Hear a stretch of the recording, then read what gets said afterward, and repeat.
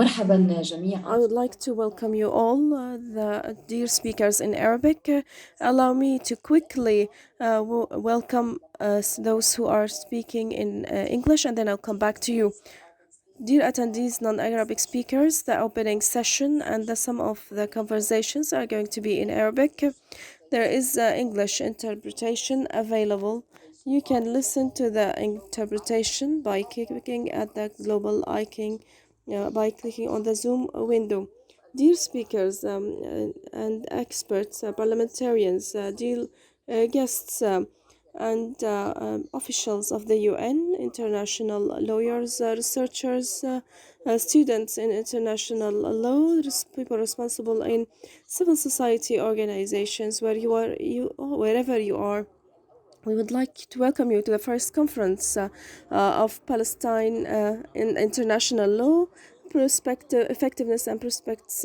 We have chosen to have this at the International Day of the Solidarity with Palestinian in cooperation with the Birzeit, the Independence Commission, and what can make this very long occupation still violate a population, most of the people of which are refugees for ages, and those who are still within the green line in Gaza and in different places are still being abused and violated in under different pretexts. Israel have this within a legal framework, and they defend their actions as being within the level the international community, and that the security circumstances are harsh. That's why they're trying to legitimize those violations by giving it a framework of law. In return, the Palestinians officially and also the people have used the international tools which were not systematic, strategically speaking, to rise and to achieve justice for the Palestinian cause. A lot of people have seen that the international law is not capable of attending anything on the ground because of the violation of the occupation, but others see that it's a very good tool in the hands of the people who have been wronged to achieve justice. That's why we need such a conference, and that's why we need an organization like Law for Palestine, which is trying to accumulate all the experience in regard to the violations and the cases on the ground, and to put those on the international table of discussion to raise the awareness internationally and locally about the international context of Palestinian cause, which is increasing day after day, and they want to achieve this through a big network of lawyers and experts from around the world. Law for Palestine has the forum of the legal lawyers for who are interested in the Palestinian cause. It has until now 1,000 member from all around the world. It achieves or it conducts a number of trainings and workshops for the experts, and has a monthly meeting of discussion through the internet where experts and international UN officials speak. At the end of the first season of this forum, which was over a whole year, we end with this conference in a condensed matter. Ladies and gentlemen, it's my pleasure to welcome you here and everyone in our conference on this international conference, Palestine and International Law, Effectiveness and Prospects. First, the partners and the organizers will speak. We start with Mr. Mutaz Qafisheh, the head of the or the secretary of the Secretariat for Palestine for Law, and he's also a professor at the International Law in Al Khalil University and a previous official in the Office of UN for Human Rights. Dr. Mutaz, good morning or good afternoon. I don't know for all the partners, participants in this international conference, which is about Palestine and international law, effectiveness and prospects. First of all, I would like to welcome all the colleagues, ladies and gentlemen, everyone by their name and title. I don't want to forget any of you. I would like to welcome all the people present in this session. the friend Dr. Ammar Dwaik, the head Commission of Independent Commission of Human Rights, and Mr. Amouri, also from the University of Birzeit, the head of or the dean of departments of international law, Rawan Farahat, and a friend of Law for Palestine, Ihsan Adel. Of course, I welcome all those who are in this conference, who are going to join during the day. This is the day, the International Day of Solidarity with Palestinians, and it is the important day for us, and we hope that we are going to convene this conference every year in the future. There's a bit some kind of noise in the background. I don't know if the technical people can take care of those. So again, I would like to welcome everyone here from all around the world. Of course, this is an international conference. Yes, we have the majority from the occupied land and from inside Palestine, but the participants with us are from all around the world, from Europe, from the Arab countries, from North America, America, Latin America, Australia, from all around the world. But yesterday at night, I was talking to Mr. Ihsan Adel at 3 o'clock at night. I would like to thank him for all his efforts and his team. They have worked for this conference, and he told me that the people who registered officially for this conference were 1,050 people. This shows most of the people are interested in this issue, and that there's an increased interest in using international law in regard to the Palestinian cause. And we hope that this conference is going to be just the beginning to create the international network to use the international law to defend the Palestinians' rights all around the world with no restrictions, and to establish law for Palestine. It was in parallel with the coronavirus pandemic, which had erased all the limits and restrictions and borders around the world, and that's why it's an opportunity to also reach and outreach all the people who are interested in the Palestinian cause, whether they were Palestinians or not non-Palestinians. I'm the head of the Board of Trustees of Law for Palestine. I would like to welcome everyone, and I would like to say this is the first of its kind, and this conference includes carefully selected topics, experts, and specialists in the Palestinian cause. The issue of the strategies to deal with this on the academic level and on the other levels. This idea behind law for Palestine, we don't just want academicians or academians. We want also officials to be with us. Want the UN, the international organizations to be part of this, so that we have an international gathering which pushes forward the Palestinian cause. This we have a clear target, which is to create the momentum for using the law, international law, especially at this stage of time, where we see that we have rapporteurs and that there is a possibility to use the international law in regard to the Palestinian cause more than ever. I end with saying, because I have 5 minutes only, I would like to end with saying thank you to all those who have been part of creating this conference, the team of men and women who have worked so hard to prepare for this conference. Specifically, I would like to thank Mr. Ihsan Adel. He is the mastermind behind this organization. I would like to thank him and thank his team. I would like also to thank Mr. Hassan bin Amran and the preparation committee. And I don't want to mention them name by name. They have done their best to create this conference. I would like to thank the Independent Commission for Human Rights, Birzeit University.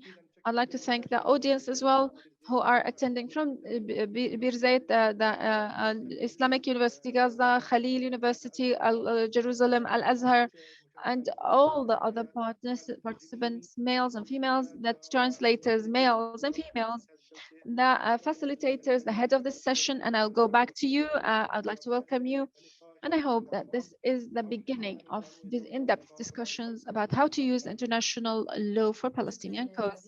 Thank you very much, Dr. Mutaz Qafisheh, for this speech. Before I move to the next speech, it's also our honor to welcome whomever is watching us through the halls of the universities, Birzeit, Al-Quds University, Islamic University, Al-Azhar University as well.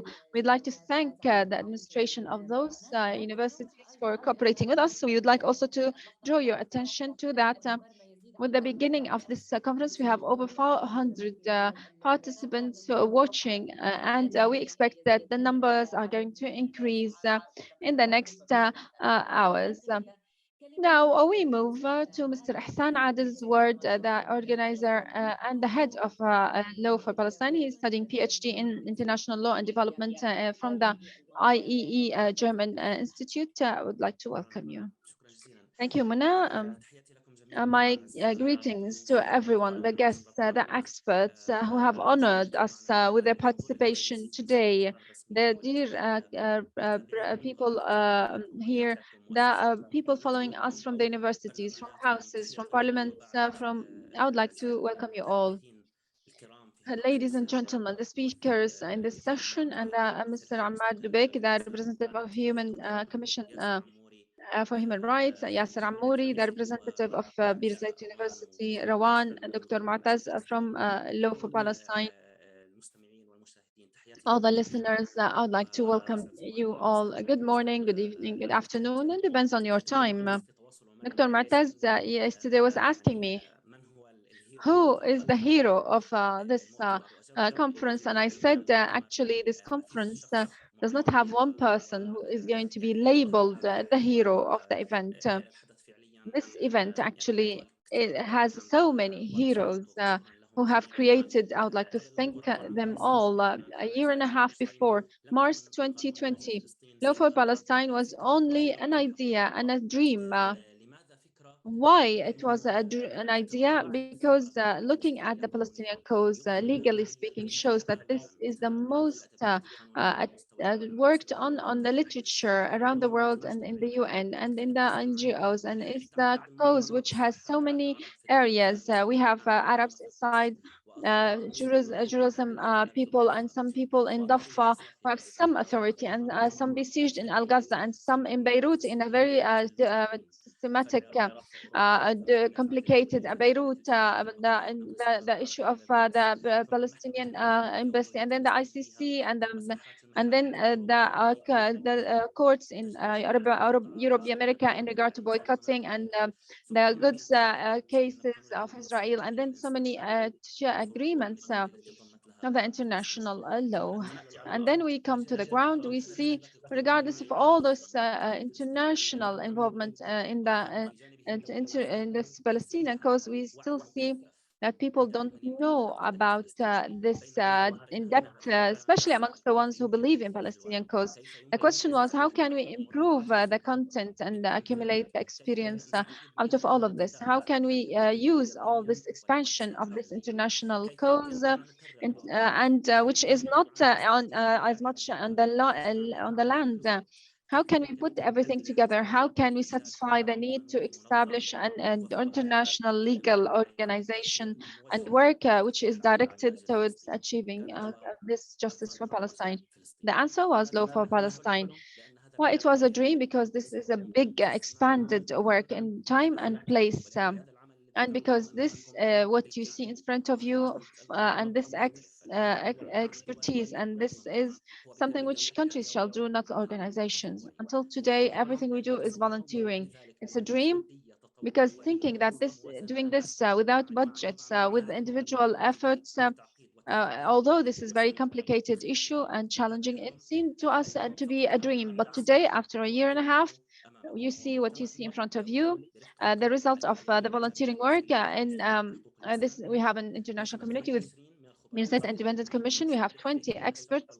We network between all the people around the world. We create and now a revolution, having 3 rapporteurs on the same table. We have over 1,000 who registered amongst some researchers, students, and experts from around the world. When I started a law for Palestine, and I started to communicate with the law teachers and Arabs and non-Arabs, the idea was that was attractive for them, and now they are also in the board of trustees. When I wanted to start, and I said I needed volunteers to start with me to build. So my teachers, researchers, experts, students came to help. We have 70 volunteers today with us. They are the capital of this work. They are the heart.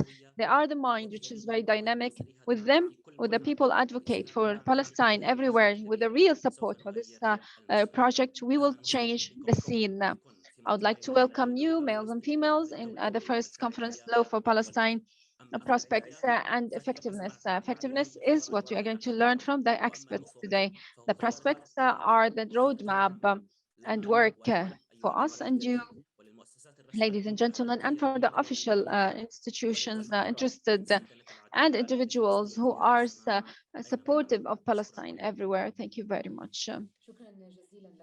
Thank you very much, Mr. Ihsan, Adel. And now we move to the speech of the partners, and we start with Birzeit University, Dr. Yaser Amouri, the international law professor and the previous dean of law and public administration in the same university.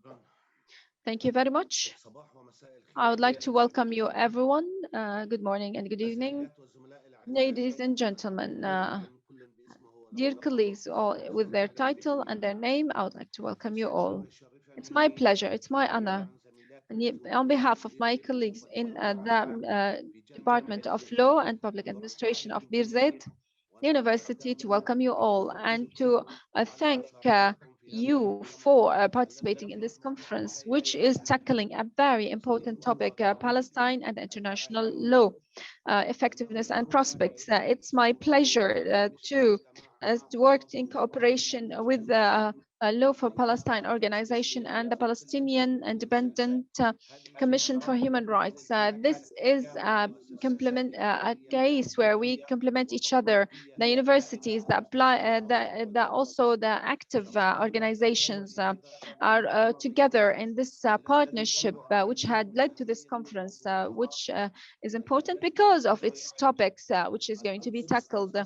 Palestine, and also the detainees and the challenges between opportunities, academia, media, and the civil society, in addition to the next topic, which is very old, very new, which is stable on the Palestinian cause. The moment we talk about international law, Palestine in the United Nations, this is going to be talked about from a different perspective today.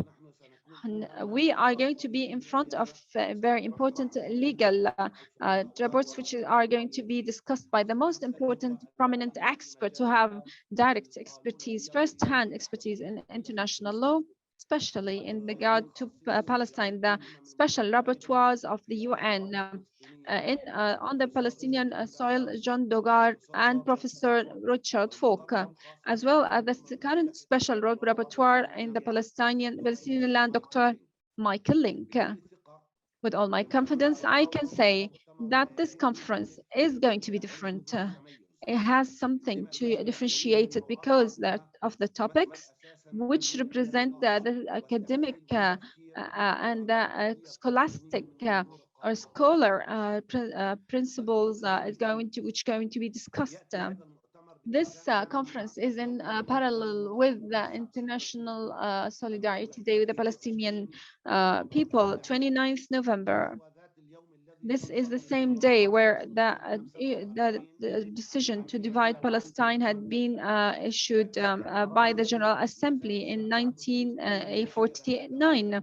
We are still living under the consequences, the division of the Palestinian land, having the Palestinians in diaspora who are refugees to get today, who are banned from practicing their own right in self-determination, the same way other nations have. Since then till today, the Palestinian people are struggling to reach their legitimate rights in accordance with the international law and legitimacy, which have always stressed that the Palestinian cause is not a humanitarian cause which can be solved through humanitarian aid, but a legal issue which cannot be solved regardless of recognizing the rights of the Palestinian rights, which are inalienable, the self-determination, the independence, sovereignty, and the right of Palestinians to go back to their homeland, to their properties.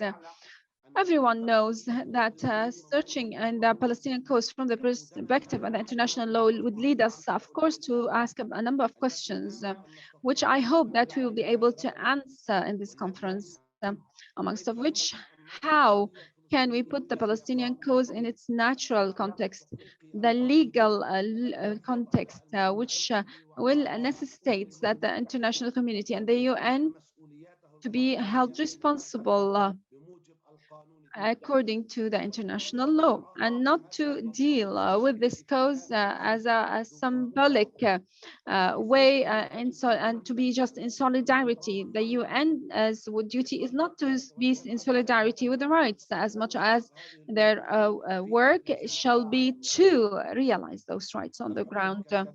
Ladies and gentlemen, I will not be long in analyzing, in diagnosing the legal issue. This is the role of my colleagues in the conference sessions. I have full confidence that they will be diagnosing, analyzing, and will give recommendations which are going to be very important, which we will be working with the partners, Law for Palestine, the Independent Commission for Human Rights, to follow up on.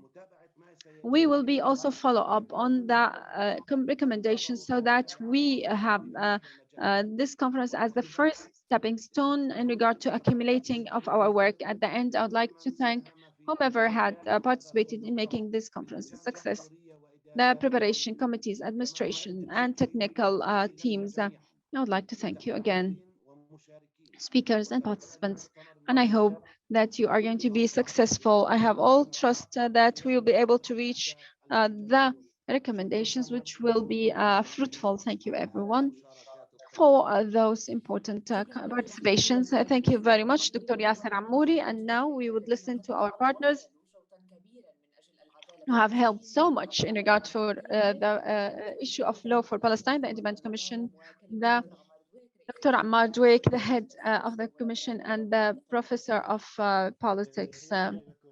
I would like to welcome you شكرا all لك wherever سيدتي you are. Good morning or good evening, everyone. I'd like to thank the participants.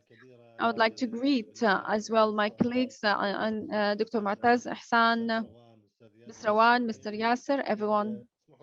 Allow me, on behalf of the Independent Commission on Human Rights, to thank the Law for Palestine Organization for organizing such a conference.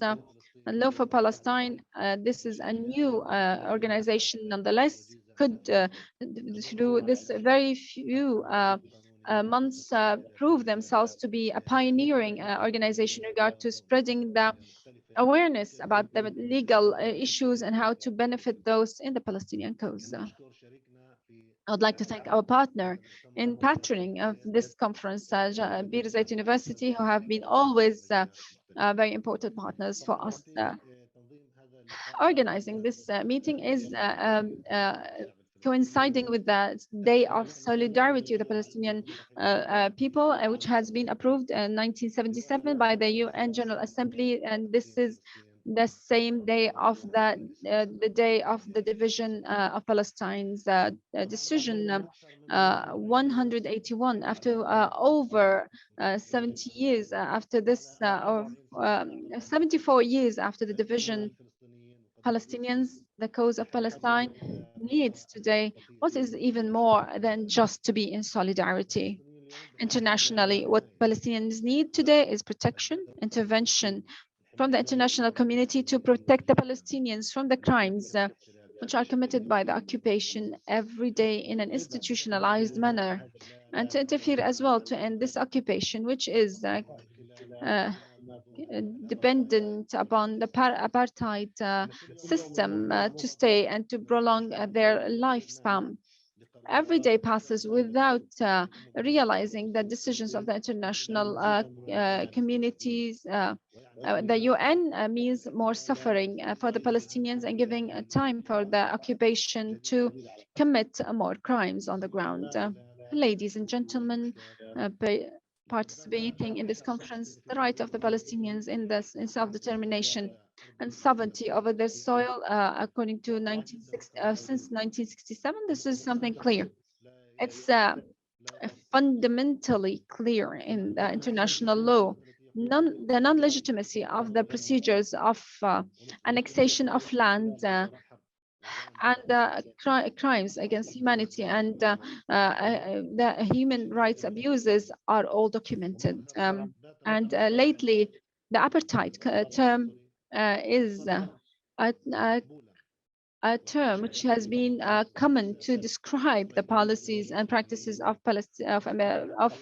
Israelis against Palestinians and is widely spread amongst the experts in this field. This did not come from the vacuum. It was the accumulation of all the legal struggle which have been done by the Palestinian supporters and the Palestinians as well. More important than this came as a result of the adherence of the Palestinians on their ground to their rights. But those fundamental rights, unalienable rights, according to the international community, are faced with the paralysis it has against implementation of the issue of the resolutions. This is what Mr. Michael Link had showed in his report in 2017 when he said that the Palestinian cause is the dark spot today in the face of the international law, which had let them Palestinians down.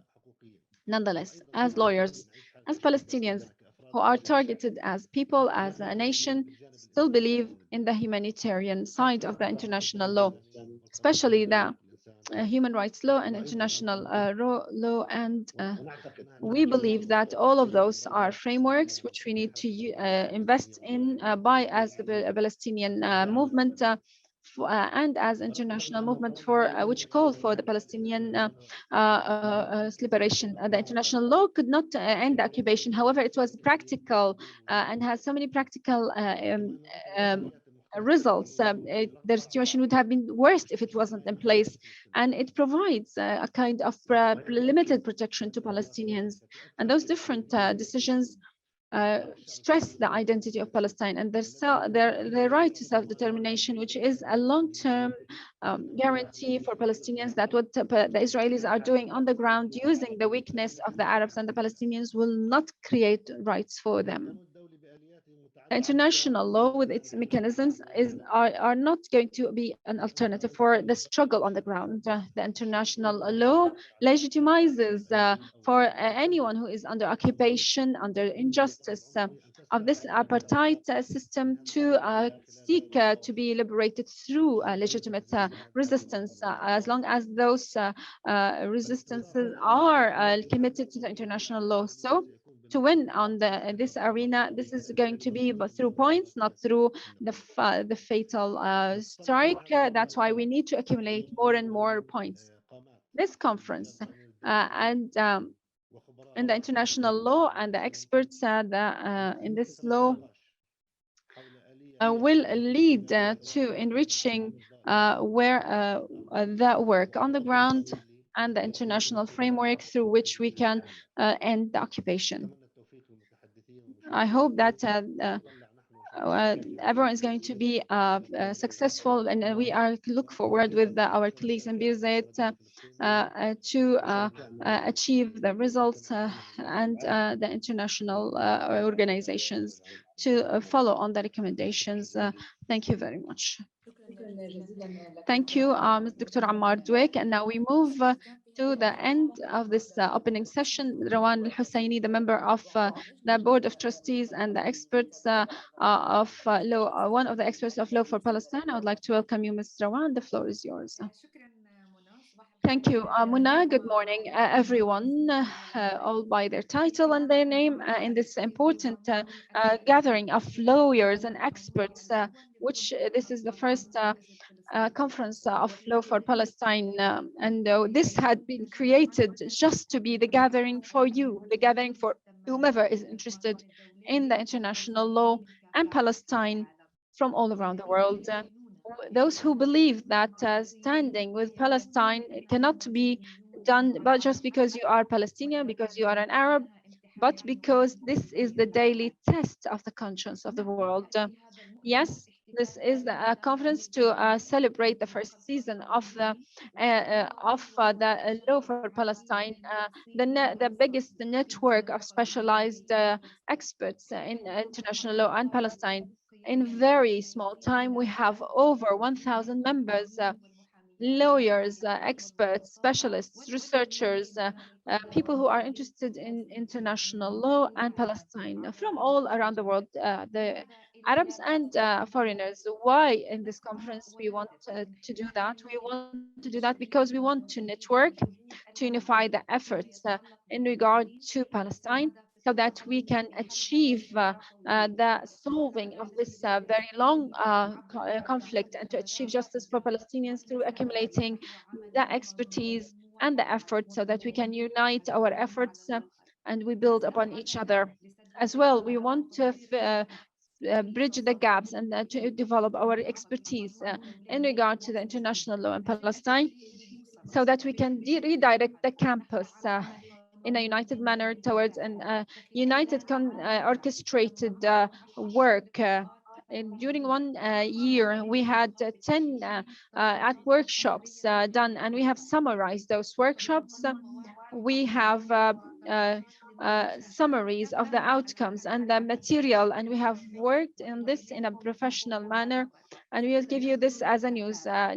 Very recently, very soon, we will have a book published which has those and the recommendations of the conference, and it's going to be available online for you as well. We had conducted 3 distant training in Arabic and in English, and we had 60 training hours for each, and we had 100 trainees who had attended issues about the ICC and Palestine, how to write legal research in the international specialized magazines, and the issue of refugees. This exceptional work, which has been done over the last year, have been established with full volunteering efforts. This is the miracle. Everything was through volunteering. This is because we believe that this is a just cause and a fixed code. This is the only cause around the world which you cannot come with practical solutions for the people of Palestine without understanding what is changing and not to look at the stable situation. People are using this stability, which is the hegemony of the occupation.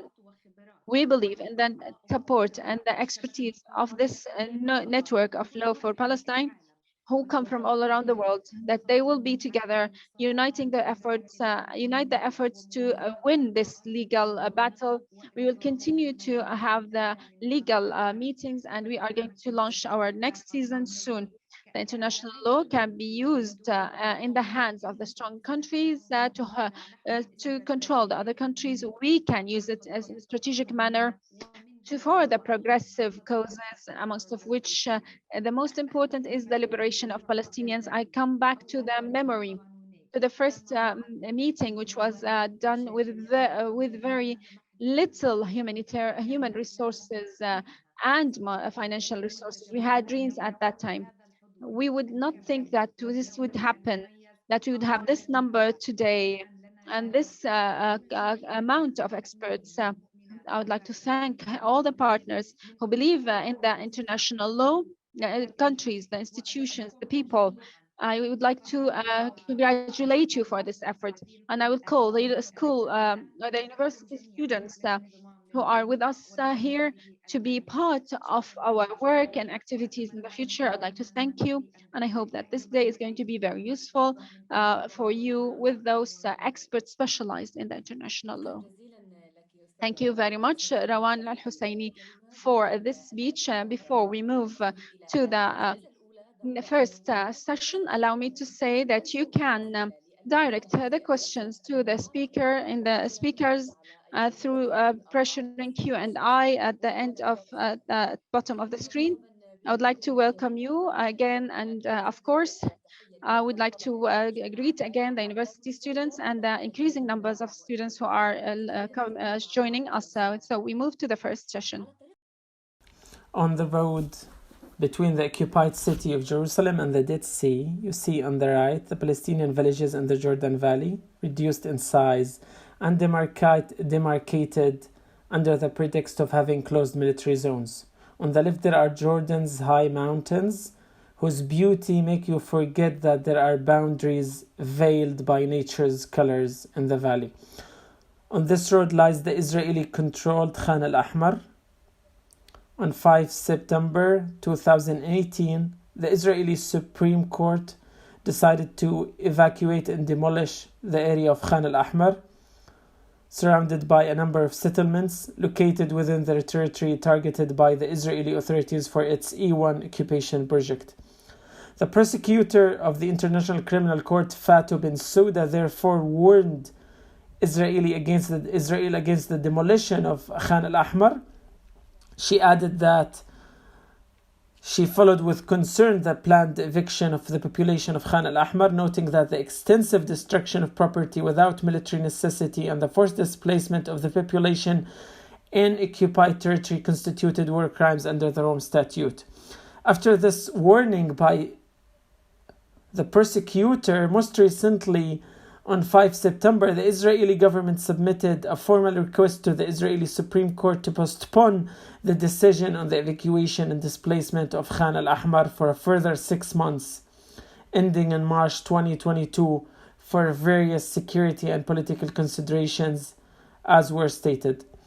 Under the heading Cases Under Occupation, the Perspective of International Law and the Effectiveness of Internationalization, Jerusalem and Prisoners as Case Studies, we open the first session of the conference, moderated by Dr. Ahmed Shihab, Professor of International Law and Director of the Legal Clinic in the Islamic University of Gaza.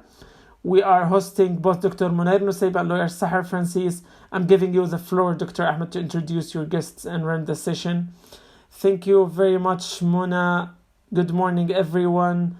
In the beginning, I welcome you all from all around the world in one of the most important activities and conferences for the solidarity with Palestinian people, which is the conference Palestine International Law, Effectiveness and Prospects, which is held on the International Day of Solidarity with the Palestinian People. I welcome also the speakers in the first session dedicated to talk about cases under occupation, the perspective of international law, and effectiveness of internationalization.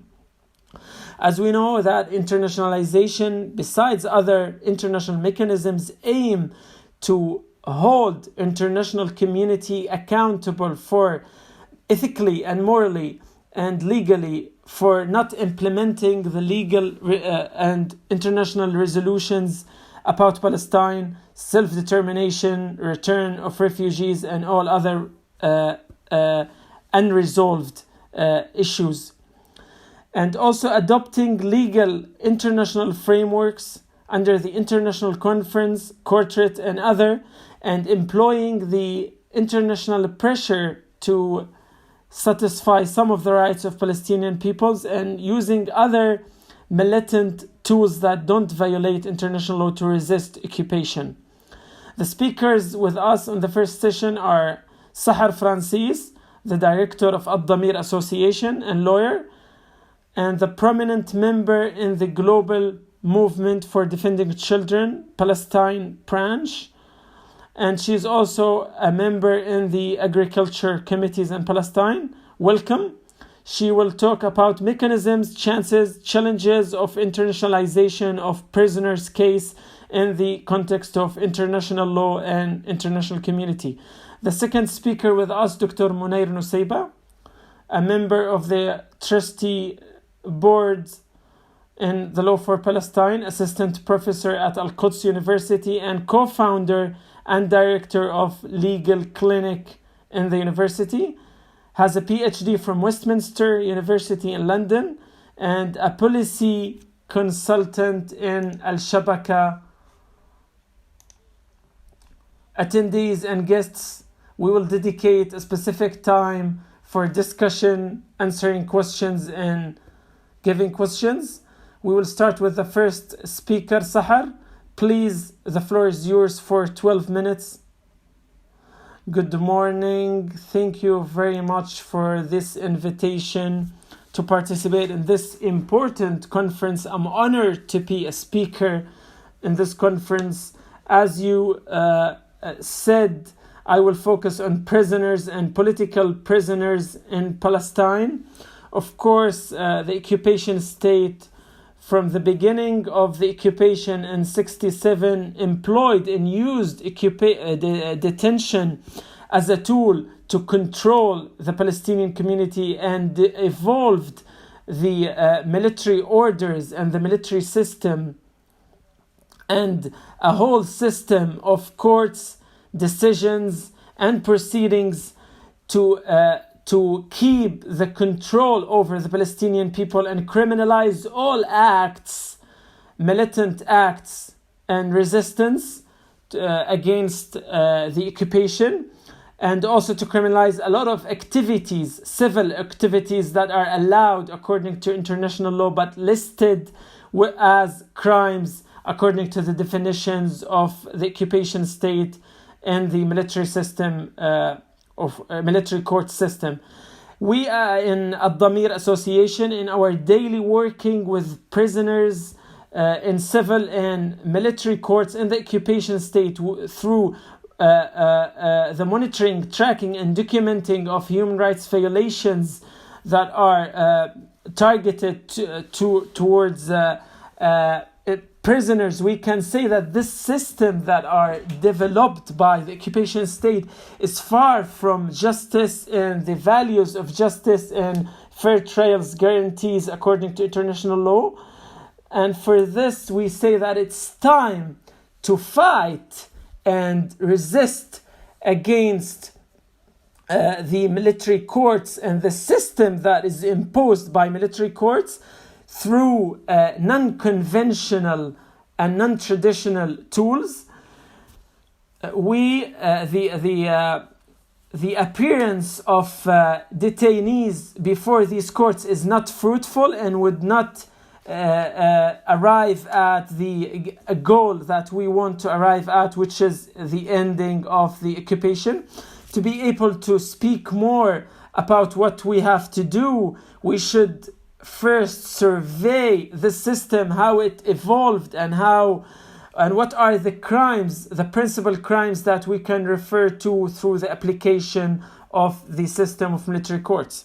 Of course, the occupation state, instead of respecting Geneva Convention, specifically the 4th Geneva Convention about prisoners, civilian prisoners, I have to stress that most of the prisoners in Palestine are listed and covered by the 4th Geneva Convention and not the 3rd Geneva Convention related to prisoners of war. There's also the Hague Convention of 1907, which is defining what's legitimate for the occupation state about the legalization and the establishment of courts. The occupation state did not respect these treaties and started to legitimize and give laws, enact laws through the military governor, which is the executive and real governor of the occupied states. There are now 1,800 decision orders that regulate everything about the daily life aspects of Palestinians regarding moving, education, building houses, leaving the occupied land and entering again, cultural aspects, education, even granting professional licenses for lawyers or doctors, medical doctors. They intervened in all the aspects of daily life for Palestinians. And according to these military orders, they announced and designated all Palestinian parties as illegitimate. They criminalized all labor unions and all student movements and civil society organizations. They targeted Ad-Damir Association and the colleagues in the other 5 associations, targeted women committees, agriculture committees, Al-Haq Union of Agriculture Work Committees, Ihsan Center for Research, and the other.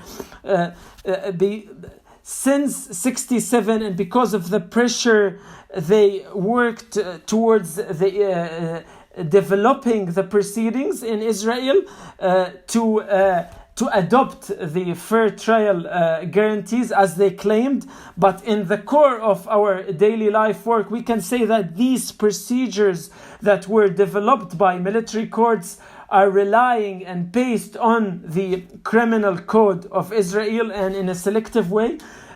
Military courts selected the proceedings that helped them impose more control, and they did not respect core and vital guarantees in international law to provide protection.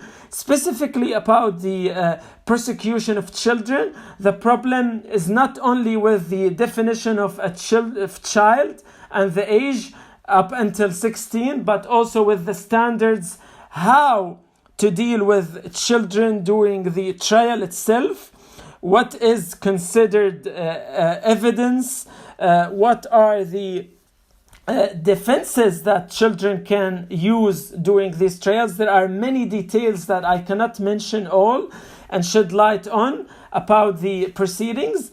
What we should focus on is that the violations don't respect, the military courts don't respect the fact that the law should be implemented only in the occupied lands.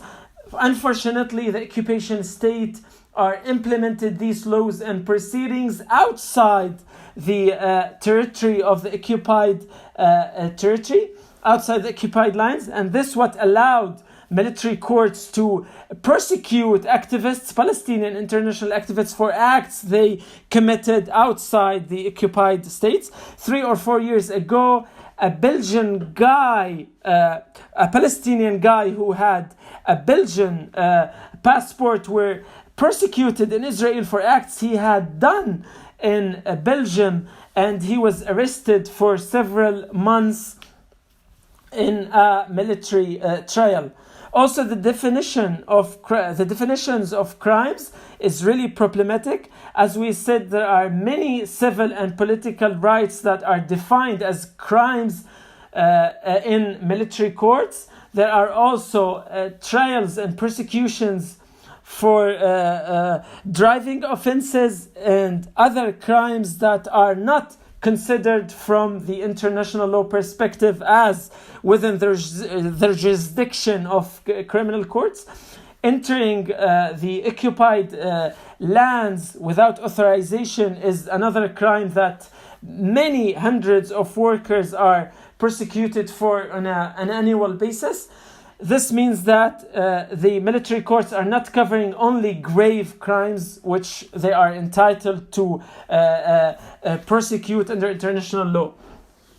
How we can deal with all these violations? We should focus that the military system in Israel put the detainee from the outset of the detention, when violence and torture starts, through the investigation, through torture and proceedings, all this process put the prisoner under repressive conditions to force the prisoner to reach a deal with the persecutor to guarantee the least amount of time in the final judgment. More than 99% of the files end with such deals without looking into the allegations before the courts. All the associations, Al-Asir Club, the Independent Commission, Al-Damir, and all other institutions who are looking into prisoners' cases, we take advantage of the mechanisms, international mechanisms within Human Rights Council and the Convention Against Torture, Children's Rights, and all the other conventions and treaties that allow for reports or individual complaints. But unfortunately, these complaints or reports stay in the field of documentation because, as we know, there are no mechanisms to force Israel to respect the obligations through these or by these standards. These organizations also submitted reports and cases to the ICC when it started the pre-trial chamber investigation and the examination of the situation in Palestine, occupied Palestine. But unfortunately, up until the moment, there is no clear decision by the prosecutor to open an investigation related to prisoners. And we say that there are 4 crimes that are listed practically within the framework of the ICC: torture, the arbitrary detention through the employment of administrative arbitrary in a very wide sense, the forced transfer of prisoners to prisons in the occupied to the occupied lands, and the also the other crimes that are part of the war crimes and crimes against humanity. We stress that the prosecutor should open an investigation and open the file of prisoners' cases and look carefully into these systematic violations that amount to war crimes against humanity and war crimes. There's also a possibility to take advantage of the universal jurisdiction related to war crimes and crimes against humanity. But unfortunately, when some organizations and institutions tried, among them the Center of Human Rights in Gaza, when they tried to file a lawsuit in Spain, the Spanish government actually amended the procedures and closed the door because of political pressure, closed the door before all Palestinian complaints. This happened also in UK and Belgium and other countries. This leads me to the most important conclusion, which is the impossibility of imposing international standards and using legal international standards without having a real political will from the Palestinian side first, to pressure these states and to exercise the sovereignty and the diplomacy to pressure these states to open the doors for lawsuits and persecutions, especially about torture, arbitrary detention, and crimes of not providing fair trials, because all these countries, as signatories in the 4th Geneva Convention, are obliged to prevent war crimes and prosecute war criminals. These states and countries also are obliged to satisfy their obligations according to international law. The responsibility is not only on ICC. I believe that Palestine as a state should look into the jurisdiction according to the signature of international treaties. This allow and make space for the Palestinian state to amend the domestic laws to enable them to prosecute war criminals domestically as well.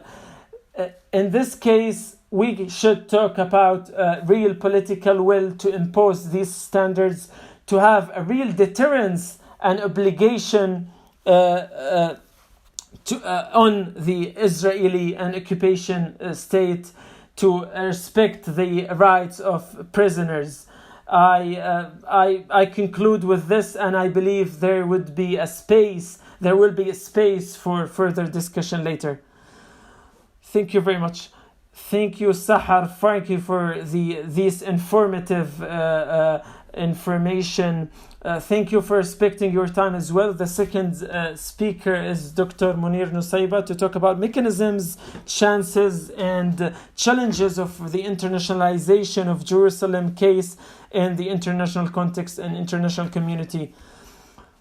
Thank you very much, Dr. Ahmed. It's a pleasure for me to be with you in this session. And of course, I'm very much pleased to be with the defender, great and amazing defender of human rights, and our friend Sahar Francis.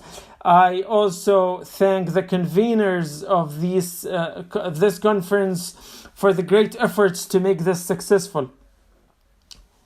As you said, Dr. Ahmed, I will be talking about the internationalization of the Jerusalem from a human rights perspective.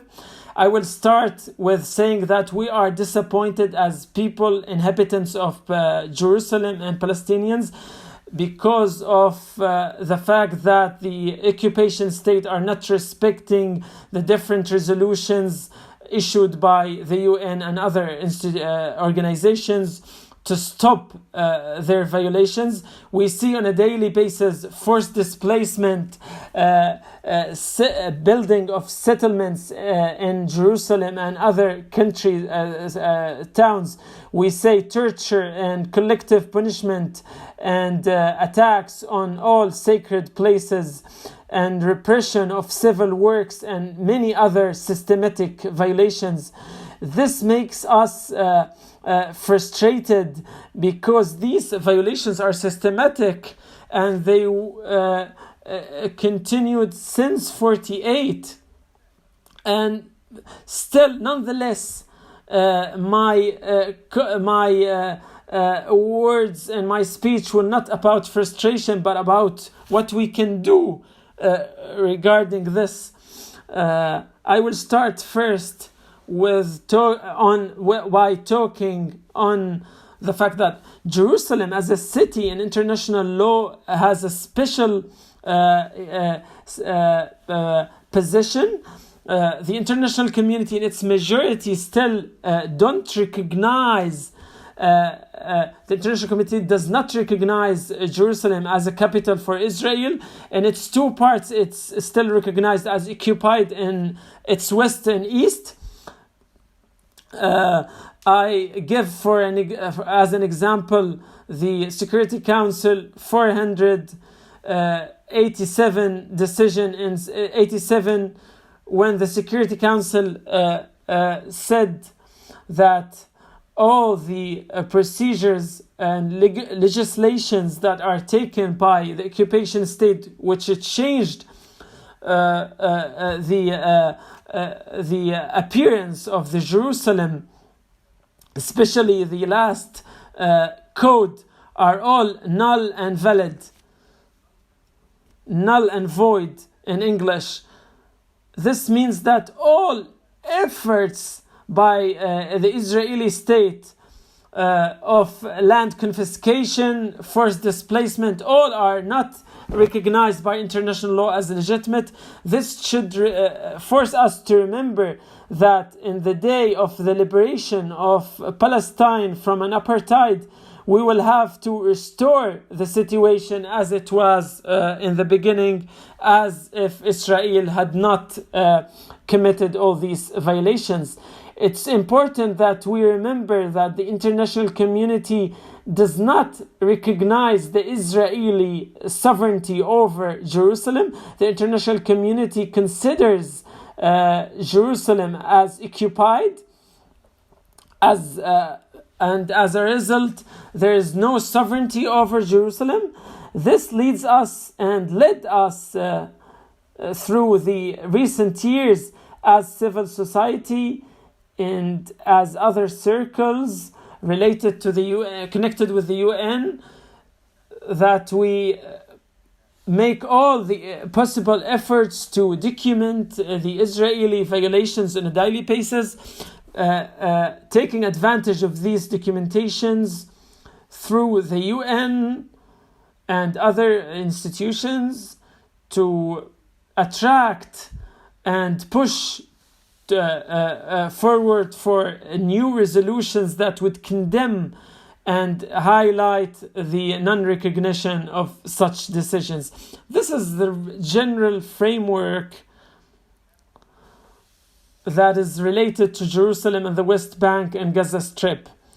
We have believed that the framework of humanitarian international law, which is the framework that is related to the occupation, military occupation.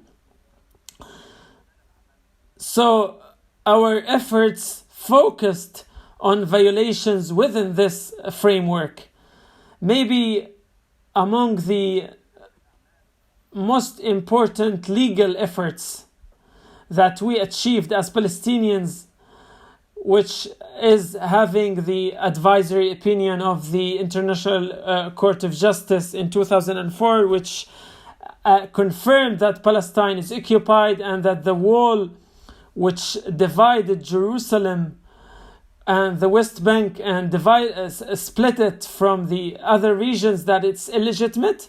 This judgment was very important, but unfortunately this judgment, this advisory opinion, and all the other resolutions from the General Assembly, the Human Rights Council, were not fruitful and did not succeed in providing guarantees and helping us to take our rights. In 2017, 2018, Trump's decision to recognize the sovereignty of Israel over Jerusalem and transferring of the embassy in violation of international law and previous Security Council decisions. This decision has encouraged the occupation state to violate international law more drastically and stop respecting and paying heed to what others say, because if the states say what Israel is doing is legitimate, it doesn't matter what the rest are saying.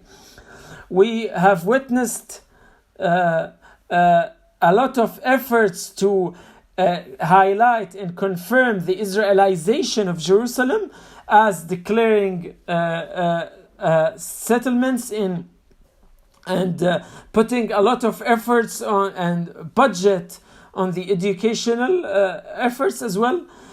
This is of high concern, but one of the things that make us optimistic is the efforts of the inhabitants of Jerusalem who are isolated from the West Bank, almost completely. The inhabitants of West Bank cannot easily visit Jerusalem unless they get authorization. That's really difficult to be obtained. But those who would be able to get to Jerusalem express their resistance as inhabitants. And this was prominent in the media. I will give two examples. The first example is the Mosque of Al-Aqsa and the 2017 efforts to fight the electronic gates as an effort to change the status quo. I would also talk about the uprising of Sheikh al-Jarrah this year, which resonated and echoed around the world and shed light on the Palestinian question. We will not forget that there is civil society work whether in Jerusalem or in the West Bank and Gaza Strip. And also the institutions in the 48 regions that are working persistently to focus on Jerusalem. In the few minutes that I still have, I will talk about promising activities that I believe are important to defend Jerusalem specifically and Palestine in general. The first is focusing, and the shift we are witnessing these days on the human rights arena internationally and domestically, which is focusing on the framework of apartheid. I talked about the framework of the international humanitarian law before in my comments here, but the shift we are witnessing nowadays is the shift. We are no longer talking about the international humanitarian law alone, but in details about a specific crime that is defined in international law, which is the apartheid crime. This crime it does not mean that racial discrimination. Palestinians were afraid for years from this framework because they believed that if we start talking about racial discrimination, the answer will be equality. So how we can ask for an equality between a settler and a Palestinian? No, this is not what is covered by the apartheid framework. The apartheid framework, that is according to which a state is supporting a systematic repression of a specific racial group to enable another racial group to dominate over and control, impose control over the other first group. This framework is recognized more and more recently. We have witnessed recently what many Palestinian organizations use this framework, and also recently Israeli institutions, B'Tselem and Ishlim, and also international institutions like Human Rights Watch, and we expect more institutions that will use this framework. Recently, we observed that Michael Link, the special rapporteur that will talk today, issued a call for Palestinian organizations because he intends to write a specific report about this topic. I hope that using this framework will be important for Jerusalem specifically and for the Palestinian question. All violations that I started my speech with talking about are helping the domination of a specific racial group over another racial group. These first frameworks don't delete this new framework, but they work in parallel. Another topic that I find it promising, and there are a lot of efforts on this, which is the decision of the pre-trial chapter of the ICC that was issued in the beginning of 2021, February, that recognized that Palestine is a state that is party in the Rome Statute, that is establishing the court, and said that the land of Palestine extends to the West Bank, including the Eastern Jerusalem and the Gaza Strip. So we know that the ICC today has jurisdiction over Eastern Jerusalem. And we know also that a lot of organizations provide the ICC with information. So I'm optimistic and I'm hopeful that this will be followed by significant advances. I will stop because my time is over, and maybe I will add more if I get asked. Thank you very much. Thank you very much, Doctor, for these enriching information and for respecting the time. We have 7 questions, and we will divide them between you and Sahar. The first question to lawyer Sahar about the advances made before the ICC. Maybe you talked a little bit about the topic, but the person asking needs more about the ICC and the advances done before the ICC regarding Palestine. This is the first question to you. The second question is about civil society organizations. Are there pieces of evidence for their relationship with terrorism? The third question for Mustahar. Does Israel depend on the provisions of Geneva Convention to arrest civilians, especially the fifth provisions in the Fourth Geneva Convention, which gives the right to arrest a civilian when the occupying power suspects them being involved in act against its security? The question to Mr. Munir are as follows. First, what is the probability that the case of the Palestinian refugee return will be presented among the other cases that Palestinian will submit to the ICC? The second question to Dr. Munir, is there any lawful tools that enable the international human rights organization to defend the rights of Palestinians in case the Palestinian government did not present the cases of international law that the international law violation to ICC? Are the legal mechanics effective in this frame or not? The third question to Dr. Munir, what are the real benefit to the international law in light of Israeli violations to the all international decisions and in light of the veto to UN 5 countries? Also, in light of the normalization prompt that Israel do with Arab countries, and do you still believe as a teacher with the effectiveness of international law regarding the Palestinian case? The last question to Dr. Munir. Unfortunately, there is no real to UN human rights organization in doing its rule. I think this question is for Mr. Sahar. If you don't mind, Dr. Munir, Mr. Sahar will answer this question since it regards the prisoners. The questioner says the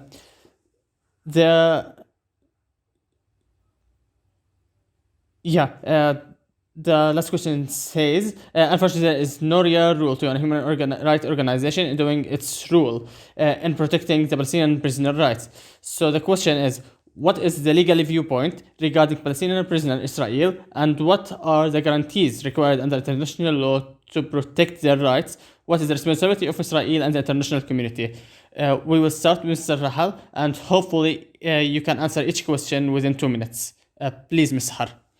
Thank you. Regarding the ICC, there is Palestinian Organisation like الزملاء في مؤسسة الحق، المركز الفلسطيني، حقوق الإنسان، الميزان and الضمير في غزة. All of those are close to the ICC work in regard to identifying the crimes in Gaza war in 2014 and the settlement issues. But practically, we can say that an investigation has started and there is files that are being submitted, and the prosecutor office staff are interviewing this organization and individual from the official Palestinian side. But I think that Israel will prevent an international investigation team, whether it was from UN or any other sides. I don't think that they will allow the prosecutor staff from ICC to visit the occupied land and start. And this raised the importance of the Human Rights Institute informations. And this is one of the reasons that Israel have announced that the 6 institutions are terrorist organization. As I have mentioned, Al-Haq Institute, الضمير والحركة العالمية to protect children's have provided several files to ICC, and we try to keep this case as a priority. And I think, especially Al-Haq institutions, that the main reasons of categorizing it as terrorist organization, especially from Israeli Minister of Security Gantz, was the work of it in front of the ICC, especially that he knows that one of the main accused in Gaza war and the war crimes that were being committed there. Such the answer to the second questions regarding institute organization categorizations.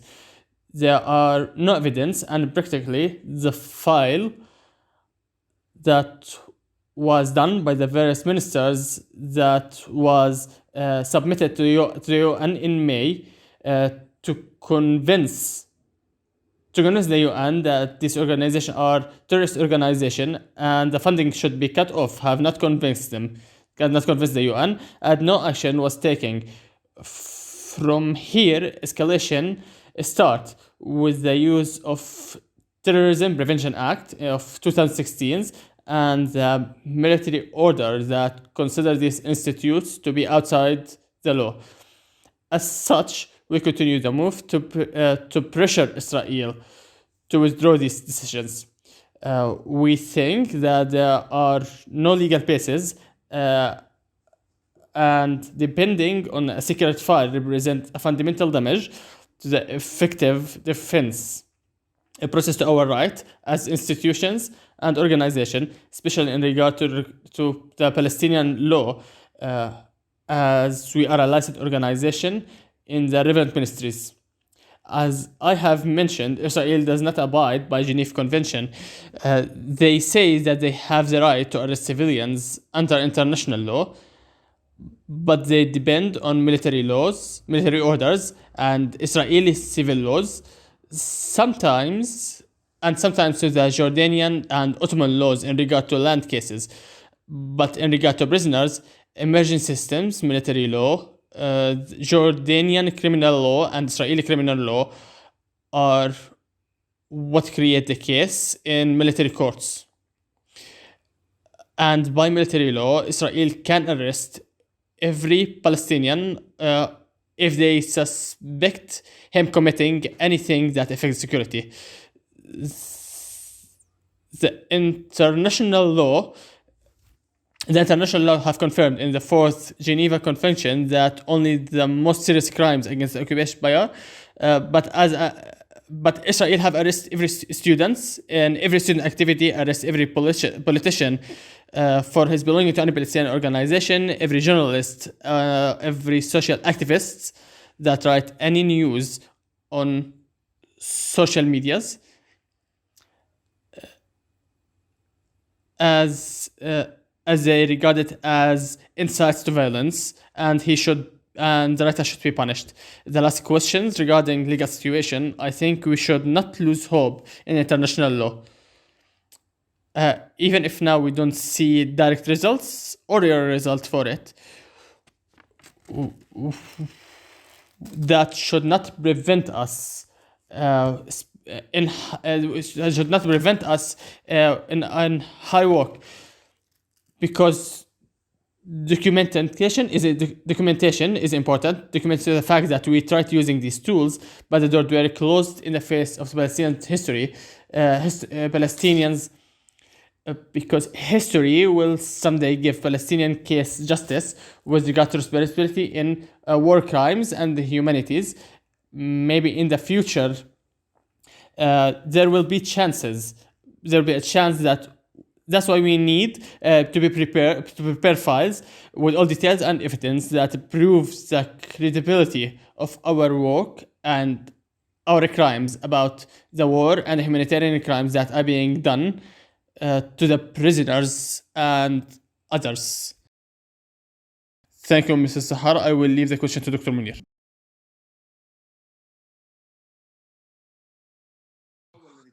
regarding the first question that I was being asked about the possibility of the Palestinian case going back to Dwight, I should say, I'll explain that first, that this court is an international crime court, which means that the trial are against people in a special geographical place about crime that they have done during a specific time. The geographic frame that we talk about is the West Bank, including Gaza and Jerusalem, which was proved by the ICC in starting this year. And the duration that was being talked about starts 13th of Husseini 2014, as it was asked by Israel when they joined this trial. And so we speak about individuals that have done crimes. Maybe these people are political, a high-grade political, maybe part of the government, maybe a minister, a war minister, and maybe an internal affairs minister, a military man, etc., a soldier, maybe.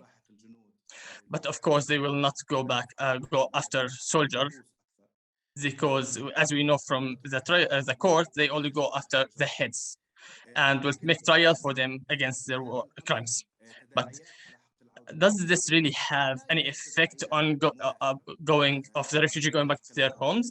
Then no, there are no real effect on that.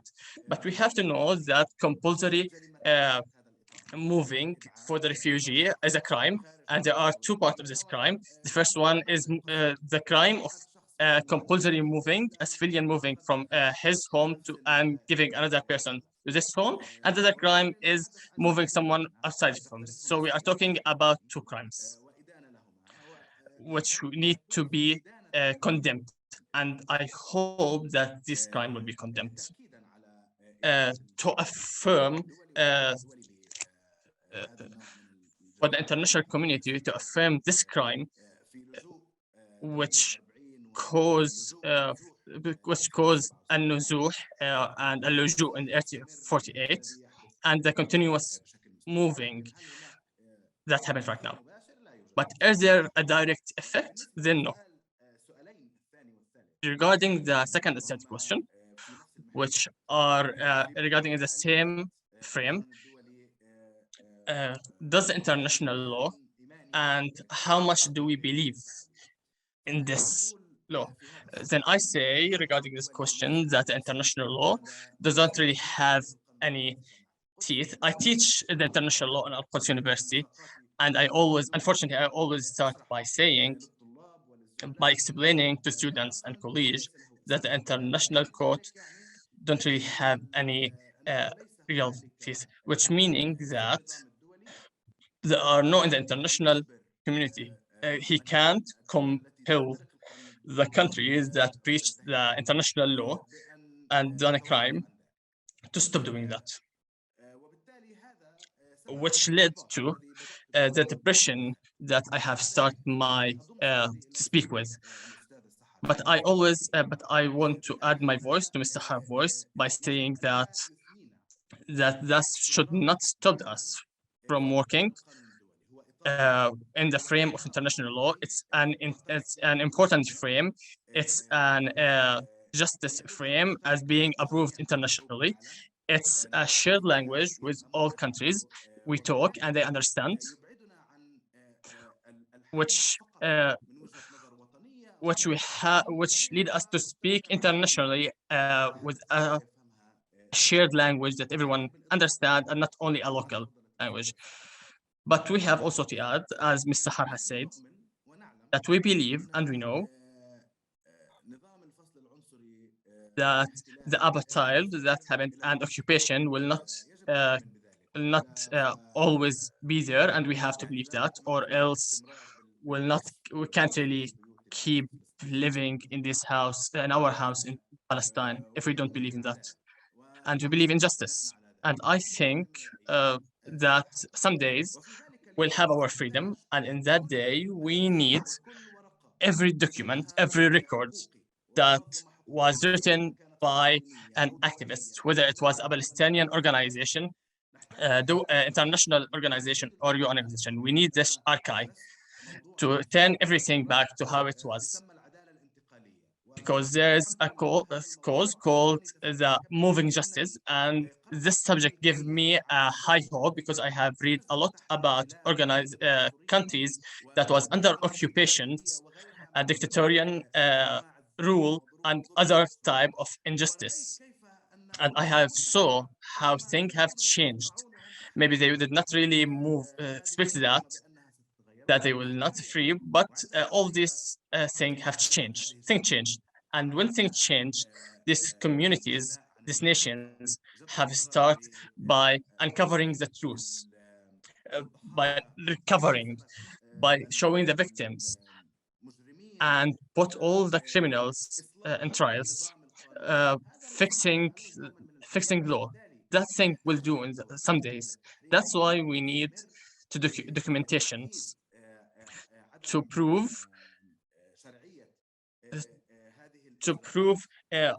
the injustice of things that was done, and that's why I believe maybe I have put all my work regarding human rights and international law because I believe that this day will come. But we should not only hope with international law, with knowledge that this is very important, whether right now, because we should not leave Israelis violate our rights while we are silent. So that's move. We should move, always act, but at the same times, we should act, political act that always happening that will lead us to freedom. Working in human rights and international law, working only in this is not really enough. That will not free Palestine. That's what she should know. Working only international law will not free them. But we always remember that this work is very important for now and absolutely for the future. Thank you, Doctor, and I approve what you have said in the start of this talk. The first lecture in the international law, I always start with a sentence for the students so that we don't always being asked about the effect of the international law by giving us our rights. I always say to our students that we study the international law by how it should be, because if we look at reality, we'll be depressed. Uh, because what we see as Palestinian, what we see as unjust, but we should not leave it, and we should keep it. We should keep every tool that can help us with taking our rights, our Palestinian rights. So there are three ending questions for both of you, but we will keep 1 minute for every question. So the first question for Mr. Basil to Dr. Munir. What's the importance of taking Palestine as part of Roma Statute in the international community, international law? The second question to Mr. Har, regarding categorizing our organization as terrorist organization, does this affect the organization and its worker? And third question to Mr. Har, regardless of the political view for countries like Spain and Belgium and their disapproval putting Israel under trial, is this a humanitarian law or is this a legitimate act refusing put Israel under trial in the Belgian and Spain court? And please keep 1 minute as an answer for every question. Thank you. I want to start from the second question. I think that this topic, the topic regarding political articles, this is not a law, neither humanitarian. Regardless of putting the criminals under trial, this happened because there are no political will, and there are political will, so that the UN does not really approve it and force them to put them under trial. Why does these countries have signed the international treaties and became part of the Fourth Geneva Convention? There are dualities in doing the international law, which is completely clear. But all these problems, as my colleague Dr. Munir have said, should not stop us from knocking at the door and try using all these tools. Of course, they are using other tools as well. Regarding the different organization, like media has been like putting this organization as terrestrial or unlawful organization, mean that the occupied country can enter this building and close them, practically like what happened in the Al-Arab Al-Sahhi organization and agriculture union. They can put the staff management under prison. They can close all bank accounts. They can do everything they can in the Israeli law and the military orders. Thank you, Ms. Sahar. Dr. Munir, a question for you regarding the importance of putting Israel as a part of Rome Statute, and in 1 minute. Let's have a great importance. From one side, putting the Palestine being part of the Rome Statute have confirmed it being a country, which have a big discussion in the international law, but maybe there are some benefit for it being as part. But in addition to that, Palestine being a part of Rome Statute is the chance for Palestine being there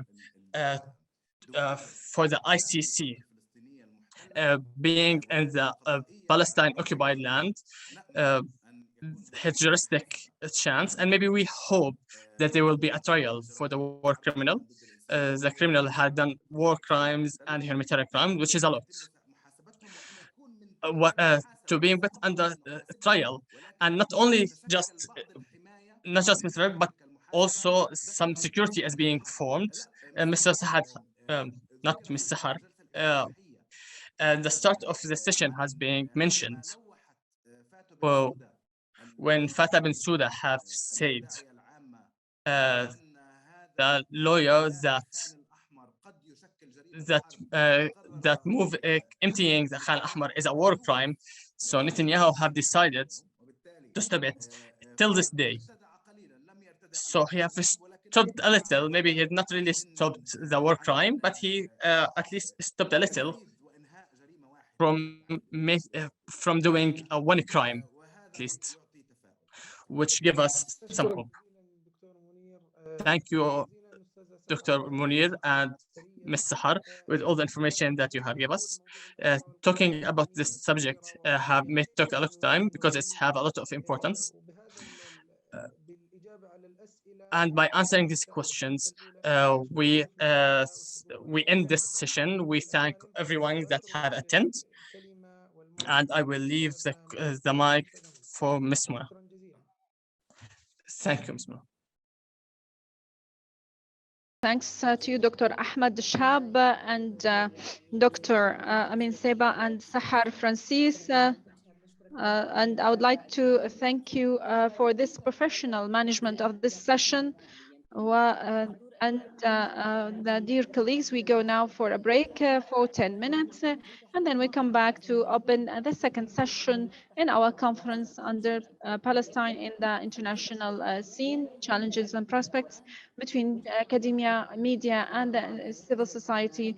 The title is this is the title of the next session, and then we come back to the session. Less than 10 minutes.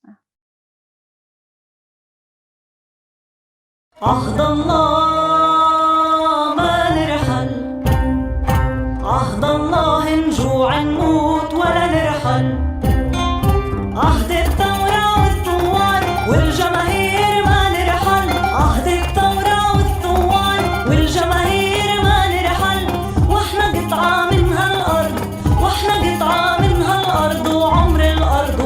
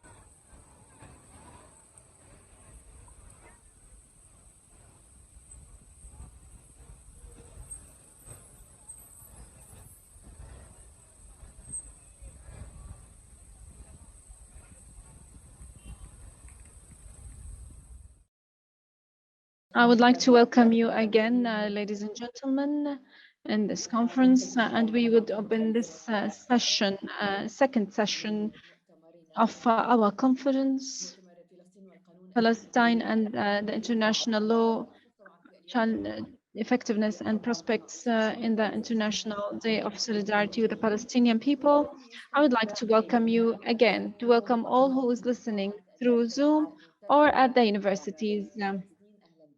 All about around Palestine. So we open the next session in the recent years with the changes in the Middle East around the world as well. The correspondence of Palestine on the ground. And I was amongst of those, especially those who have been working with international media.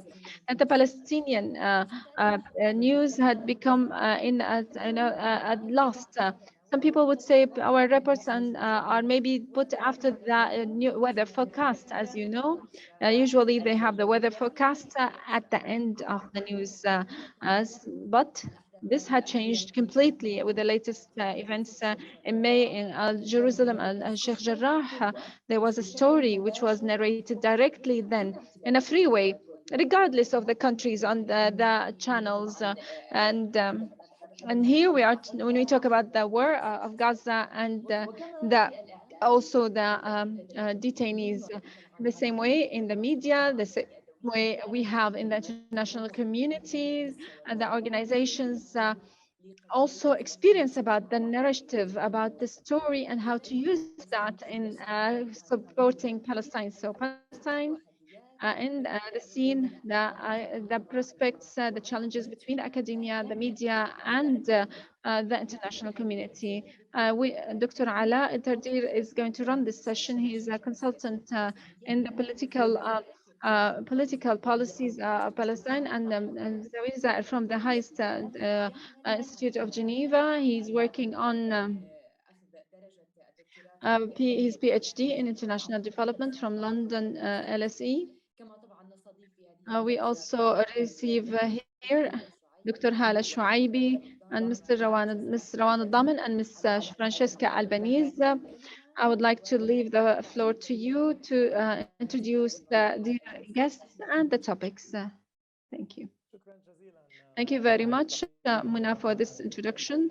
And I would like to welcome you all. Good evening, good morning. I would like to welcome you in the second session of the Conference of Palestine and the International Law Prospects and Effectiveness. For those who speak in Arabic, allow me to say something in English and then the translation. To all our participants who are with us today for this panel. It's truly great to see all this interest in this conference. This panel will be largely in Arabic. Our two speakers will speak in Arabic, and then we will move on to our final speaker to speak in English. There is a translation available here on this call, so please go ahead and choose the language that you would like. Let me switch back to Arabic. I'd like to welcome you again. I would like to welcome you to this new session and this conference, which is organized by Law for Palestine in cooperation and coordination with the Department of Law of Birzeit University and also Independent Commission. My name is Ala Tartir. I'm the consultant of programs in the network of the Palestinian policies, researcher and academic coordinator in the highest institute of the studies in Geneva. It's my pleasure to run this session with you and to accompany you, especially this distinguished panelists we have about Palestine in the legal scene and what are the opportunities in a number of fields in the academia, in the media, in the civil society. This is a session which I'm sure is going to be rich with the panel's expertise, with the questions of the audience as well. And this session, as I said, would start with Arabic, but you can also listen to English. I would like to remind you interpretation is available. If you have any questions, please You can ask those using the Q&A function or the chat the way you like. Uh, Now the speakers in this session, Ms. Hala Shuaibi, Nawar Damin, and Francesca Albanese, they will be talking about the challenges and opportunities in regard to the academia, media, and the civil society within the framework of the legal international scene. Hala Shuaibi, she is just a teacher in law in Birzeit University, and she is responsible for this studies for the Israelis, and Arij is the is from Arij for investigative journalism, and she's the one who directed the episode of Al Nakba and others in Al Jazeera documentary. And Francesca Albanese, she's an international lawyer and also the coordinator of the Nahda Al Arabiya for democracy and development of the program of Palestine. I would like to welcome you again, all of the speakers, and we have every intervention is going to be for 12 minutes, and then after that we open the discussion and the speeches until this is finished. Now we start with Ms. Hala, who's going to talk about academia. After that, we will move to Ms. Rawan, who's talking about the media. After that, Ms.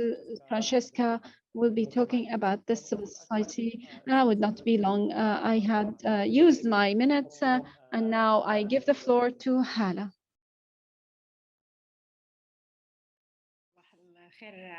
Yeah, good morning, Ala. Or good evening, Francesca and Rawan, everyone in the amongst the people. I'm going to talk about academia and Palestine now. I will be talking about two important topics. First, how the literature and the arbitrated magazines have talked about the cause of Palestine, and second, how the universities are addressing this issue, how they are deal with Palestinian academia and the ones who support the Palestinian cause. When I went to the literature and to the academia, those books and articles which are known, we see the difference about how those magazines dealt with the Palestinian cause if we compare the departments. In general, you might have some arbitrated magazines which talk about ethnic studies, for example, the social studies, the modern social studies. They usually are more forgiving to the Palestinian cause, and the voice is more just in the way they deal with the Palestinian issue and the Palestinians. However, what I would like to concentrate on are the magazines which are related to international law. Specifically in this regard, the magazines of international law in regard to Palestine, they are usually more conservative than the other types of studies. And they partially, why do we see the difference? There are some reasons, amongst of which the studies like the ethnic studies, the minority studies, the social studies, the part of their development was that there were some people who were supportive of the Palestinian cause because within those departments, because their causes are already in place and in connection or related to the Palestinian cause. This is why we exist in those magazines more than in the magazines of the law. So if you are going to look at the legal magazines and the international curricula, if you study international law in international universities, you see the same thing. You notice two things. First, you don't have enough information about Palestine and about how to deal with Palestine. And this, the Palestinian voice usually is not present widely. And second, the Zionist narrative or the Western narrative, when we talk about the international law, is more present. For example, when we revise some of the lectures in regard to the international humanitarian law and about how the international universities are dealing with the international humanitarian law, we see that a large part of their curricula does not talk about the political historical background of how those laws have been established and how they affect the conflict we have today, like in Palestine. What do you mean by that? if we are going to listen to or discuss the situation in Gaza, how the humanitarian international law have affected the war in Gaza, a big part of those studies are usually are just away, distant, separated from reality. They discuss law from the perspective of principles, not from the perspective of the reality, how this affects the people. They don't talk about how this implementation of law is different from a country to country and from a combatant group to another. And even when they talk about how this law affects the combatant group and that this is different than the countries, it comes from the perspective of the countries, not from the perspective of people who are under occupation perspective. Those studies, when they deal with the law, they are part of, in this way, they are part of the problem. Why? Because those laws come up with Orientalism, with also discrimination, with self-centrism, and those are all part of the features of the Western perspective of the international law. And that's why you cannot deal with the laws in a separation from the context at which they have been created with. The discourse of the West is clear in the way they deal with the Palestinian cause. For example, in 2009, Palestine have announced that they are going to be part of ICC. A big part of the discussion was, can Palestine announce this or not? And the discussion was, is Palestine a state or not? And at the end, the prosecutor at that time stated that Palestine is not a full state, but this explanation or interpretation is more conservative interpretation. It is in harmony with the interpretation of the West about what is the state and how the groups within the state shall act. But some lawyers have supported the other interpretation, which is that Palestine shall be interpreted, especially in being part of the treaties functionally. Can Palestine be part of the Roma Statute? To do that, not to be because they have the definition of a state according to the UN, but because they can act as a state on the ground. But this opinion has not been very widely spread. This is an example which shows how the international law deals in a blind way towards the minorities and the groups of people, amongst of which the Palestinians, which are under the state. And also to be more just, now we are talking about the challenges and do we have opportunities? Yes, there are. For example, some groups, especially in the last 20 years, they are already in place, but now they are clearer in the Western academia, which is the development of some movements, which are calling, for example, having voices for the third world in the international law, so that the international laws shall be changed. The academia shall tackle them in a different from a different perspective. Approaches of the third world, Dwaik, and the international law, 12. How do they look at the law? International law. So how do those 12 look at the international law? They look at the international law that it is legitimizing the Western hegemony over the third world. And this movement is spotlighting that there is an importance for humanitarian movement, and the natives movements and the refugees that shall affect the international law. How can we do that? This was the question, and that we have a role in changing the international law as as part of those groups. Important way to affect the international law is through Palestine. That's why Palestine is very important part of the literature today about this issue. If you look at the literature, you listen to that Palestine is an example where you look at, or a case study where you look at how the international law have been developing. I'll give you an example. This is a challenge and an opportunity. When you look at the ICC, we need to look at the crimes which are done or which are part of the Roma Statute. The statute does not talk about economic crimes, does not talk about abusing the resources of the land, the mass punishment, and usually those crimes are done by the occupations. And that's even the Roma Statute, which had been created in 98 and had been enforced in 2002, did not have the full representation of the crimes. And this is a dilemma. other than that, we have opportunity here. There's a crime which was included in Roma Statute, which is occupation. Why is this important? Settlement. Settlement is part of occupation or shape of occupation. And this is why we can hold the Israelis accountable in the Palestinian cause. And this is not just important for Palestine, but for all the countries fighting occupation, because this type had been included in Rome Statute. By the way, this was not by chance, without efforts. So many countries, amongst of which the third world countries, have been doing that. If you look back at the discussions of Roma Statute, there was an insistence of including settlements as part of the Roma Statute, and this is done by academia from the third world countries.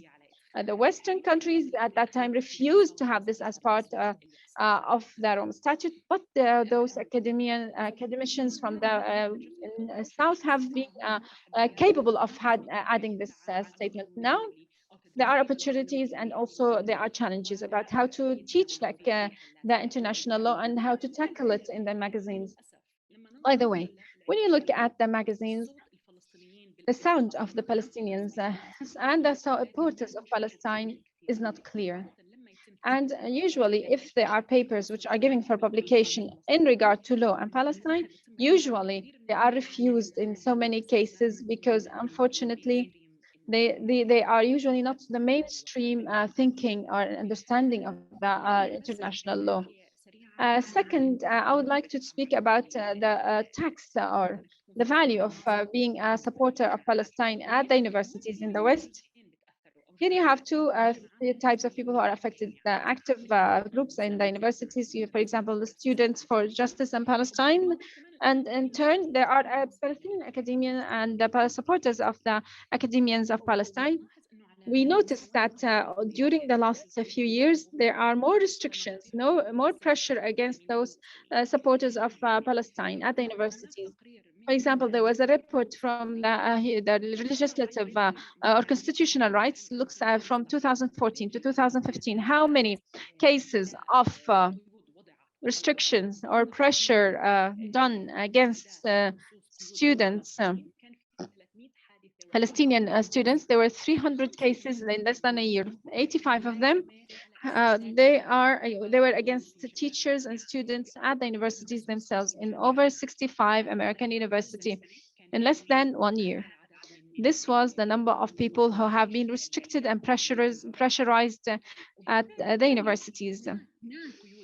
So there is more pressure recently on the students who support Palestine. First, because they have a loud sound or voice, so people might be affected by them. And we have noticed that this is the new term in the last few years, progressive accept for Palestine.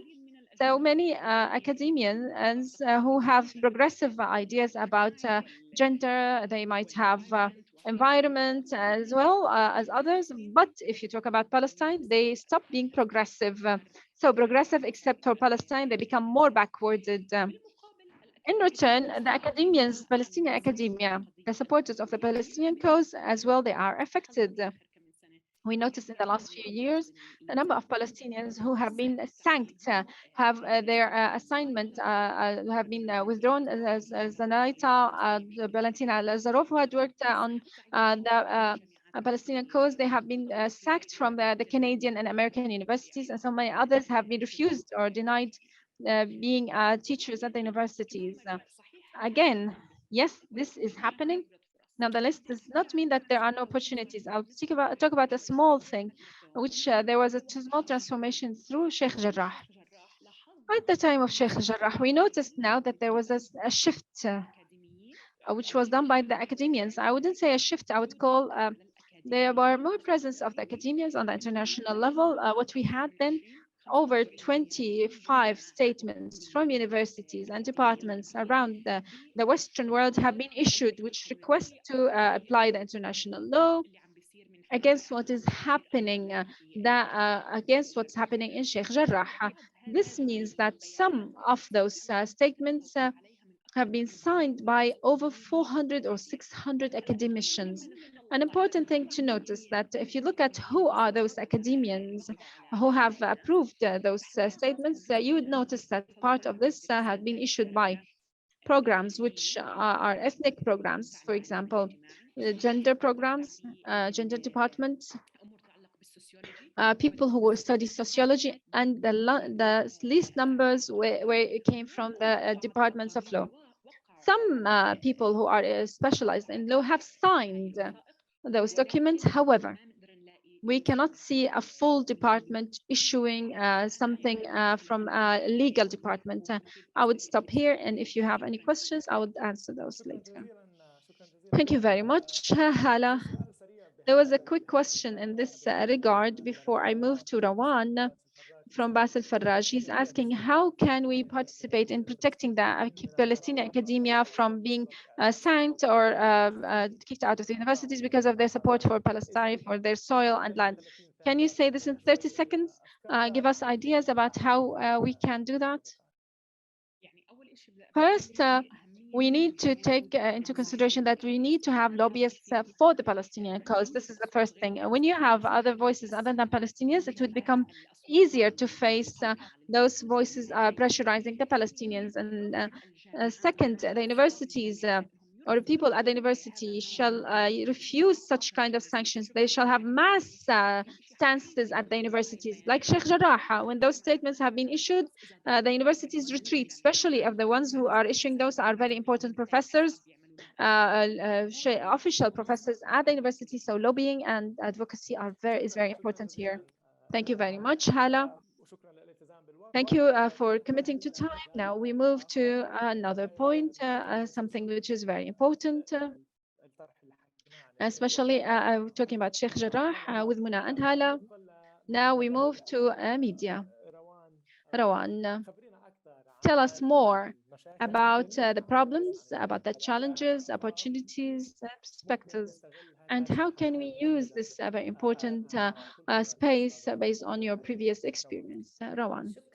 Thank you very much for that. I would like to thank first the organizers of this conference and that they have could in such very difficult times to bring us all together in virtual reality to speak to each other, and they brought the best of each field, and I'm very interested in listening, and Ala is a very important friend.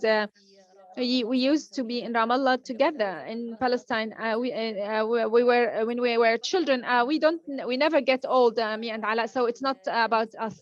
What I'm going to say is that the media is the main issue in this cause. But as Palestinians, we have shortcomings, and also we have shortcomings on the legal level, in the media, in networking. Between the law and the media, we need to bridge the gap. I'm so proud that I've graduated from media and social studies from Birzeit 20 years ago. And this was before I did a master's in documentaries in England. When I went to England, I said, we've learned everything in Birzeit. I always say that our university had a lot of opportunities to study, to learn. Those opportunities in the West are for research and the libraries. However, if you look at the academians about the main skills, practical skills which you need in the media, I always say what we have learned in Birzeit between 97 and 2001 was amongst the best things I've learned, and this is up to the international standard. I'm so proud of this university. The old new dilemma, I would divide it into mistakes, then challenges and opportunities, because we had mistakes. Other than the challenges and opportunities, we committed mistakes, and we need to concentrate on the Palestinians' mistakes specifically, and the ones who support Palestine, not the ones who are against Palestine, because those are our responsibility. First, our mistakes is we are not concrete, we are not accurate. We think that this is concrete, right. So if you talk about the injustice which happens in the field, this is enough. No, this is not enough. Just to talk about the injustice, you need to do that in a very concrete terms, specific terms. There are so many injustices The Israelis are killing people from distance zero, and this is high injustice. And this is why Palestinians and the supporters of Palestine feel that they need to overreact in this field because there is a big injustice. This leads to a lot of problems. This is why being concrete uh, on the level of what happened, on the level of the visual and the auditory representation. You shall, when you talk about the cutting of trees, of detainees, demolishing of houses, Yafa problems, about what the sabotage of Akka, the old city, all this shall be spoken and narrated in a concrete, specific language. The language itself in English, in Arabic, you have a problem. When we are the cause holders, when you don't have good Arabic, we don't have good English, we cannot express ourselves because your language is your personality. Your language is expressive of a personality. You need to be concrete on the level of the information. You cannot say around or about or whatever. Even we talk now about the day, the International Day of Solidarity with the Palestinians, 29th November, because this is a very important day for Palestine. It is linked to the division day, to the decision. Now, if you ask in the street, in Ramallah, in Khalil, in Akka, what is this division decision? What was it exactly?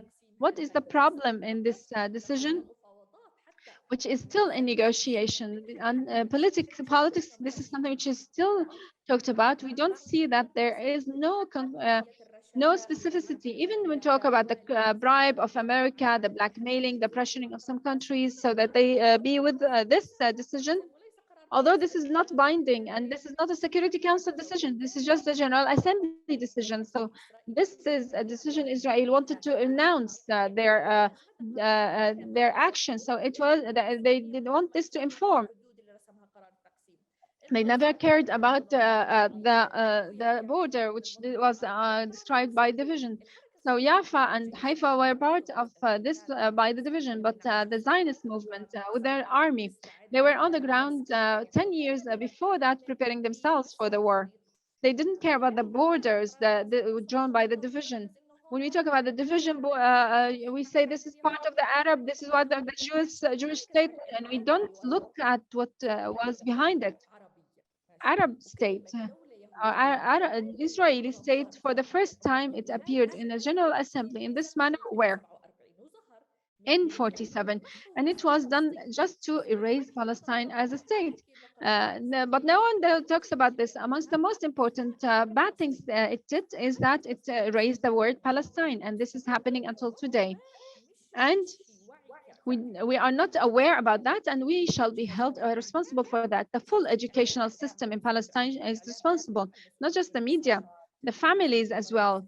The cultural centers are responsible.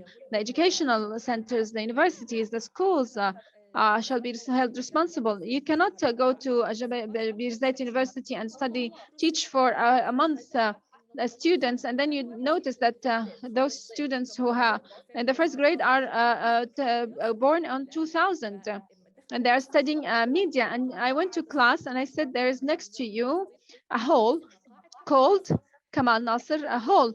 Now let's have a story about Kamal Nasser. I was shocked that 20 students 18 years never knew who is Kamal Nasser. This is not possible. Those are mistakes which cannot be Israel cannot be held responsible for. The Zionists cannot be held responsible for that. We cannot say the occupation is responsible. It is our responsibility. This is a historic mistake in regard to information, specificity of the information, expressing it visually, and in how to present it. Sometimes the information is correct, the visuals are correct, but how you use it gives the wrong impression, gives the impression that we need to shout together. Our cause is not about crying out, it's about rights. That's why the spirit of the media is very important. It's not about just the concrete, real information and the concrete photos with the concrete names, with the guests who give you the reality, but the spirit of building this is the most difficult. We have a problem here. we have a problem. After years, we still see that the content which can live for long are very little, which can be used in the academia. Those are the mistakes. I believe we shall have a real will to change. Challenges are unfortunately increasing in the last 20 years. The challenge in presenting the Palestinian cause in the media has been increasing and not decreasing. There are, in Europe specifically, in European universities and American universities, a drastic improvement in campuses about the relationship with Palestine. When I was speaking in the States in the night of 2001, 11 September, they would disrupt the activity of wearing the t-shirt of I'm Zionist. Such disruptions has decreased a lot in campuses, and there's a positive increase in the advocacy with Palestine in campuses. But in the media, there is a rise in the pressure on newspapers and TV channels. For example, a reporter in Germany will be speaking and advocate for Palestine, so they will try to extract something from her archive that she was in a demonstration and the slogans there were anti-Semitic, and they would organize a specific campaign against her. Such attacks and pressures since 2008, there is an escalation that's studied, systematic, and planned out. It's well thought. There is money spent and people planning. For example, in the Netherlands, there is a fact here. They compiled a list of 106 individuals who made a statement where they were non-Arabs and Arabs, and they followed them one by one. For example, you are a parliament member, where's your party, where's the budget comes from, and they follow them for years, to the degree that this list, no one on this list retains his job today. Do we have, as for the proponents of Palestine, a strategy here? For example, if we see an actress who would speak about Palestine in Hollywood, would we do something systematic to support her? No, we're just waiting for people to support us. And you know that Zionist institutions have a specific strategy here, and Zionism is much bigger than Israel. They focus on non-Arabs. They target them specifically because they can ruin their efforts as Israelis, and they work bit by bit. It's not necessarily that you get dismissed from your job, although that there are people who got dismissed, and this recently has been happening in Germany. This is the challenge. You are anti-Semitic, or you wrote something in Twitter and we found out after 10 years that this is a hint about something illegal. All of that has been increasing. Another thing is the idea of the removal of the name of Palestine from the maps and atlases. If you open any atlas today, Palestine has been removed systematically since the 48 from geography. If you remove something from geography, you remove it from the media, because the media is not going to talk about something that does not exist in geography. Today, if you say Palestine, they say, no, excuse me, Palestinian territories, occupied Palestinian territories, no, maybe West Bank or Gaza Strip. They are marginalizing to the degree that the name of Palestine does not exist. It's difficult today to say, I'm Palestinian. Oh, you came from Mars, because there's nothing called Palestine. When we change geography, we influence identity. The media is expressing reality. So the French media needs the name of Palestine in geography, otherwise they cannot talk about Palestine. For this reason, there's a challenge about the name of Palestine, and we have to focus on this challenge, because each challenge is an opportunity.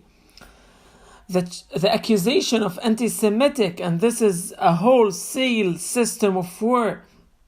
The second thing is the name of Palestine, and the third thing is the shortage of materials in the archive systematically, and making the archive expensive. So you, to get access to this archive and narrate your story, that would be very expensive. Any footage of today is the archive of tomorrow. maintaining the archive, the precision, the indexing, and the location of documents, the audio, and all the efforts within the oral history that has been worked on by the American University in Beirut and Birzeit University, if they are not well archived and accessible after 100 years, they are meaningless. There's a real deficiency in the archive and in our awareness of the significance of the archive. You would see a grandparent who would, after dying, all his materials will be thrown in the garbage because his grandsons don't realize the significance of all these materials. This include newspaper clippings, VHS videos, and all the other materials.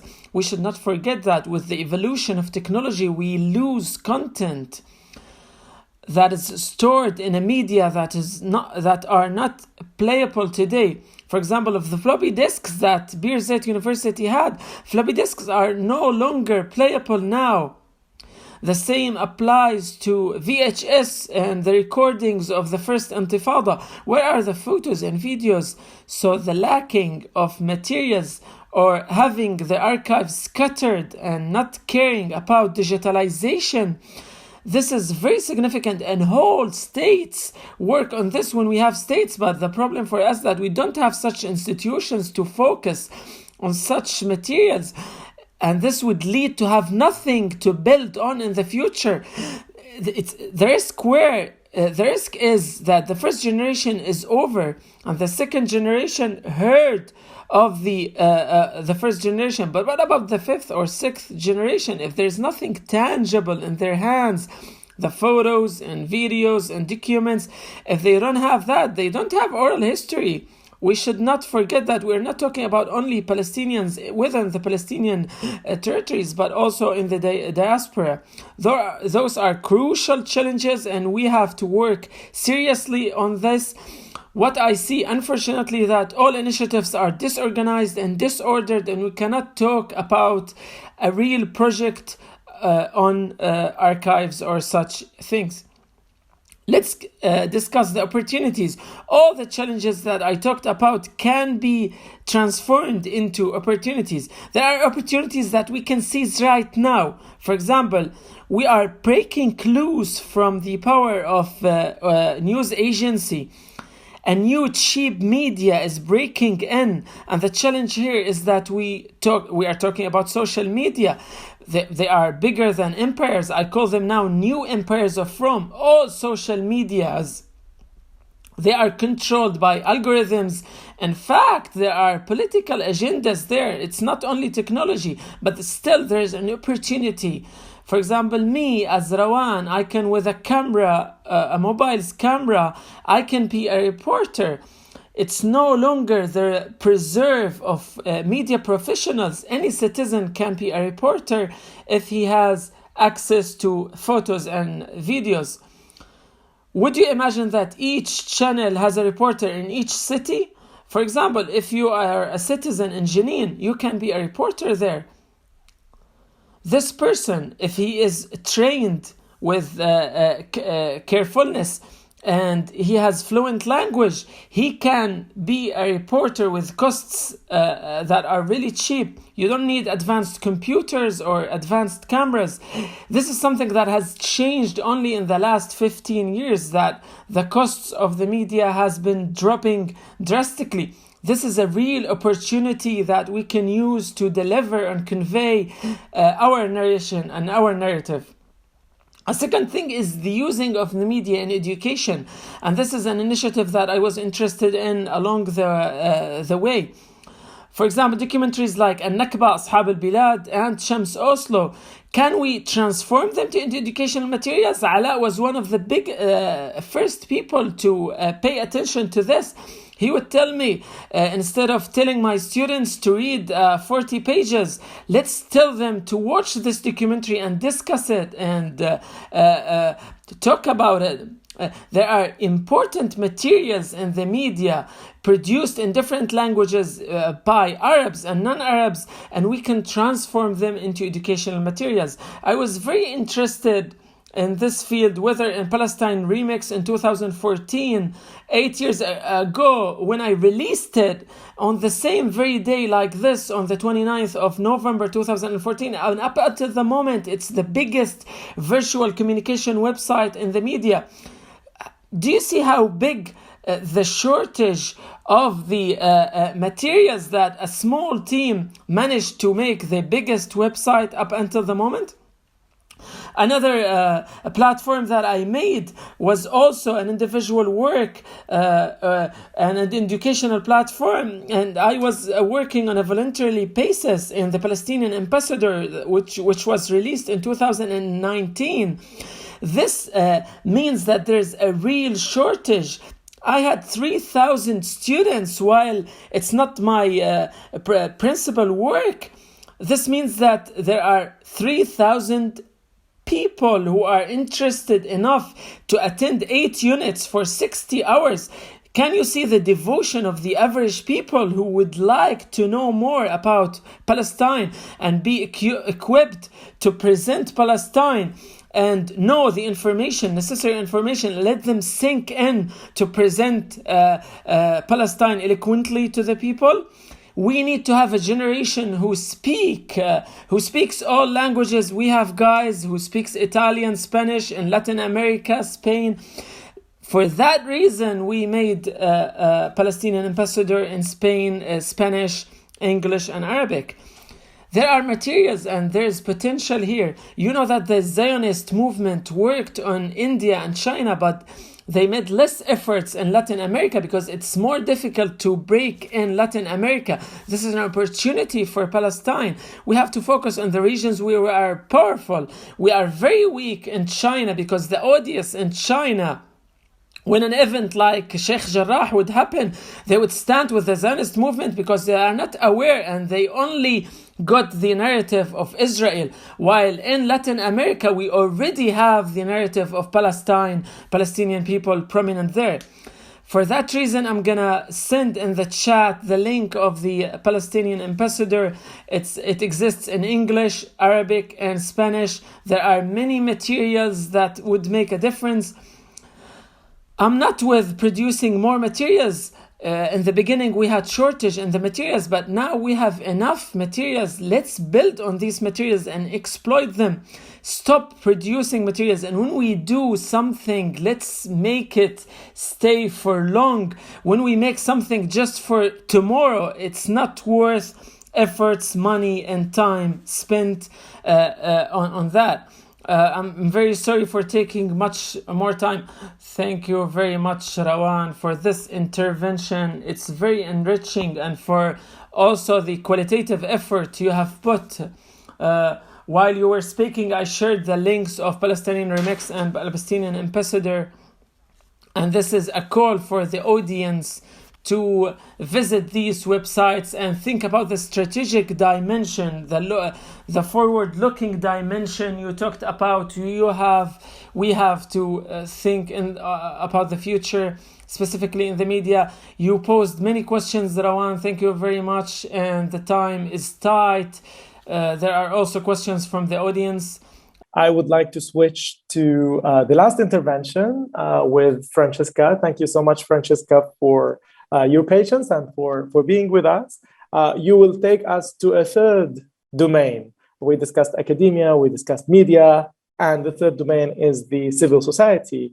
And based on your extensive expertise in this area, the floor is yours now to inspire us for the next 12 minutes in this domain. So over to you, Francesca. Yeah, thank you, Ala. I surely hope to be inspiring and as a baseline, not to make anyone fall asleep after two very inspirational speakers. So thank you very much.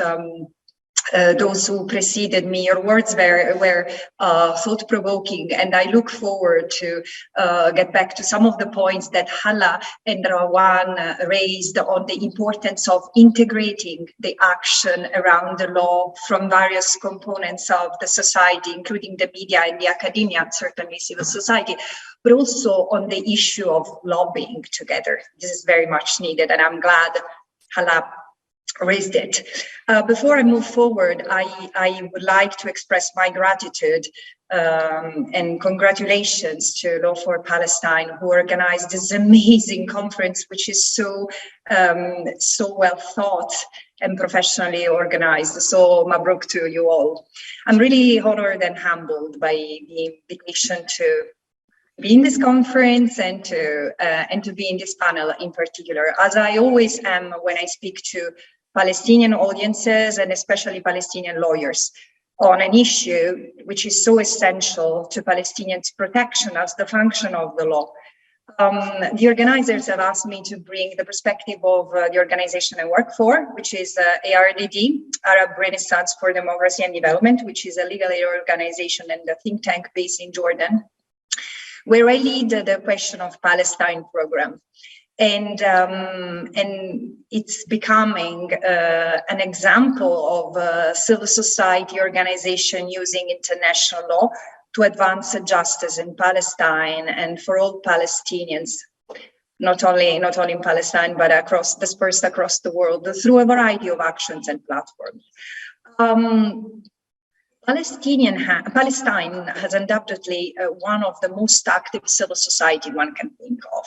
And the legal scene, many of them are invested in, as Law for Palestine is no exception to this. This is yet another expression of Palestinian resilience and creativity in interpreting resistance. And this is particularly true in occupied Palestine, where a civil society, including advocacy groups and grassroots collectives engaged in the field of human rights, but also development and humanitarian action, often represent the first and most important port of call for civilian protection. As a civil society organization operating in the region, ARDD is deeply invested in using its legal capacity to support the cause of justice in Palestine.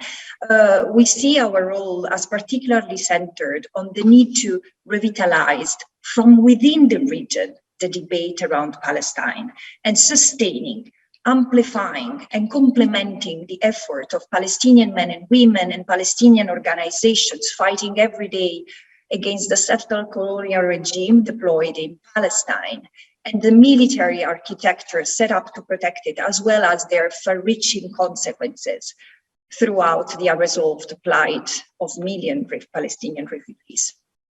What does it mean in practice?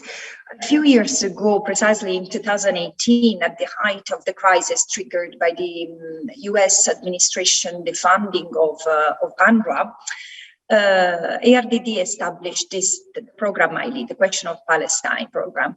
The aim was to bring together regional and international expertise on the Israeli-Palestinian question, wrongly, in my view, called the Israeli-Palestinian conflict, and especially the too often neglected, protracted Palestinian refugee situation, which remains so central and vital to the whole question of Palestine. And again, it has become a footnote to a failing and fading political process. Our high-level goal is to help Palestine and the Palestinians bring an end to the settler colonial domination that has gradually and relentlessly dispossessed and displaced the Palestinians for almost a century now, and morphed into an anachronistic and legally unjustifiable, morally reprehensible apartheid regime, which continues to oppress the people based on their identity while taking their land and resources together with their defenders. So what we do, what we invest ourselves on, four main objectives: reorienting the public discourse through better education and awareness raising. And this goes directly into what both Hala, but particularly Rawan, was saying. It's all about words, and we are captive of words in this context where it's so difficult to marginalize and ostracize the Palestinians from the debate, as they were those who always had to justify their actions and their own existence. So we try to use the law to reorient the discussion, and I will elaborate on that in a minute. The second line of action is networking for joint critical thinking and action. So over the years, we have put together this global network on the question of Palestine, which now is a collective of 80 among the most active intellectuals from various professions on the question of Palestinian organizations. Again, this is a fluid community where our intention is exactly to support advocacy and to strategize, to make lobby, because again, this is very much needed. The third is influencing policymakers through better research, advocacy, and dialogue.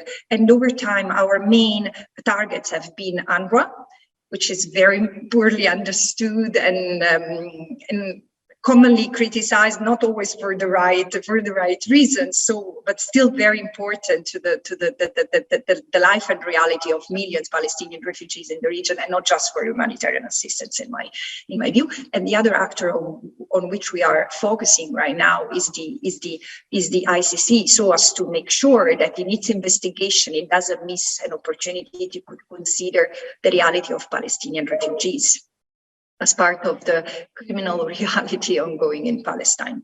And the fourth is supporting communities, Palestinian refugee youth through legal aid, empowerment activities, and livelihood support.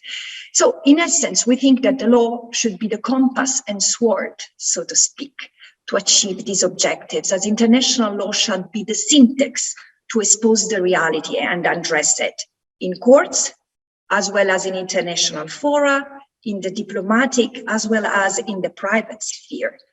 So in some examples of the way civil society can and should use the law is to create information, and again, to reorient the debate around the question of Palestine, presenting it through a legal lens, further exposes how international law in the region has been, as Victor Katan and Michael Link often say, closer to politics than to justice. This is true, but this is not an immutable fact of life. Can and must change. Law is what can and should shift the discourse and advance toward resolution of the current impasse. And civil society involvement with law should be sort of claiming back what has been lost, justice and accountability in the so-called Israeli-Palestinian conflict. So continuing to expose the reality of children under detention, the treatment of political prisoners, as well as the daily and endless series of violations that go on in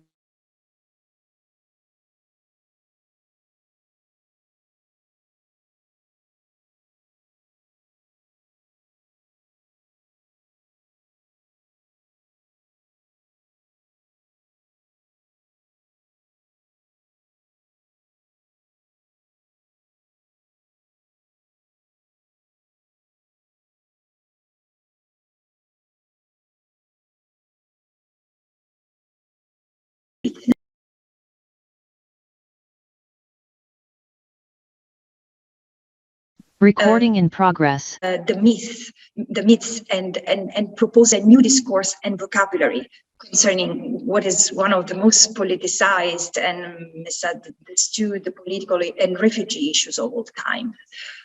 As an example of it, we have recently started a partnership with Birzeit University and naturally with Law for Palestine to hold a variety of academic courses for professionals, diplomats, journalists, practitioners, and researchers alike, and Palestinian youth on various aspects of the Palestinian questions and building on the expertise of the various people connected to our network. Again, to raise awareness to the large public, including in the Arab region, address the misunderstanding connected to this. The second and very important use of the law that the civil society can make is to protect, in addition to continuing advocating and mobilizing around the current reality on the ground that the Palestinians experience. And unfortunately, not only or no longer at the hand of the Israeli occupation also, there is this need to, again, address the use of the law to shrink the space for civil society. Civil society is ultimately made of defenders. As I said, a port of call, which in Palestine is necessary to ensure what no one else ensures to the people, protection. So there is a need to mobilize and federate with others, to create coalitions to make sure that effective protection is delivered. Secondly, sustain legal action. There is a need to explore how to ensure justice to all those who partake into the settler colonial paradigm and apartheid. For this, a clear legal strategy and concertation is needed.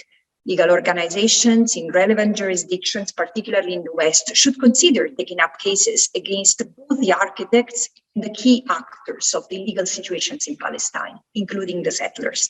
I know that previous attempts failed, but again, the tide might have changed, and also going after individuals might be easier than going after high-level politicians. Third, legal protection is essentially for, as I was saying, human rights defenders. The case of the criminalization of the 6 human rights civil society organizations in Palestine is yet another example of the persecution that has been deployed against the Palestinian and those who defend them. And the law must be used not to respond bit by bit to this, but to prevent such actions and avoid the continuing shrinking of this space that human rights defenders and civil society have. So civil society organizations should make sure that their peers and lawyers do not get targeted and have adequate legal protection at the court level and at the political level to continue their work. Advocacy should forcefully hinge on accountability and the application of international laws, from diplomatic and commercial measures, more comprehensive sanctions. And those working in Arab countries, this is something we should not forget, should expose the danger of normalization and the need to protect the Palestinians whose precarious status across the Middle East make them extremely vulnerable. In conclusion, we have no illusion that international law per se is not sufficient to undo the monstrosity of the situation on the ground in occupied and colonized Palestine. But reaffirming the primacy of international law over political and ideological convenience is not only a moral necessity, it's a prerequisite for progress toward effective human rights protection and peace. Human rights and accountable governance must be the lighthouse for the international community and the parties to the conflict to address not just the symptom, but the key drivers of an illegal, immoral reality on the ground. So thank you so much and look forward to the discussion. Thank you. Thank you very much, Francesca, for this very clear and precise intervention. I was waiting for the word prerequisites and when it will come in, and you ended with that, because there are a number of prerequisites that need to exist in order to adopt these number of concrete steps that you outlined very eloquently in the intervention. So thank you so much for that. We have a number of questions already. So let me switch to Arabic now, unless I see a question in English coming up very quickly. Let me start with, there are 7 questions at least. We have around 15 minutes. We have a bunch of questions. I would start with the first question, Hala. How can we combine the academia in the political field in Palestine? Then I will go to Rawan, which will have 2 questions. Hala, can you please share with us your ideas how we can combine the academia in the political field? I have released an article regarding this field. Maybe that also can also help in the knowledge regarding this. At first, this is not the easiest question. maybe we can say that academia can participate in politics, but it's a two-sided sword. An academy is someone who have knowledge, and his voice should be more of a critical voice regarding rules. So his existing as a voice in the street and in general is important because he should be uh, move forward uh, ahead of government regarding their rule. But there's also the fear that if we combine the academia and politics, their voice will not be clear. So how can their voice rule in politics clear? There's something very important we can say as academia, our role as academia. Our our written for article, written in open sources, our written in thinking banks, our existing clearly in these places where we can reach people. And there's also other voice that talk about the academia being in the government as law creating, which may be good if academias create books and help government with the way how to deal with the international law, for example. But let's also have disadvantage because this voice can be lowered down because this voice can be against the voices that they want the general public to hear. There's a point I want to stress on that in the last few years that we became part of international treaties, and here's a very important tool for academia in the way to deal with this report. We can see that the humanitarian organization play a great role, but academian not really. And here we can invite academian. Academian, they're not really being invited to these treaties. We're not being invited to meeting regarding meeting with the ICC, for example. I was once being invited, but other than me, I don't really know about someone who was being invited, and we're not being invited enough. So I have a question from Mr. Rawan. Then we have one question from Ms. Francisca. So two questions from Mr. Rawan.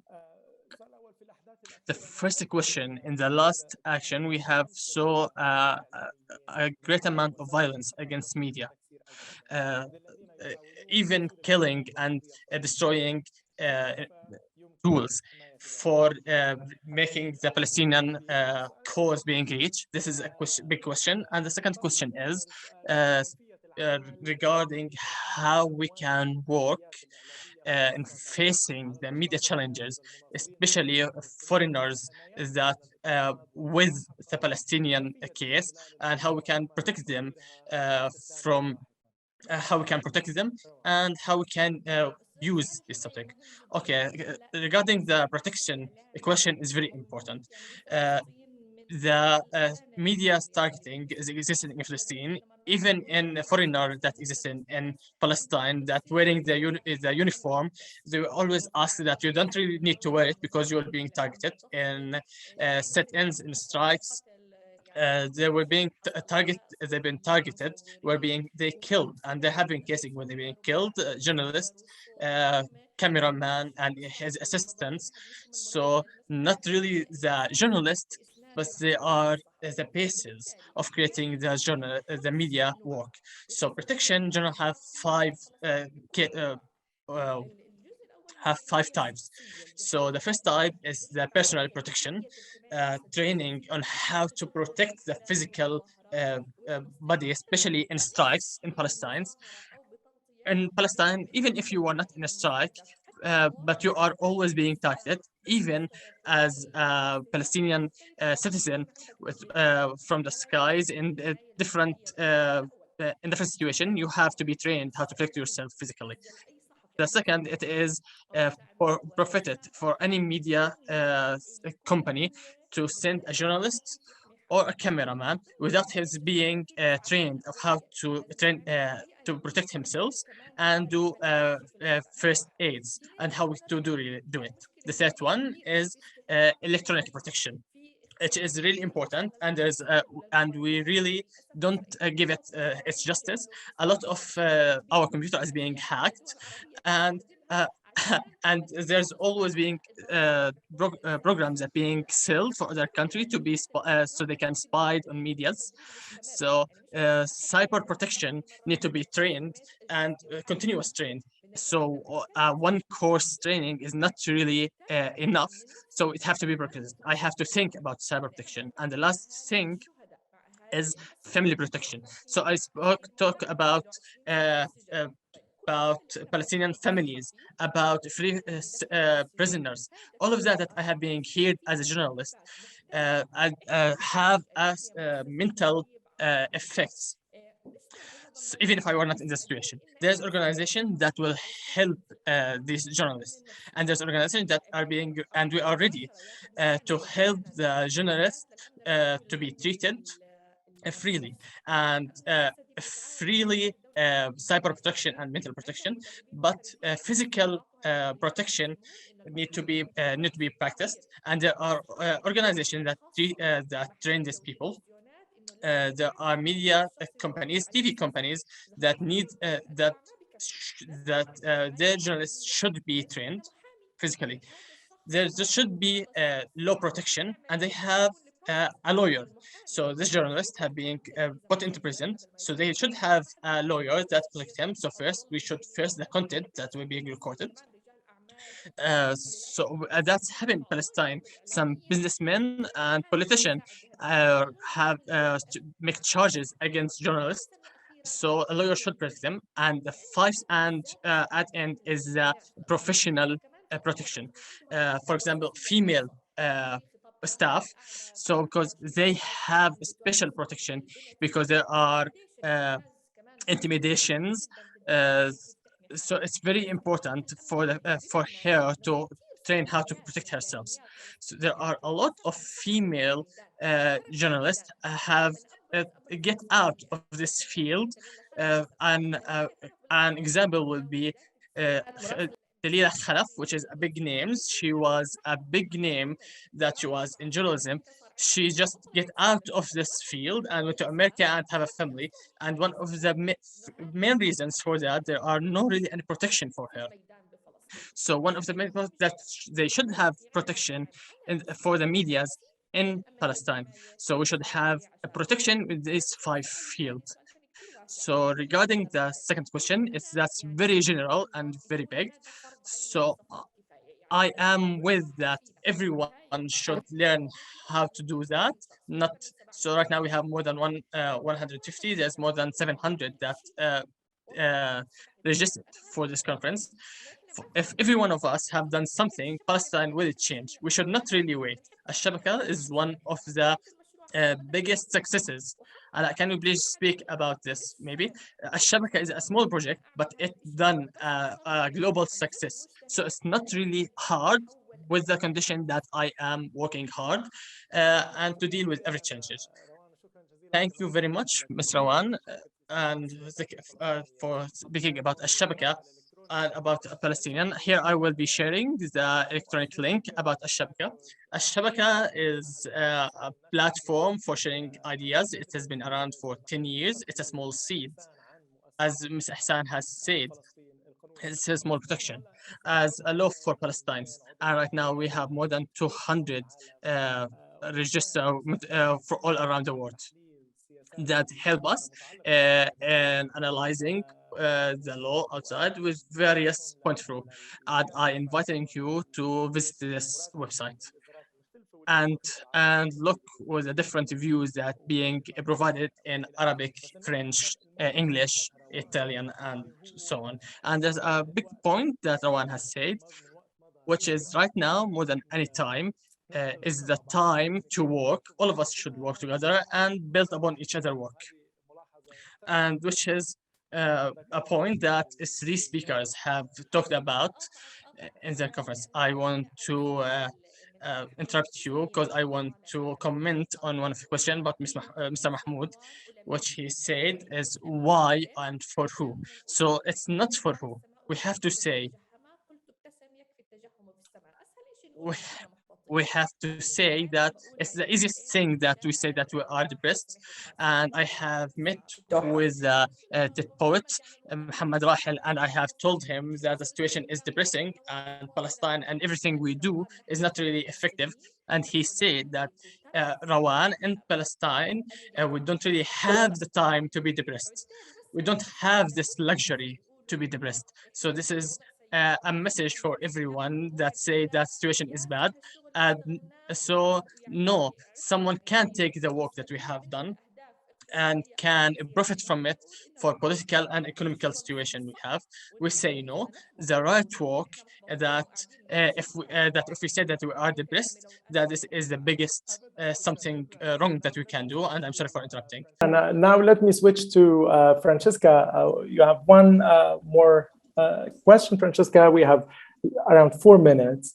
The question says, despite the fact that we cannot isolate international law from politics, would the politicization of international organizations impact the legitimacy of international law? Interesting question. I would say no, but with some qualifications. I think that international law doesn't change its nature by the pick and choose attitude of states. For example, to be very specific, the fact that the US and others have taken steps that go toward the sort of recognition of Jerusalem as more Israeli than what international law says is just wrong. It doesn't make what is illegal more legal. It's just another illegal act. There is an issue of politicization. I wouldn't say it's necessary politicization of, I mean, it's an abstract concept to say politicization of international organizations. Of course, international organizations as the UN are political in essence and in nature, and so they do reflect to a large extent politicization. But as a civil society, I do believe that we have a power and to inject and to try to undo the current state of affairs. And let me quote a dear connational who's probably better known in Palestine than in Italy herself, Luisa Morgantini. She often says, we do not have the luxury of turning our eyes away and shutting our mouth.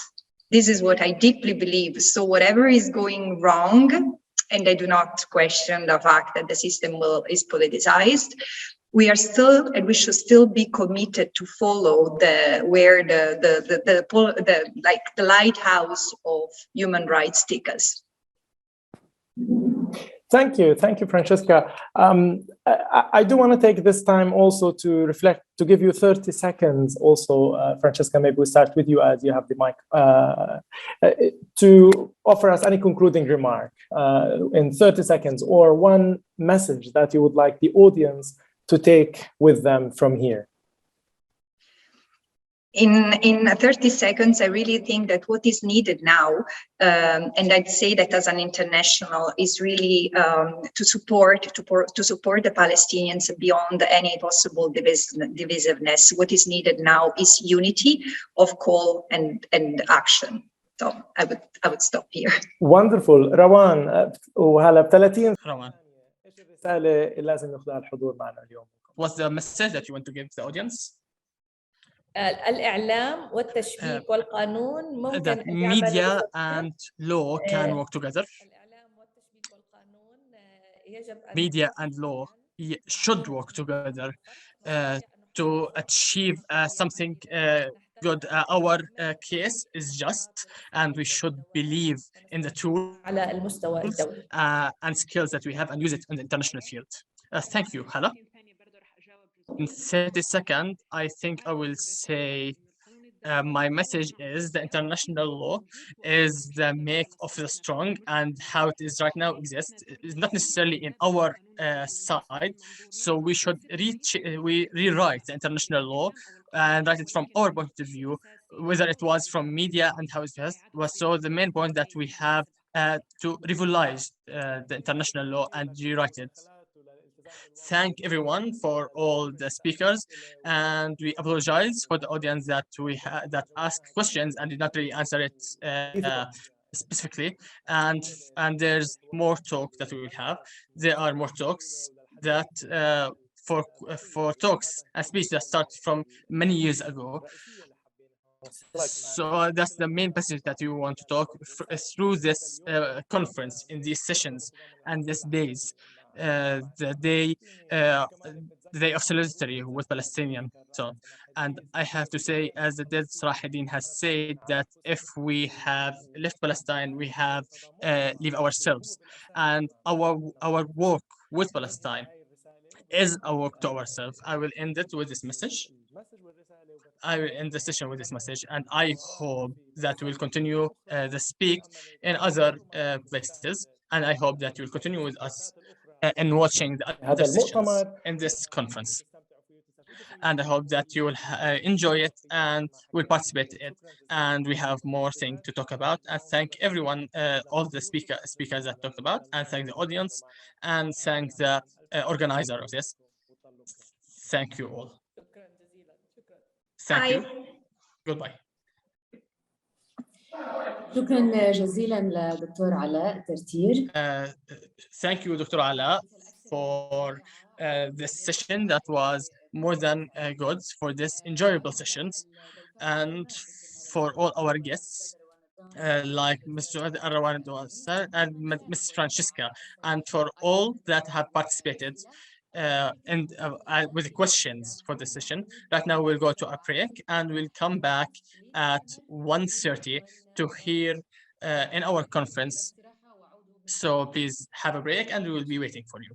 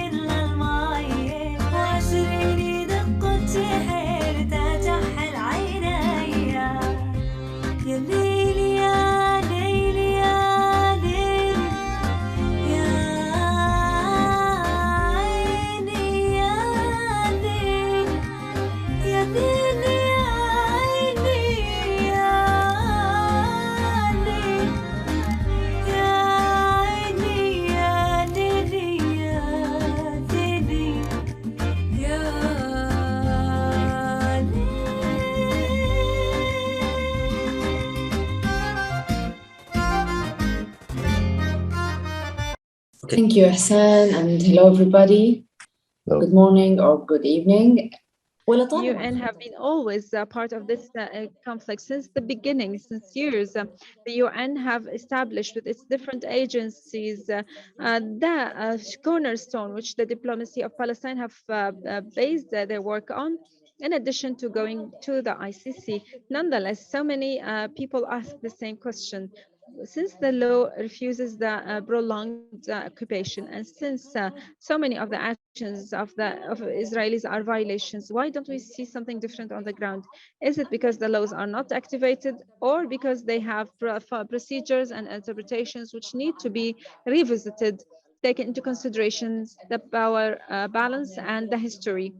Palestine in the UN, between the fixed and the changing and the future, is the title of our third session of this conference. I would like to welcome you, Mr. RDMC, who is going to facilitate this session. He is the deputy in Queen's University, an assistant professor and a member of working in the UN on Yemen, and he had been working with UNRWA, and he's the one who have written UN and the issue of Palestine, the structure of the international law, and this is going to be issued by Cambridge University soon. He used to be also the auditor of the yearly Palestine book. I would like to welcome you, Mr. Ramses. I would like to welcome Professor John Dogard and Professor Falk and Michael Link. I leave the floor for you to introduce them and to run this session. I would like to welcome you all.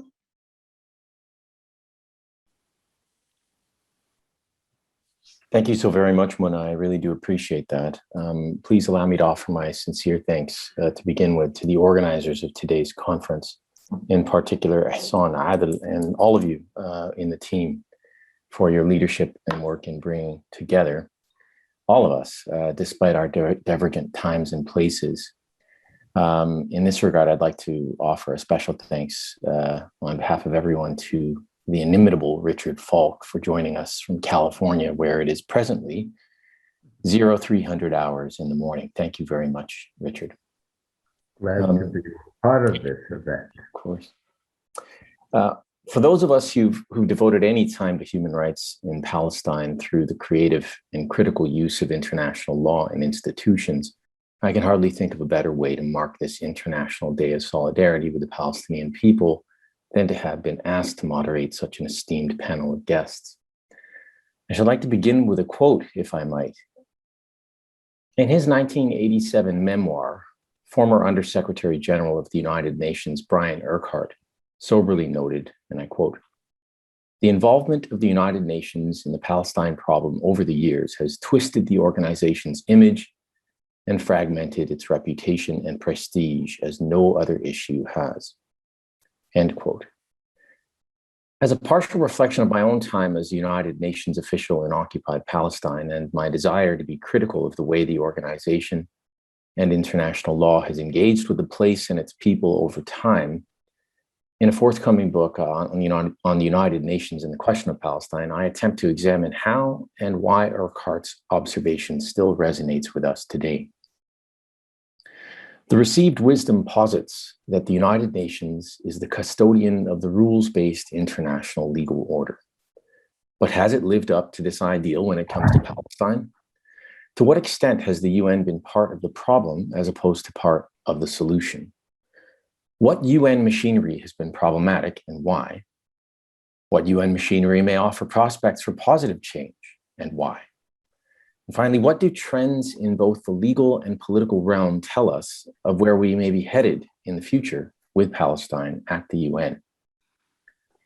With me here today to discuss these and other related questions are Professors John Dugard, Richard Falk, and Michael Link. To my knowledge, this has been the first time all three of these men have shared a public stage. The uniqueness of this event rests in the fact that each of them have held the post of United Nations Special Rapporteur for situation of human rights in the Palestinian territories occupied by Israel since 1967, for what will be an aggregate total of almost 20 years by the time the last of them steps down from this role in March next year. Together, their work stands out as the most consistent and principled expression of international law on the question of Palestine ever articulated through the UN machinery since the organization's ill-fated engagement with the problem in 1947. Together, these men have borne witness to the enduring plight of the Palestinian people and Palestine since 1967 in ways that few have, giving them a privileged position from which to share their important views with us today. In doing so, they've helped keep the Palestinian people's story front and center at the United Nations, helping to sharpen our collective understanding of the situation as it has evolved over time, as much as helping shape new paths for us to take on the road to resolving that problem once and for all. We've been given 2 hours for this panel. Following this brief introduction, I will hand the floor over to each of our panelists, who will be given roughly 5 minutes or so to offer their opening remarks. That will be followed by a conversation based on a few questions I prepared for another 30 or 40 minutes. We will then go to questions and answers from the audience for about 30 minutes or so, and we will close with a special ceremony honoring Richard and John. First, a brief introduction of our distinguished guests. John Dugard is Professor Emeritus of International Law at Leiden University. A renowned legal academic who pioneered the human rights movement in South Africa, John founded the Center of Applied Legal Studies at the University of Witwatersrand, which did path-breaking work in advocacy and litigation in support of human rights during the apartheid years. After the fall of apartheid in South Africa, he pursued a celebrated career in international law as the director of the Louderpacht Center for International Law at Cambridge, where he was a fellow of Sydney Sussex College, a member of the International Law Commission, a member of the Institut de Droit International, and judge ad hoc of the International Court of Justice. His writings include work on diplomatic protection, international criminal justice, the crime of apartheid, state secession, and recognition. He served as the UN Special Rapporteur for Occupied Palestine from 2001 to 2008.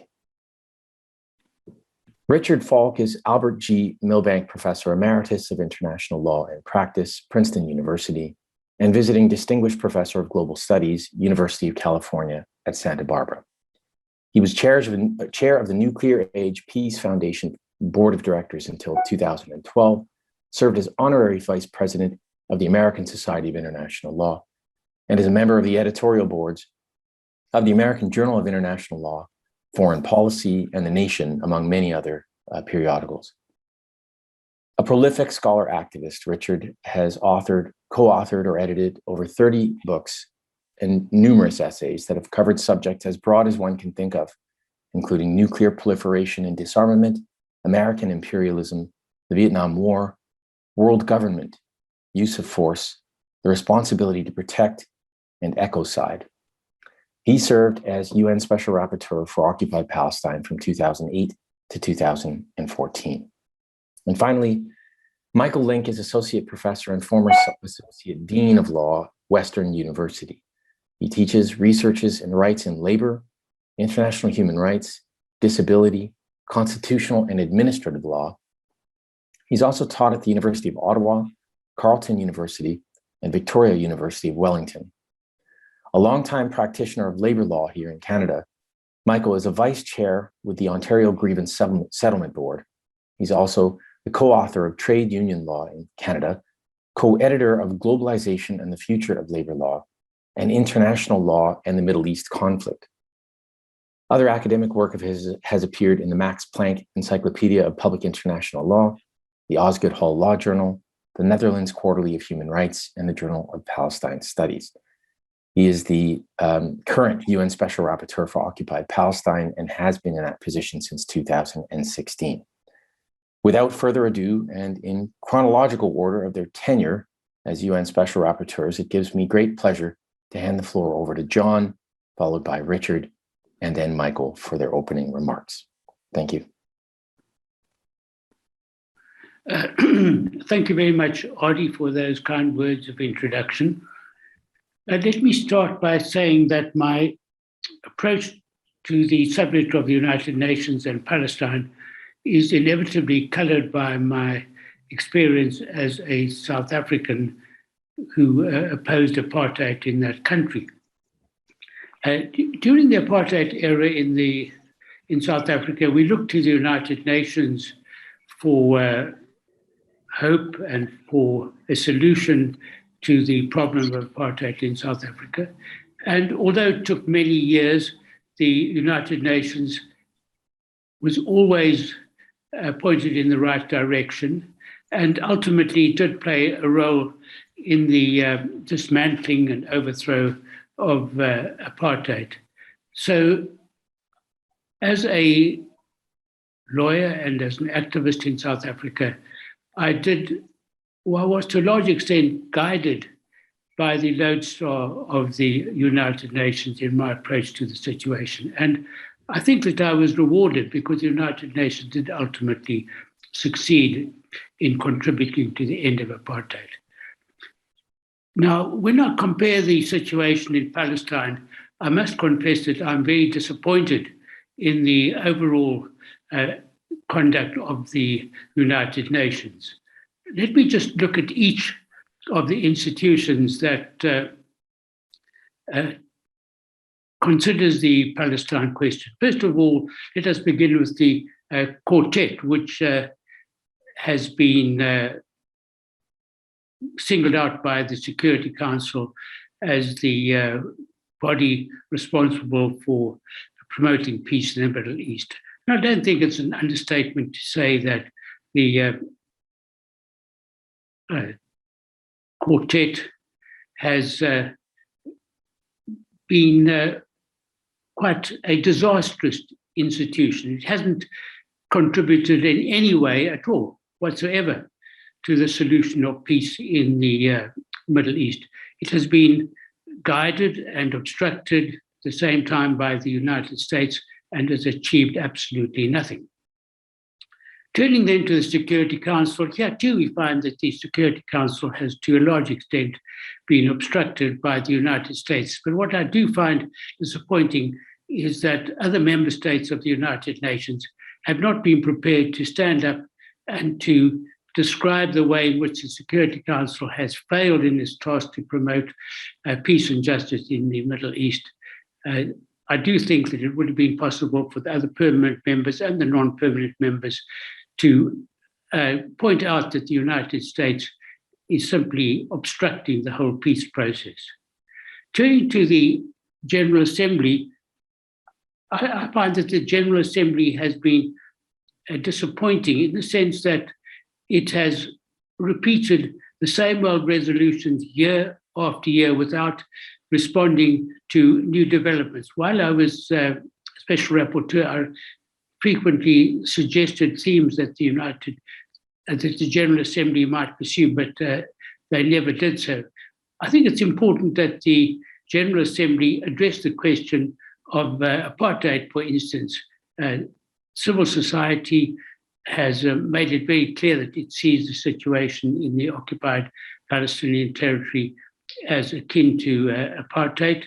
And it's time that the General Assembly addressed this in its resolutions, but to date it has not done so. I think it's also important that it consider recommending action of the kind that the General Assembly did in respect of South Africa, beginning with the imposition of an arms embargo on South Africa.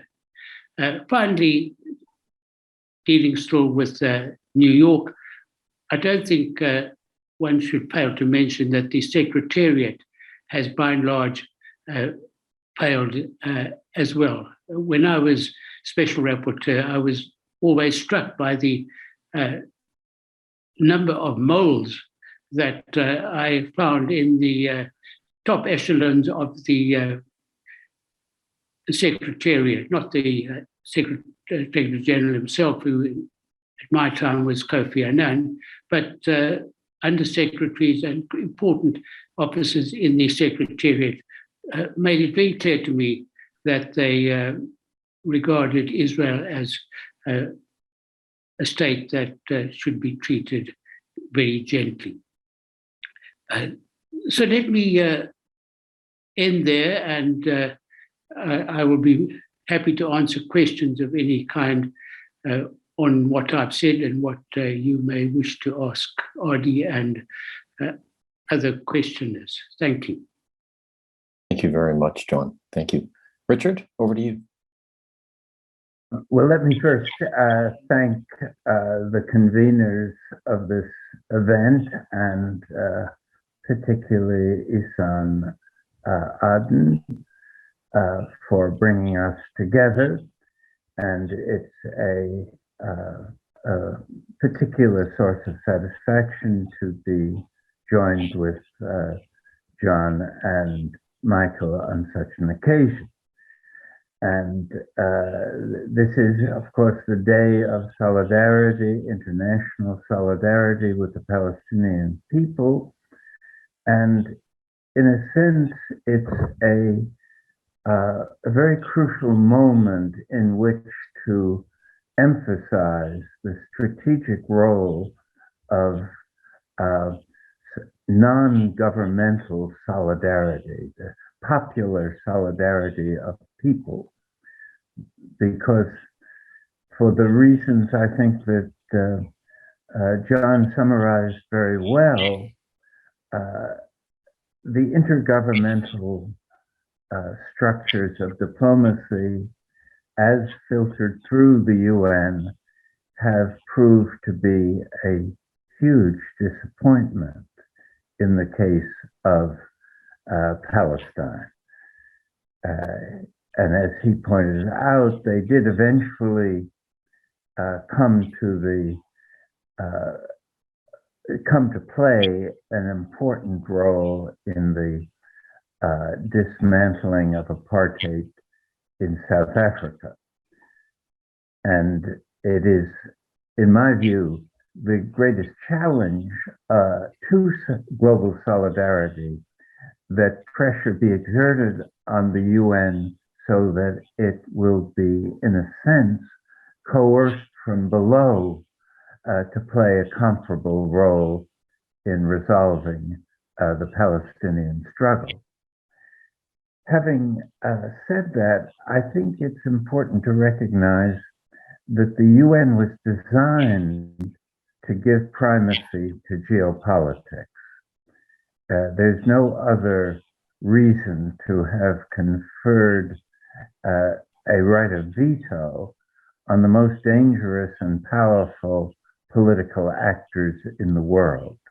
In effect, these actors were the 5 permanent members of the Security Council were given an exemption from any obligation to respect international law, at least within the framework of the UN.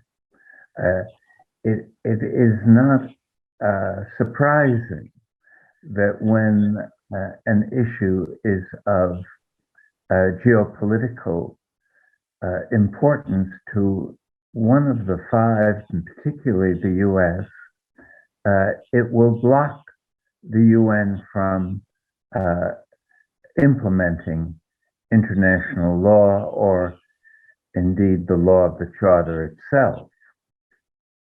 And this has led many people interested in a progressive role for the UN to be disappointed and disenchanted with its place in world politics. I take a somewhat different view of this. I think the UN has shown an incapacity to implement international law when it clashes with geopolitical interests. At the same time, there's a very important level of political engagement that I've called the legitimacy war, which is the authoritative establishment of legal and moral right.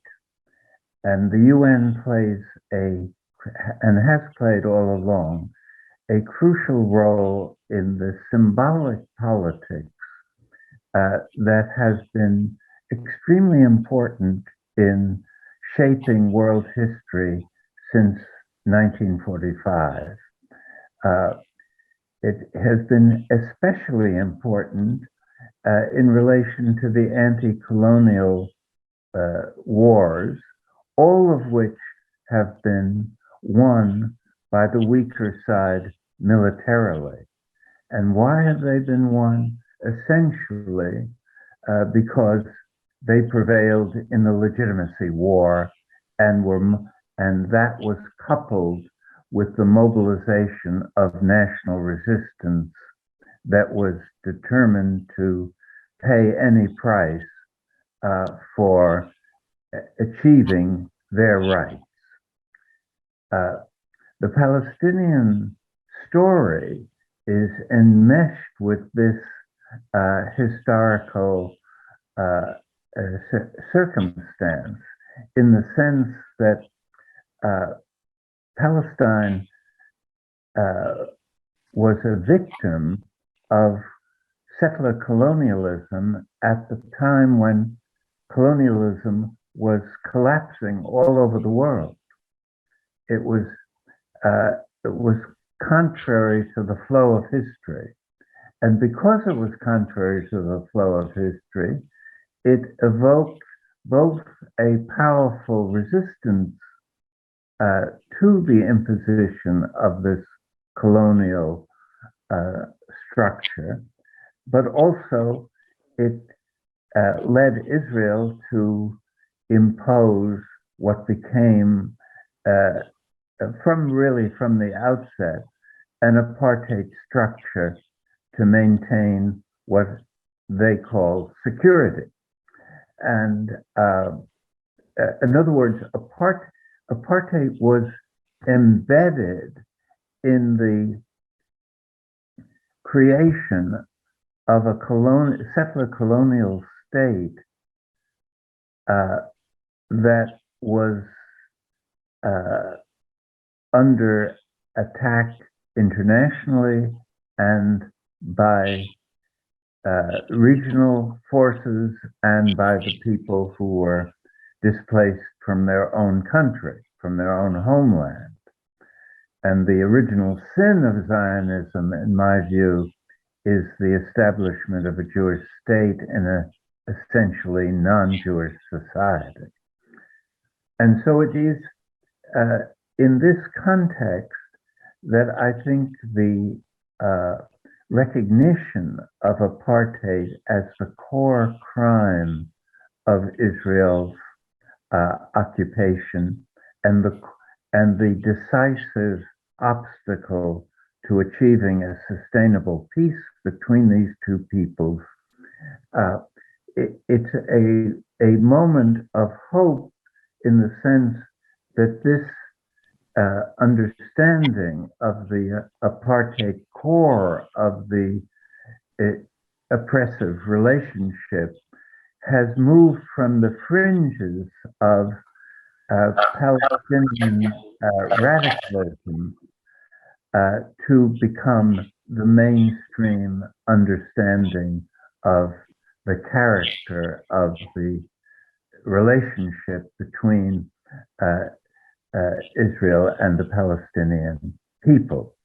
And I would add in closing that the Israeli recourse to branding its critics as anti-Semites and now calling the 6 widely respected and courageous defenders of human rights in occupied Palestine as terrorist organizations, this, in my view, exhibits Israeli panic, a moral panic, and it's a sign of weakness, not a sign of confidence and strength.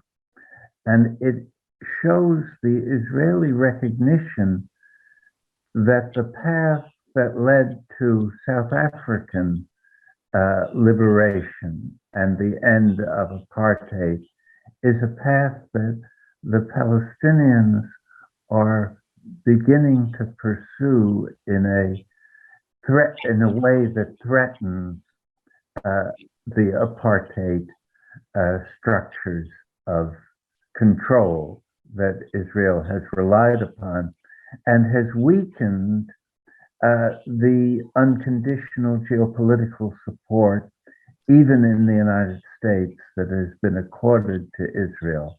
When organizations like Human Rights Watch in the US and B'Tselem in Israel agree on the core reality of apartheid, it is no longer something that can be excluded from the perception of the situation. And so I find hope in the present situation, but the challenge for the rest of the world is to exhibit a more militant form of solidarity than has existed in the past. Let me stop there. Thank you so very much, Richard. Michael, over to you. Thanks very much. And let me first of all thank the organizers of today's event. This is a wonderful array of forums and speakers who are participating in this all-day event, and I'm honored to be a small part of this. And of course, I'm listening very closely to both what John and Richard have said, and I find myself in agreement with everything that they've put forth in their opening remarks. I just want to add a few things very quickly. You know, from my experiences, the United Nations, when it's at its very best, you know, is capable of playing an important and indeed an indispensable role regarding the question of Palestine. And just let me mention three things with respect to this. First, you know, it's important that the UN has established a rock-solid, rights-based framework grounded in international law to both supervise this interminable occupation and for establishing the rights to which the Palestinians are entitled to, starting with, obviously, self-determination. You know, secondly, you know, the UN has published many excellent human rights documentations of the many violations committed by Israel during its 54-year-old occupation. This is critical, in my view, because the UN has the credibility and the resources to keep an international spotlight on the injustices endured by the Palestinians. And third, over the years, the UN has provided a vital international political forum, and lately almost the only international political forum, for the question of Palestine to be regularly raised. The General Assembly has stated that the UN has a permanent responsibility over this question until it is satisfactorily resolved in all of its aspects, in order to keep in mind as we dispassionately assess the role of the UN. But I must hasten to add that in my view, the UN is frequently not at its very best when discharging its very considerable responsibilities regarding the question of Palestine. The UN can be, on many occasions, greater than the sum of its parts, particularly with respect to issues like treaty making and with identifying international problems and demonstrating international leadership to find solutions for these deep problems that we face as a global community. But the UN can be, on other issues, much less than the sum of its parts, particularly when one or more influential international actors displays great opposition to preventing the UN from meaningfully address and resolving important global or regional issues. And Palestine is such an issue. Why such passivity from the Security Council on this issue? Why is the UN still part of the quartet, which Chris Patton, the former European Union Commissioner for Foreign Affairs, had quipped the Quartet sans toi? And why is the UN General Assembly content to watch with its eyes wide open the continually disappearance of Palestine with such passivity? How else are we to evaluate at the problem at the very core of this question, which is why has this issue persisted unresolved for 74 years which is almost as old as the UN itself, with absolutely no end in sight. Thanks. Michael, thank you very much for your opening remarks, and thanks to all three of you for those very thoughtful remarks. It seems that one of the themes that emerges from your remarks is that the UN is a place that might be problematic in terms of options available, say the Security Council, given the primacy of geopolitics, Richard, that you speak of, that is embedded in the charter system. But at the same time, the UN is a place, a site for potential action. Again, going back to you, Richard, you mentioned the legitimacy war, or Michael, you mentioned this as well in terms of what the GA can do and when the UN is operating at its best. And so that gives rise to the following question. What specific actions do the three of you think can be taken in the United Nations to advance the rights of the people of Palestine and finally end this situation?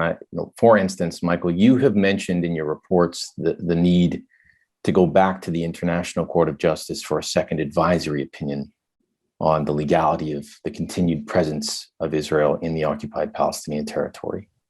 John, you had mentioned, for instance, likening the situation in South Africa and the struggle in South Africa, the anti-apartheid struggle, with what is happening in Palestine. What possibility, for instance, for the General Assembly to create a new special committee on apartheid, this one focused on the apartheid practiced by Israel?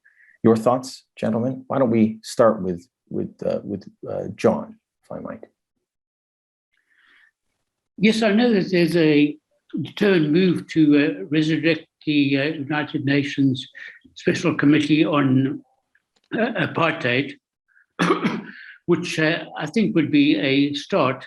But one must remember that ultimately it's for the political organs of the United Nations to take action. And while the Security Council is completely hampered from taking action by the US veto, I think it's important that the General Assembly should start to flex its muscles. I cannot understand why it does not use its recommendatory power more positively. What is to prevent the General Assembly from recommending an arms embargo on Israel? When I was Special Rapporteur some 20 years ago, 15 years ago, I recommended that such action be taken. It hasn't even been considered yet. This is really the root of the problem, that Israel is armed by Western powers and is able to commit atrocities in Gaza in particular, but also throughout the occupied Palestinian territory. And I think it's important that the General Assembly should consider recommending an arms embargo. And I think, too, it should also identify Israel's policies as constituting apartheid. I know that this is anathema to many Western states, but I do think there is probably a majority in the United Nations General Assembly that would support the labeling of Israel as an apartheid state. Thank you. Thanks. Richard? Well, I certainly agree with what John has just said, and I think the empowerment of the General Assembly is something that is called for not only in relation to Palestine, but in relation to other global issues, including control of nuclear weapons, for instance. But I think the core obstacle is one of political will, and that's why I emphasize so much global solidarity. There has to be an increased awareness and more militant activism in order to generate the political will on the part of the non-Western world to mount an effective challenge. And it seems to me that there are conceptually imaginative ways to mount such a challenge, including an analog to the Uniting for Peace resolution, which declared after the Korean War experience that where the Security Council cannot act effectively to uphold the Charter, there is a residual responsibility in the General Assembly. And I think that could make a significant difference and could lead the non-Western countries to feel a role, that they could play a role in challenging the excesses of geopolitics and taming some of the abuses of the UN Charter. Thank you for that, Richard. Michael? I see three possibilities for the UN to play, particularly located at the General Assembly. First is what Richard has just mentioned, and John has mentioned as well, which is Uniting for Peace. That was developed in 1950 because the Security Council was hampered by the threat of veto in the face of the Korean question. I don't see why the General Assembly, recognizing that the General Assembly is today paralyzed on the question of Palestine, primarily because of the ability of the U.S. To bring a veto, why Uniting for Peace resolution can't be initiated that would, at the very beginning, at the very start, impose an arms embargo on Israel. Remember that this occupation for Israel is at an exceptionally low cost. Israel has decided it can bear the criticism that it sometimes receives from the United Nations, as long as that criticism is without consequences. And as long as that winds up happening, Israel will take it as a means to say, we have freedom to do what we wish with respect to the occupied territories. Only when Israel begins to feel the bite of international sanctions will there be ever any hope for a change in public opinion in Israel and in political direction in Israel as well. A second option, I think, is something I think hopefully we'll talk about in the course of the next hour or so, is the possibility of going back to the International Court of Justice in The Hague for a second advisory opinion. I'm suggesting that it should be done on the question of whether or not the occupation has become illegal or not. The international community, but particularly the West, winds up viewing some aspects of the Israeli occupation as illegal, such as the settlements, such as the annexation of East Jerusalem, or the location of the wall in the West Bank. But it assumes that the occupation is otherwise lawful, and I think that Israel has stepped beyond all of the parameters that have been set out by international humanitarian law and the laws of occupation. And I think it would be an important political as well as legal declaration coming as a request from the General Assembly to the International Court of Justice to ask for an opinion as to whether or not this occupation is illegal. And thirdly, I think it's important for the General Assembly to be able to show its support through resolutions with respect to the ongoing investigation by the Office of the Prosecutor at the International Criminal Court. This is the single most important means we have today to try to hold Israel accountable. And I think, as Richard had said, the panic that has been shown by Israel in wanting to designate the 6 Palestinian human rights and humanitarian organizations as terrorist organizations and therefore unlawful comes in part because several of them have been instrumental in bringing forth complaints and evidence to the International Criminal Court that Israel is in violation of the Rome Statute of the International Criminal Court. These are all important forums to use, and I think I praise the General Assembly for passing overwhelmingly resolutions on Palestine each year, we have to go beyond resolutions and beyond criticism to start to find some meaningful action in support of the end of the occupation. Thank you very much, Michael. So a question to all of you in follow-up to this. Clearly, more action required by the General Assembly, more meaningful action by the General Assembly. But I think you'd all agree that we don't live in the 1960s, 70s, 80s anymore, where this groundswell of the anti-colonial, post-colonial age produced great support for action in support of the Palestinian people and their cause. Take, for instance, the recognition that the Palestinian people were a juridical people by the United Nations in the 1970s, that the PLO is the sole legitimate representative, that they have a right to self-determination, and that their self-determination unit is the occupied Palestinian territory. All of this legislation, if you like, is produced through the General Assembly during the 1970s, 80s, that is very supportive politically of the Palestinians.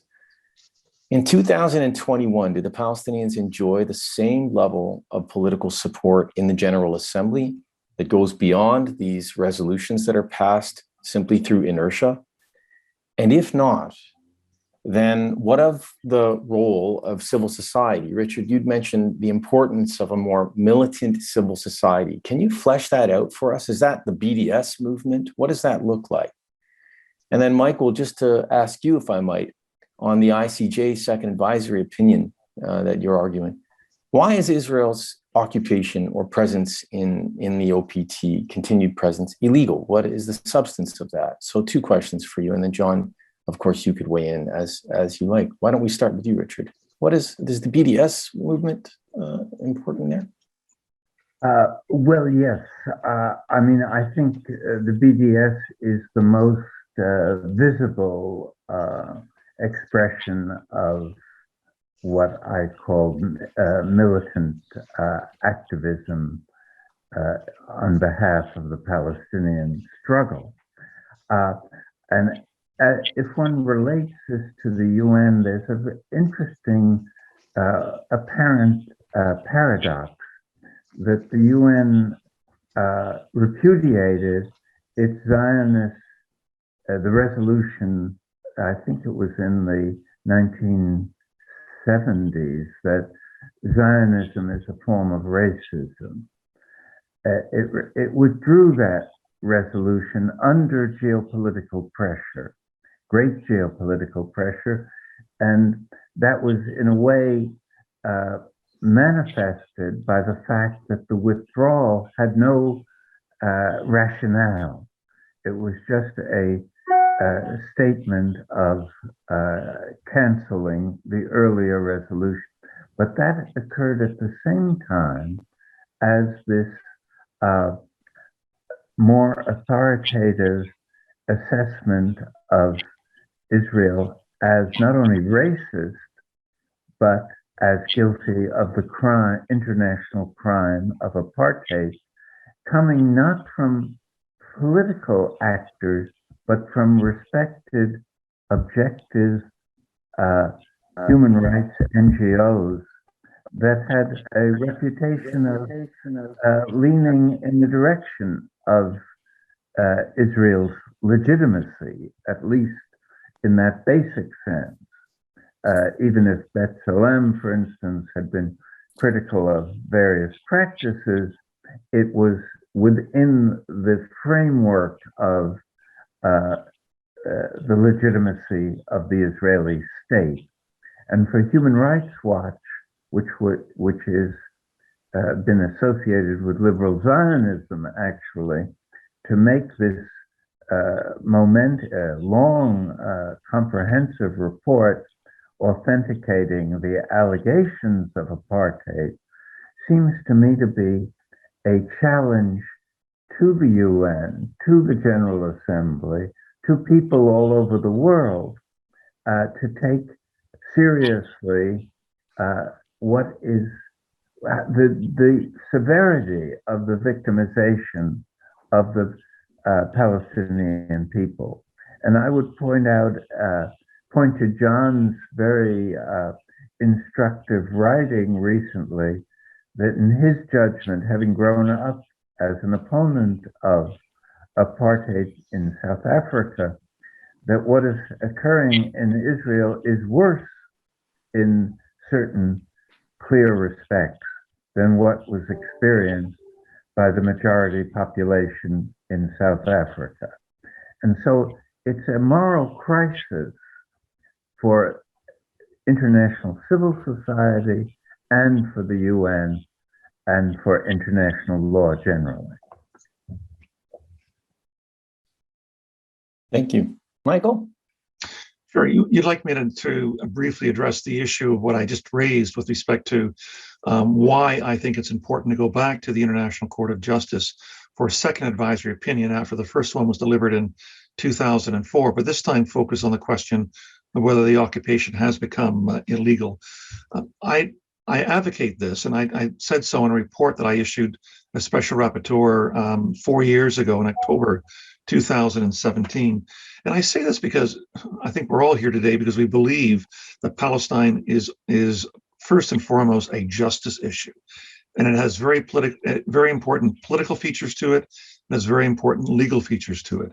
And I think because international law is so on board with the Palestinian quest for justice, for an end to the occupation, and for self-determination, that it's important to be able to use that, use the framework of international law and human rights as one important foundation for campaigns to get the United Nations to bring this to an end. So when I wrote my report 4 years ago advocating a second advisory opinion, I said in law that there are 4 important features that any occupier has to obey in order for the occupation to be legitimate.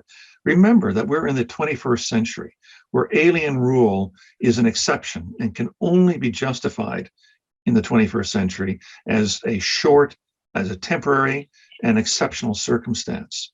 So what I laid out in my report, I said there are 4 things that we draw from the laws of occupation. First of all, that the occupier cannot annex any of the occupied territory. Second of all, I said that the occupation must be temporary and the occupier must try to bring an end to the occupation and return the territory to the sovereignty, which is the people under occupation, as soon as possible. The third test with respect to this is that during the occupation, the occupier has to act in the best interests of the people under occupation. And the fourth thing I said is that the occupier has to administer the territory in good faith, including acting in compliance with international law and with the directions of the international community and the United Nations. And when you look at the Israeli occupation, 54 years into an occupation, the longest occupation in the modern world, it is in flagrant violation of each of these 4 parts of the test. When you think of modern occupations that probably retained their legality, I think of the American occupation of Japan after the Second World War, roughly 8 to 9 years. The Allied occupation of Western Germany, again, roughly 8 to 9 years. And whatever else we think of with respect to the American-led coalition's occupation of Iraq, that lasted, at least formally, in the ballpark of 8 to 10 years. An occupation that lasts for 54 years, where the belligerent occupier is in active disregard of UN resolutions and in international law, can't be an honest policy difference with the world. It's an occupier that's looking to try to harvest the fruits of its conquest.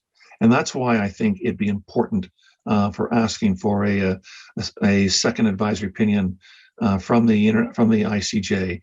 And I see people are asking, well, what about the idea of raising the issue of apartheid as the basis of a second advisory opinion? I think that's important, and I think any arguments made before the International Court of Justice should probably begin to introduce the framework of apartheid. I think we have to build a constituency both in academia and probably at the United Nations in order to be able to establish the basis for apartheid. That may take us a few years before I think there's a wide enough opinion to be able to get there, and that's why I like the idea of including or recreating a UN committee on apartheid or commission on apartheid that will begin to address this question. But for the immediate point, I think the issue that we can get a positive answer from the ICJ that will have great consequences with respect to both the advancement of the legal front and the political front of this question will be on the issue of illegal occupation. Thank you very much, Michael. I'd like to turn to John on this because of your experience in dealing with the Southwest Africa matter. And, you know, you had mentioned that the United Nations, John, in your opening remarks, you'd mentioned that the United Nations was successful in helping bring to an end apartheid in South Africa and also in Southwest Africa. But that took some decades. You know, there were 4 advisory opinions on Southwest Africa and Namibia, and it wasn't until the early 90s that apartheid fell. What lessons to be learned from those cases, if you like, for Palestine? Well, I agree with Michael completely that an advisory opinion on the illegality of the occupation and on the question of apartheid in occupied Palestine would be very helpful. I think its primary purpose would be to delegitimize the Israeli occupation and to make it very difficult for Western powers to continue to support Israel. I think it's important and one must bear in mind that Western powers tend to premise their policies on human rights considerations, even if they don't carry this consideration out in practice. But I do think that if there was a strong advisory opinion, that this would be of great assistance. But on the subject of international courts, let me just reiterate what has been said already, that the International Criminal Court, of course, plays a pivotal role in this whole affair. And the International Criminal Court is not a United Nations body, but I don't see any harm being done if the General Assembly of the United Nations were to express the opinion that the prosecutor of the International Criminal Court should take more urgent steps to initiate a prosecution of Israelis responsible for war crimes and crimes against humanity in occupied Palestine. The prosecution has taken an inordinate amount of time in order to reach a stage of initiating an investigation. And now it seems to be embarking on a delayed process for the initiation of a prosecution. And I think the General Assembly might attempt to endorse the need for more urgent action on the part of the International Criminal Court. Adi, could I just raise another issue, however, which stems from the mention of decolonization by Richard in particular. I think it's very sad that states which played a crucial role in the decolonization process, African and Asian states, have forsaken Palestine, which after all is a colonization issue. The regime in occupied Palestine is not only an apartheid regime, it's also a colonial regime. And I must recall that Mandela, when he was freed, said that South Africans would not be liberated until Palestine was also liberated. And I find it very strange that there's no initiative on the part of the African Union to identify Palestine more strongly as a decolonization issue. On the contrary, the African Union has recently granted observer status to Israel. And I think one needs to discuss the failure of African and Asian states to identify Palestine as a decolonization issue and to press for the liberation of Palestine as it did in respect of other states in the decolonization era. Thank you, John. Actually, that's a nice segue into another question that I had. And it goes slightly beyond the remit of the United Nations Organization as a body, but to its constituent parts, really. What role third states in bringing to bear international law and the weight of international law on the occupying power and in support of the Palestinian people in line with international law, even domestically? Any views there? Why don't we begin with you, Richard? If I understand the question, you're asking about the incentives to implement international law from the perspective of foreign countries, is that? That's right. So just to be a bit clearer, the more robust systems of law that exist in the international, in the context, in the globe, really are at the municipal or domestic level. And states have international obligations that they take on the international plane. And oftentimes they implement those obligations domestically. So universal jurisdiction, for instance, or legislating grave breaches of the Fourth Geneva Convention domestically and pursuing individuals for violations of the grave breaches regime as domesticated in those third states. What options exist, for instance, for third states to press points of principle where a collective action is made impossible at a broader level in the General Assembly or elsewhere? No, I think that's a very important question, and it goes to supplement what can the world do given the inability of the UN to play a role in transforming the situation of the Palestinian people. And I think, for instance, the US could impose unilaterally an arms embargo, which would have immense psychopolitical effect and lead to what I think Michael alluded to, that what sorts of pressures would lead the Israeli elites to reconsider their political options. In other words, the South African transformational politics provides a very instructive model, I think, for how to proceed in the context of Israel. And it was domestic political movements that led the US and the UK against their strategic interests to impose sanctions eventually on South Africa to support the imposition of sanctions.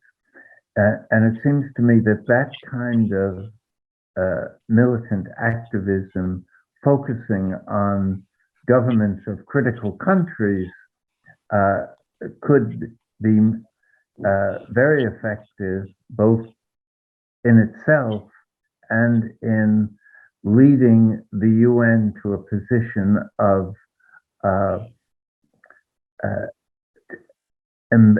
first embarrassment, and secondly maybe responding in such a way as to recognize the failures to exercise its responsibility. And if I can just end by asking what amounts to a question of Michael, which is there was the wall opinion, very one-sided, strong opinion that was completely disregarded by Israel with no adverse consequence. Is there any more reason to think that an advisory opinion on prolonged occupation wouldn't be disregarded similarly with the jurisprudential emphasis that, after all, this is only advisory, it isn't obligatory, a position the US relied on in the nuclear weapons case. And so I favor also the recourse to the advisory opinion, but I wouldn't have very high expectations that it will change the policies being pursued by Israel. It will be a contribution to what I've been calling the legitimacy war, and that's, as I believe, very important. But it's a tangential to the role of international judicial institutions in promoting respect for international law. Well, as usual, Richard, you're asking questions that go to the very heart of the issue and which need to be addressed. Basically, I think what you're asking me is if we put, or if the world puts, or the Palestinians put an immense amount of political capital, which they don't have very much of, into asking the General Assembly to put a new advisory opinion with respect to the legality of the occupation to the ICJ, and in fact, they're successful at the ICJ, what real difference could that make? I guess I'd answer this. I'd answer it in these ways. First of all, the question, as important as it was, that was put to the ICJ in 2003 and 2004 was, is it legal for Israel to build the wall where it was built, which is 85% of it was in occupied territory? You know, that's an important question, but it's an important secondary question with respect to the occupation. I think, you know, what the value of putting the question I'm proposing, is the Israeli occupation still legal? I think there's a high odds of getting an answer that no, it's illegal under the laws of occupation. But B, that question, and ideally that answer, goes to the very heart of what this issue is all about. I think it's a great step forward with respect to pushing for an end to the occupation and for Palestinian self-determination. You know, I think it's been said a number of times, whether in the end of the day you believe in the eventuality of a two-state solution, or if you say a two-state solution's day has passed, we have to work for a one-state democratic solution. I think no matter where you land on those questions, you have to argue that the occupation must come to an end. And if the occupation is indeed determined to be illegal, then you're going to the very heart of the issue of exactly what you've raised, Richard, with respect to the issue of legitimacy and the legitimacy debates with regards to this. If I can then also just use my time right now to answer Artie's question, what about the issue of using national legal forums to be able to push the questions of particularly are leading Israeli political, administrative, and military figures possibly in breach of war crimes under the Rome Statute? That's an interesting strategy.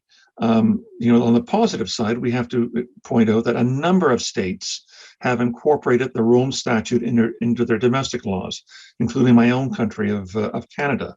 And at the very heart of what are designated to be war crimes under the Rome Statute are settlements. And virtually every country that has incorporated the Rome Statute into their domestic legislation has kept all of the definitions of war crimes, including settlements in occupied territory as war crimes, into their domestic legislation.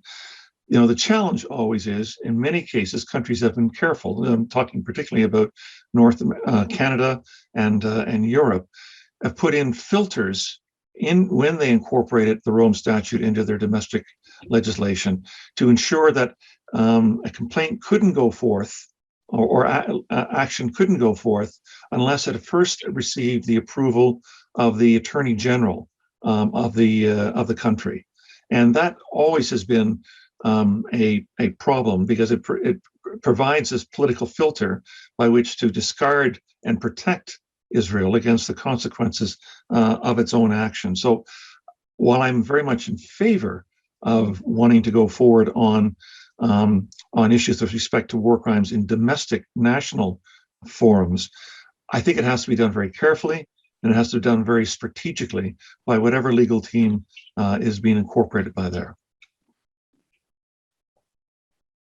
Thank you, Michael. John, did you have something? Yes, I'd like to make 2 points. First of all, just to let listeners know that on the 7th of December, an important decision will be taken by the appeal court in The Hague in a case brought by a Palestinian, Mr. Zaida, against the present Israeli Minister of Defense, Benny Gantz.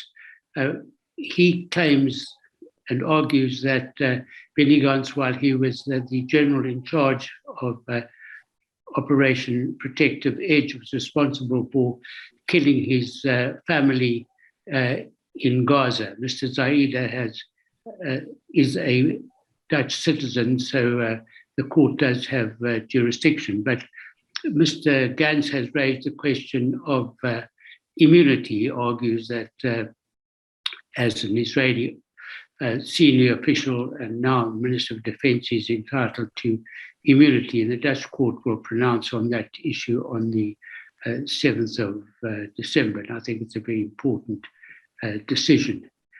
But I would just like to return to Michael's view about the importance of an advisory opinion. The 2004 advisory opinion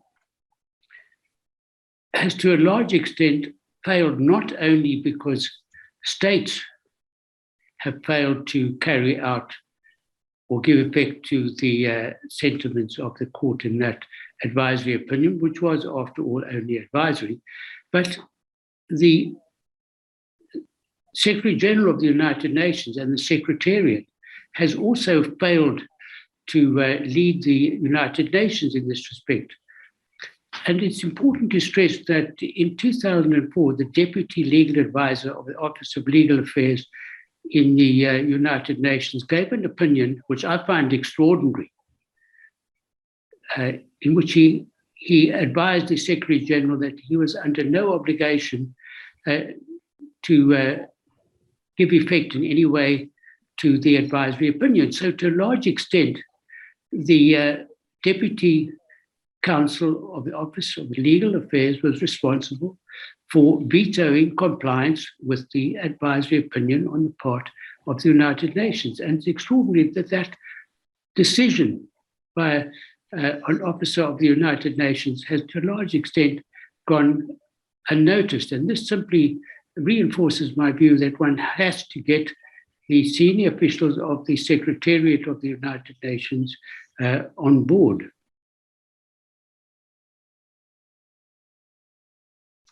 Thank you very much, John, for that, for those very important points. I have one last question, and then we can open it up to Q&A from the rest of our participants. And it goes to the exchange we've had just now on the ICJ second advisory opinion and what added value might be found in it.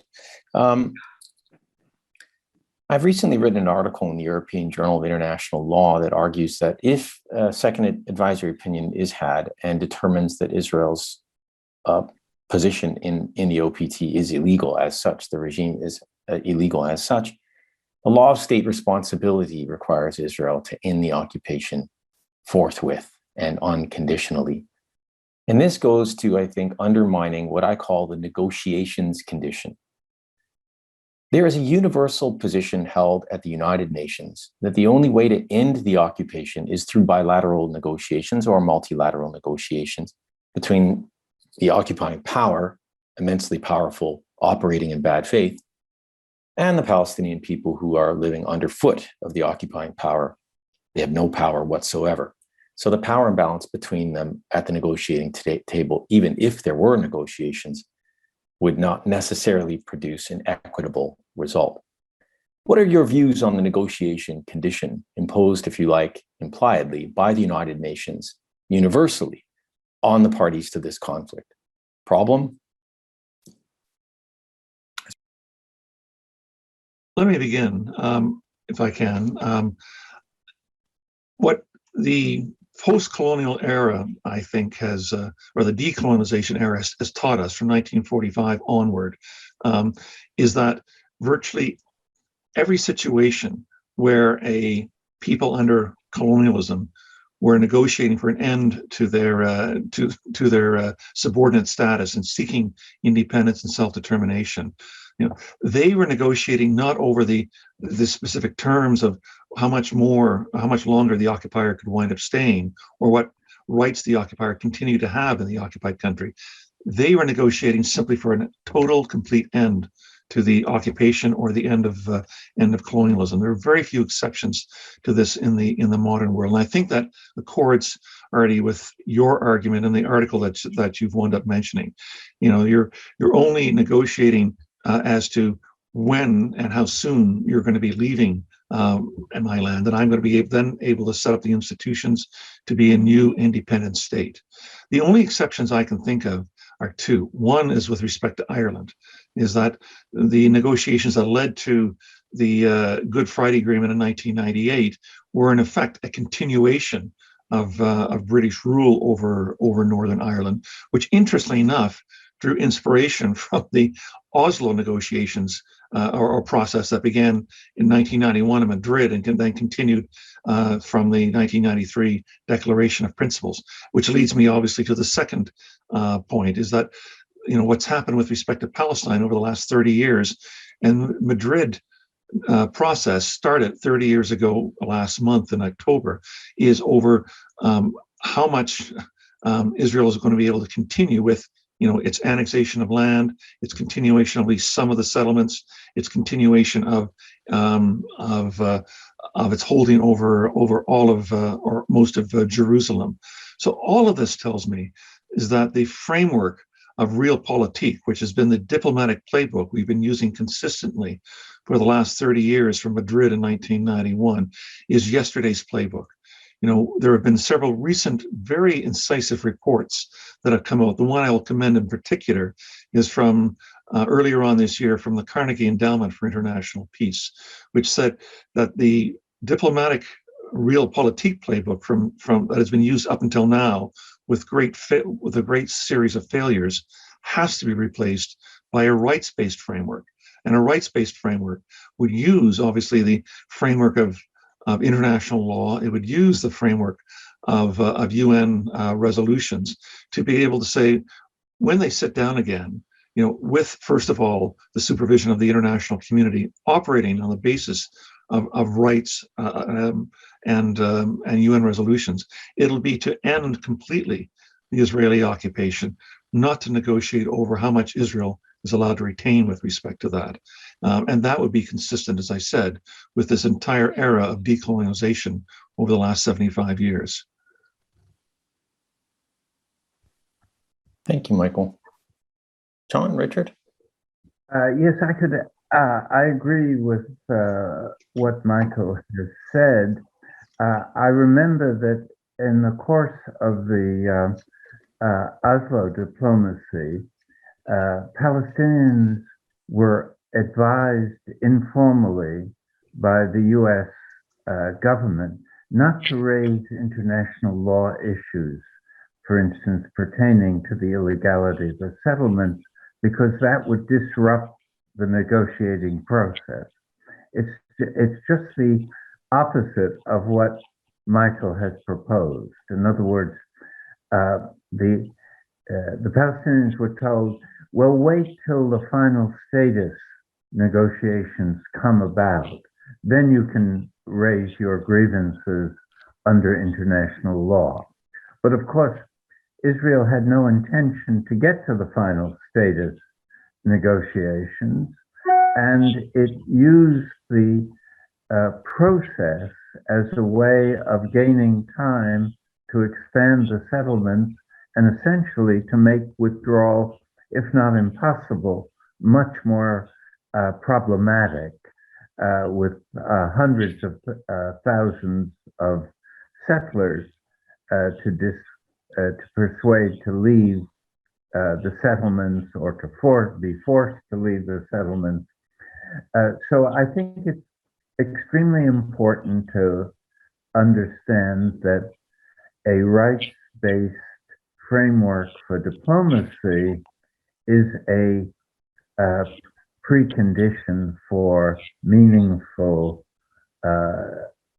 negotiations leading to a sustainable peace. But even that is, in my view, somewhat problematic without a geopolitical shift away from unconditional support for Israel as a Jewish state operating within an apartheid structure. You could have, again, a situation where the negotiations stalled or even reached some sort of provisional conclusions, and Israel completely ignored them and was supported de facto by the United States and maybe the EU. So it takes more than international law and a rights-based framework to change the political equation, in my view. And that's why I come back to militant activism as an essential complement to the emphasis on empowering the General Assembly or seeking law-based solutions, either domestically or internationally. Thank you, Richard. John? Yes, of course, the insistence on the part of European states and the United States that the future of Palestine can only be resolved by means of negotiations between the two states, Palestine and Israel, is completely ridiculous. I think the Oslo process showed that you'll recall that on that occasion, as Richard rightly pointed out, the Palestinians were persuaded to go into the negotiations without proper legal advice or without any real international lawyers to advise them, whereas the government of Israel was advised and led by its legal team completely. So I think one must realize that you cannot have fair negotiations between a dominant power on the one hand and a weak power on the other. Negotiations will have to be carried out with an honest broker, and I think it's generally agreed that the United States is neither honest nor a broker in this process. So the United Nations will have to appoint some other body in order to ensure that negotiations are fair, but at the same time, negotiations must be premised on the understanding that there will be due respect for international law. For instance, the Fourth Geneva Convention prohibits the annexation or the handing over of territory on the part of the occupied power to the occupying power. And so this idea of land swaps is not something that should really be on the table in any negotiations. So one has to insist on fair negotiations based on respect for international law.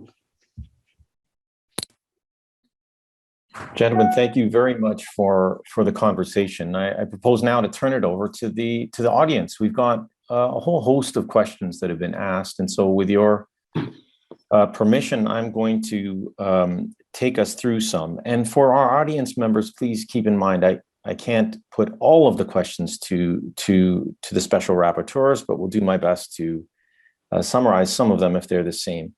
One question comes from Francesca Albanese.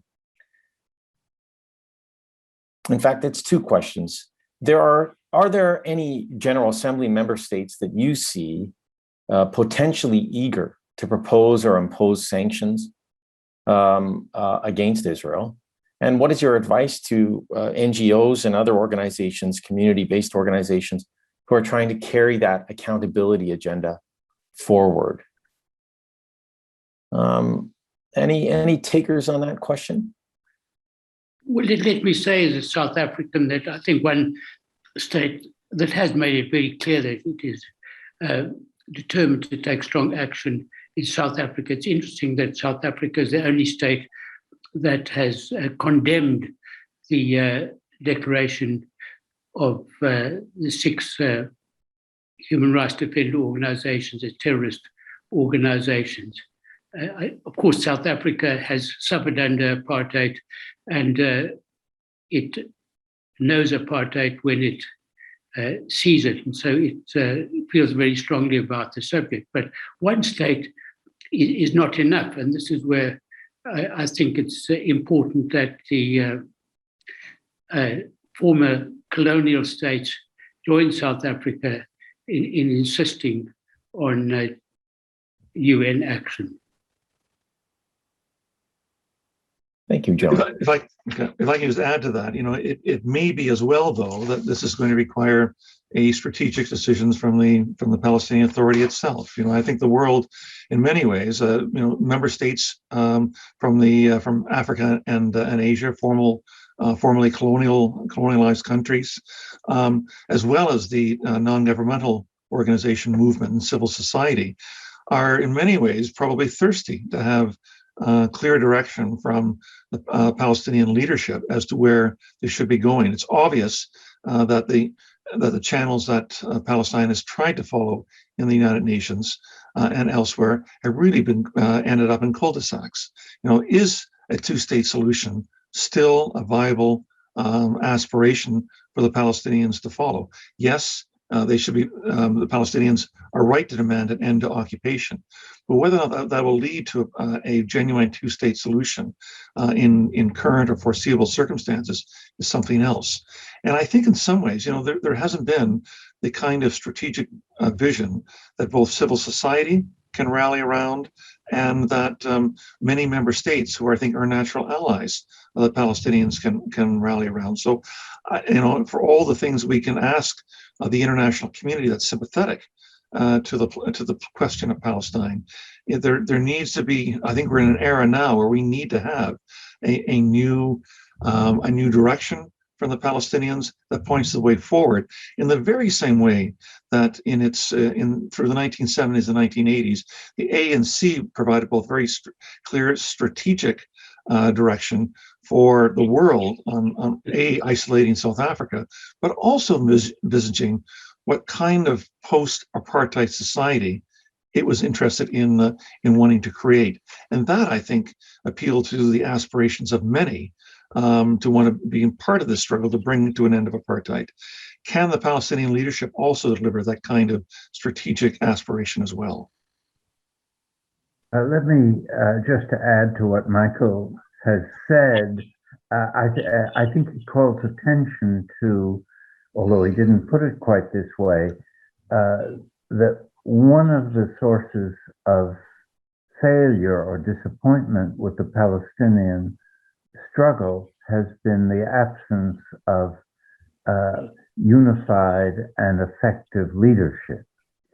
And to some extent, the PA leadership has been co-opted by Israel and the US in playing a quasi-collaborative role, and depending on financial flows that are subject to Israeli and US control.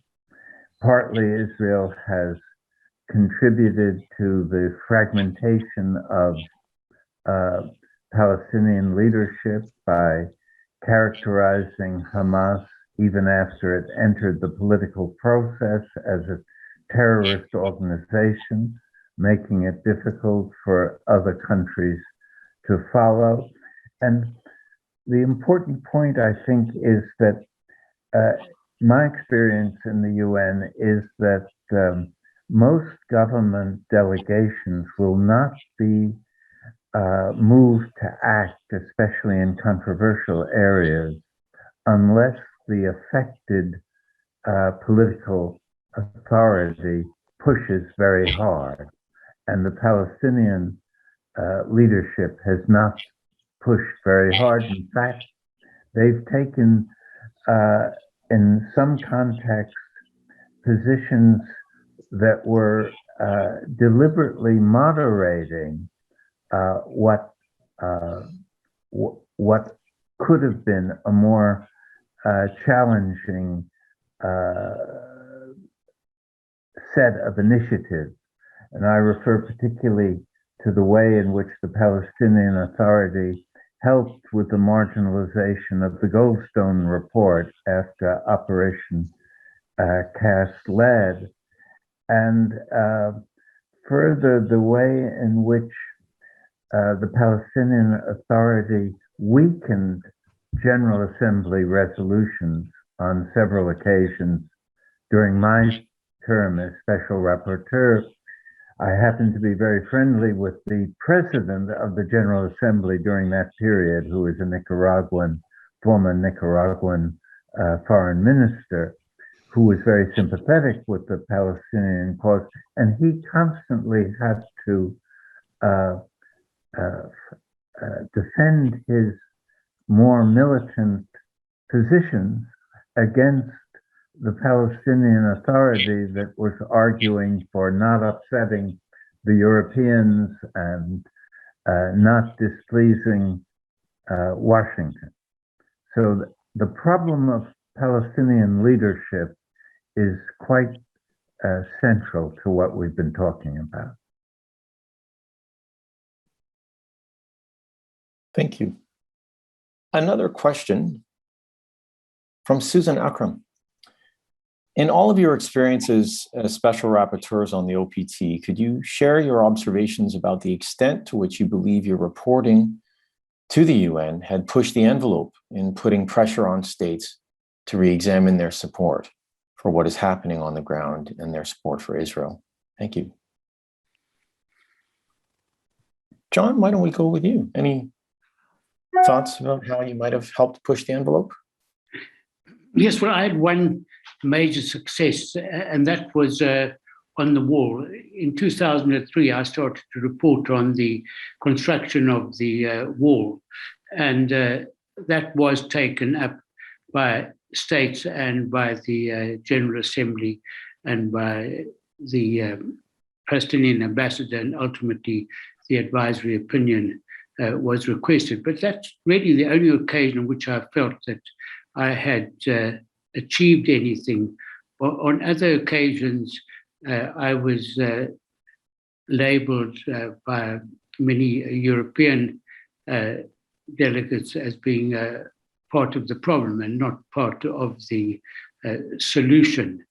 And I think this is probably a problem that Richard and Michael have also experienced.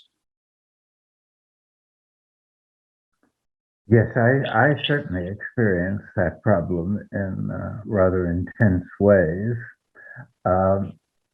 And I would say, though, that the success of the reports in my period, I would measure mainly by influencing a little bit the discourse within the UN, that it became somewhat more acceptable to talk about colonialism and apartheid in the context of the Israel-Palestine struggle.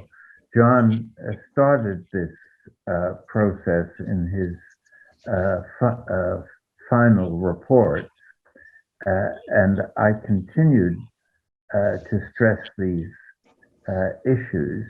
And I think the discourse is influential principally in established NGO and civil society groups like the World Council of Church. A lot of important civil society organizations I found rely on these reports for their informational and normative basis for taking action. I did have a couple of experiences, one with the pre-Bolsonaro Brazilian government, which told me, the foreign minister told me that they relied very much on our reports in order to shape their policy on Israel-Palestine. And that happened, I'd say, 2 or 3 times in my 6 years. Regards to my reports, I've got to confess, I'm not a great gardener, but I've always believed in the idea of, what you plant will blossom later on. And I see that, I think, with respect to my reports. First of all, I think, particularly with my October 2017 report advocating for a second advisory opinion, I think there's gathering forces that are paying much closer attention to the idea, not simply my idea, that going for a second advisory opinion has a lot of strategic and legal sense to it. But I'll also say, I think our reports have a lot of importance in themselves, because I think, first of all, they reflect some of the very best of UN thinking. Certainly, I've spoken to a number of UN officers who work closely on the issue of Israel and Palestine, who will say things to me that they don't say in their own reporting. They face their own boundaries, but are glad to see that there is an outlet within the UN system where these things can be said. And as well, I frequently rely upon civil society for their advocacy and for the quality of their own reports. And those are reflected, I guess, in shaping my own thinking and my own writing in these particular reports. And I think they're grateful for that they can find these greater expressions for the positions that they wind up taking, find a voice through the UN Special Rapporteur. So I see lots of sense and lots of value in the kinds of reports that I've done. And certainly I'm standing on the shoulders of giants with respect to the reporting that John and Richard have done before me. Thank you very much. This is a question that is coming out through some of the Q&A, but also in my engagement with folks in the world around me concerning Palestine's statehood. There's some people who believe that the juridical existence of a Palestinian state in the West Bank and Gaza Strip is mere symbolism, that this state, because it is under occupation and not truly free, only perpetuates more of a problem than bringing with it some form of solution.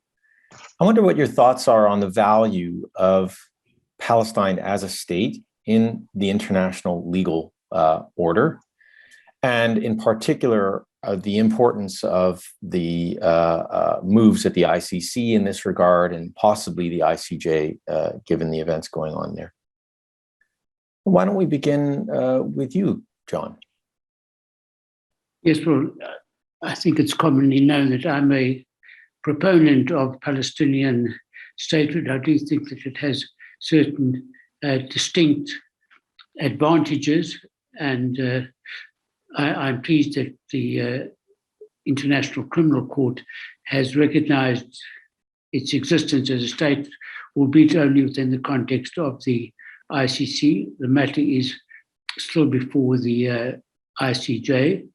I do think it's important that Palestinian statehood become recognized, because until that happens, Palestine will not be taken seriously.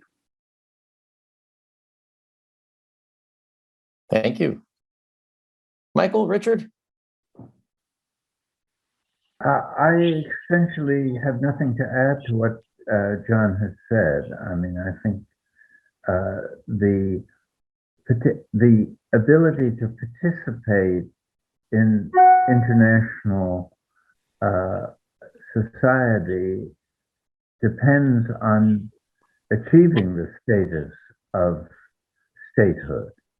So access to the International Criminal Court is extremely important, and the ability to participate in treaty-making frameworks and secondary institutions of the UN itself, like UNESCO, and having more status in the general, in relation to the General Assembly is important, symbolically and substantively.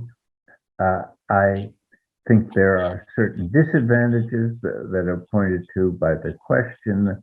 There's no doubt that it doesn't seem like a state in relation to its domestic reality, because it's at once acting somewhat independently internationally, but it's completely paralyzed with respect to its own people and its own internal reality. And I have nothing further to add. Though that your question, I think, already was eloquently answered by both Richard and John, and I humbly cannot add anything further than that, other than to associate myself entirely with what they've said. Wonderful.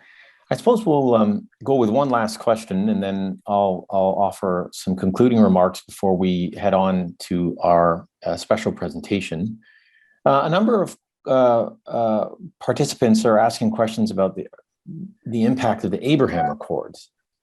Any views on the move by Israel and other members of the Arab world to sort of create relations, and what the impact of those types of accords will have on the situation going forward?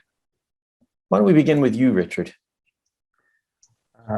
Yes, I think that the Abraham Accords, first of all, have to be seen as opportunistic arrangements that gave countries incentives to normalize relations with Israel during the Trump era and beyond, with Biden as well.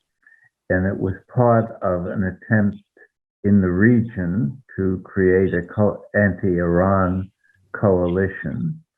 It gave several of the countries weapons procurements that they desired. In Morocco's case, it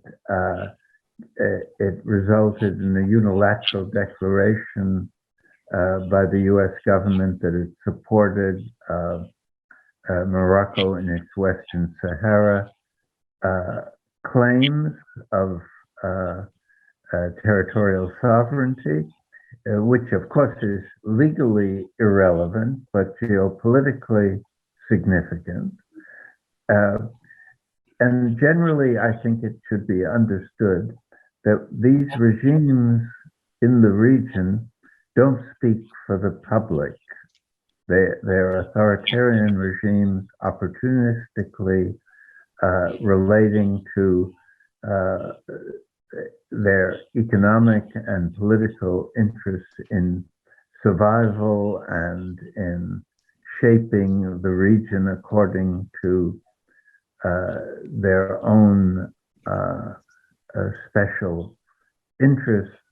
And so I think it's a very shaky from Israel's point of view, as UAE has recently indicated a variance from what Israel expected by its overtures to Turkey, for instance.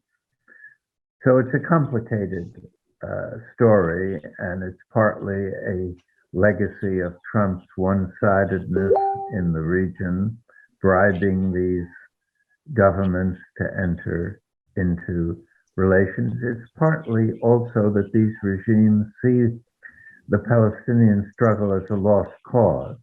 That's the most damaging, perhaps, from the Palestinian point of view, that this is possible because they see it as a lost cause. They see their domestic control as sufficiently unchallengeable that they can ignore their own public opinion, because the public opinion of the Arab world continues to be overwhelmingly supportive of the Palestinian struggle. So it's revealing in a number of ways, and I've touched on just a few. I'll be very quick, Artie, because I know we're moving on to another stage of this panel. But I think the test, and I hear that in what Richard has said, I think the test is, do something like the Abraham Accords bring an end to the occupation and the realization of Palestinian self-determination closer, or does it push it further away? That's what I think you have to ask yourself. And I think it's indisputable that the way in which Israel has treated the Abraham Accords is a legitimization of its control over the occupied territories, and a further lessening of international pressure and spotlight on the injustices of its occupation. I see no evidence over the last year and a half that the Abraham Accords have done anything but assist Israel in consolidating its de facto annexation of the occupied territories. Quick answer from me. Richard has rightly said that the Abraham Accords are part of the Trump legacy, but one must remember that the Trump legacy also includes the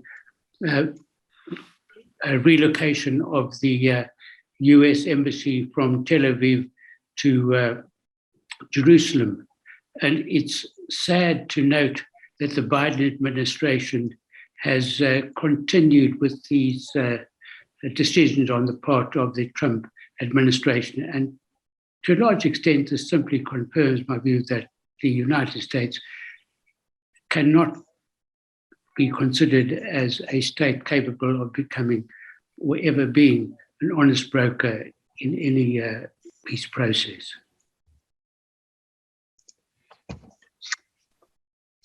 Thank you very, very much for those concluding remarks on your part, John. I think I'd like to just end as I began with a quote. In his 1993 monograph, Representations of the Intellectual, Edward Said wrote that Palestine is an issue, and I quote, where fear of speaking out about one of the greatest injustices in modern history has hobbled, blinkered, muzzled many who know the truth and are in a position to serve it. For despite the abuse and vilification that any outspoken supporter of Palestinian rights and self-determination earns for him or herself, the truth deserves to be spoken, represented by an unafraid and compassionate intellectual, end quote.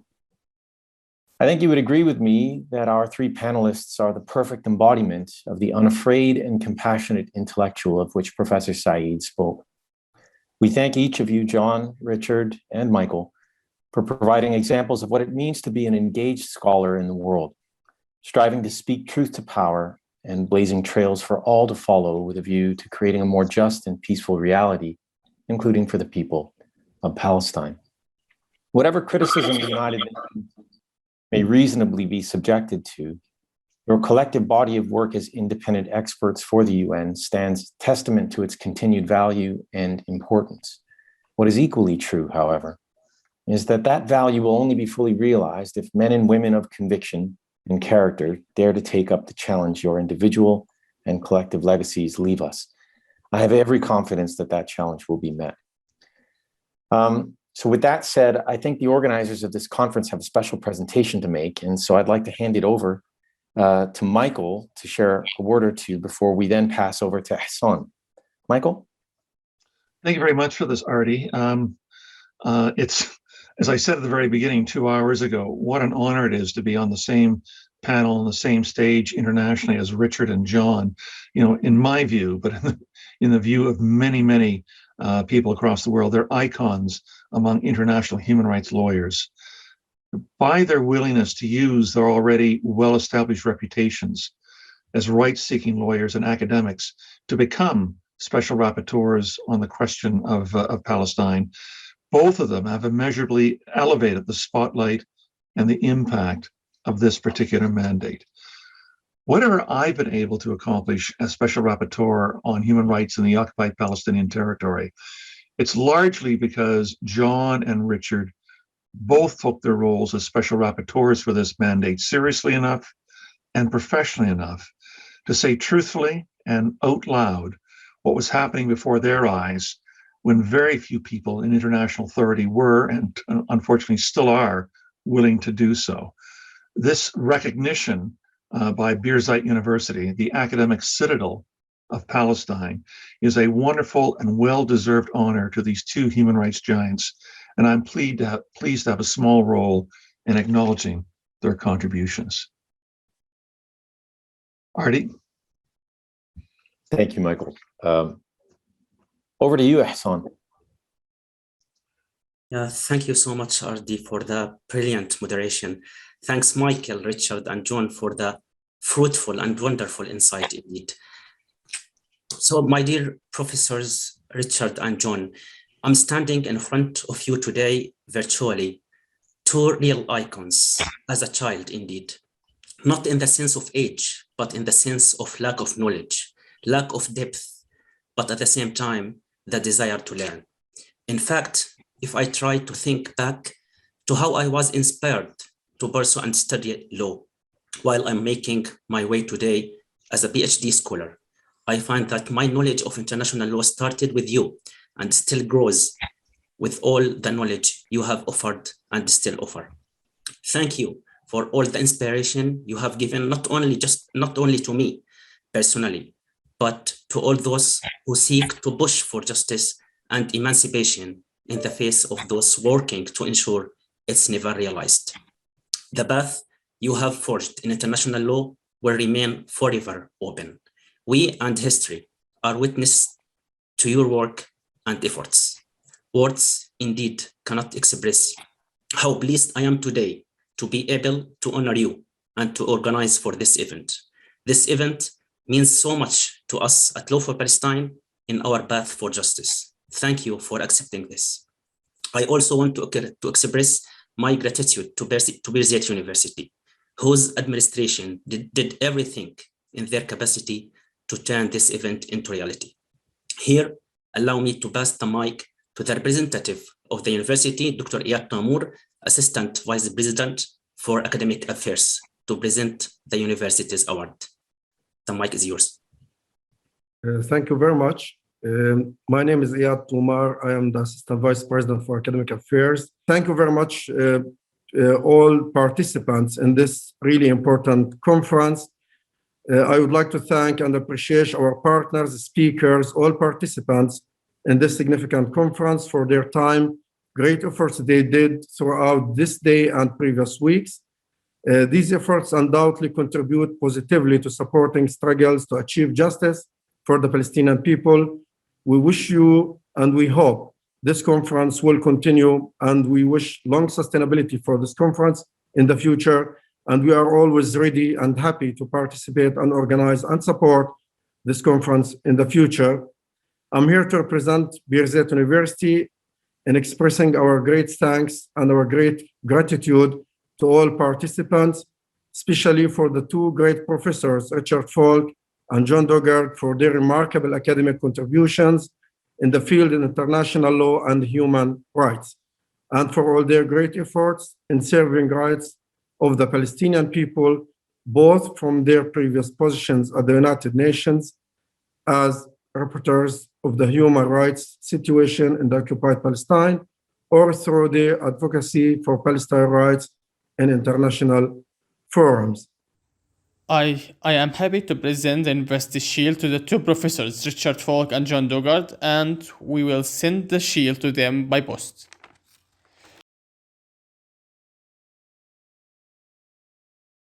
The university also expressed its great pleasure that the two professors accepted the university offer with its intention to grant them the title of emeritus professors, which we hope will contribute positively to serving the mission and the vision of Birzeit University in the coming days. Thank you very much. Thanks a lot.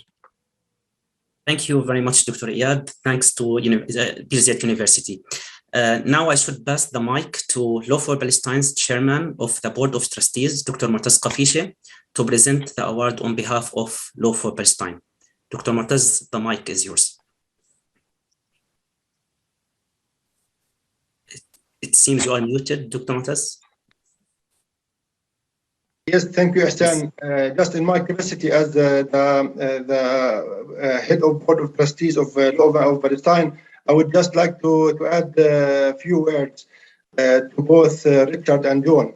We should recognize with honor, all Palestinians should recognize, all Palestinian law students and law professors, that we all are students of you both great heroes of the question of Palestine.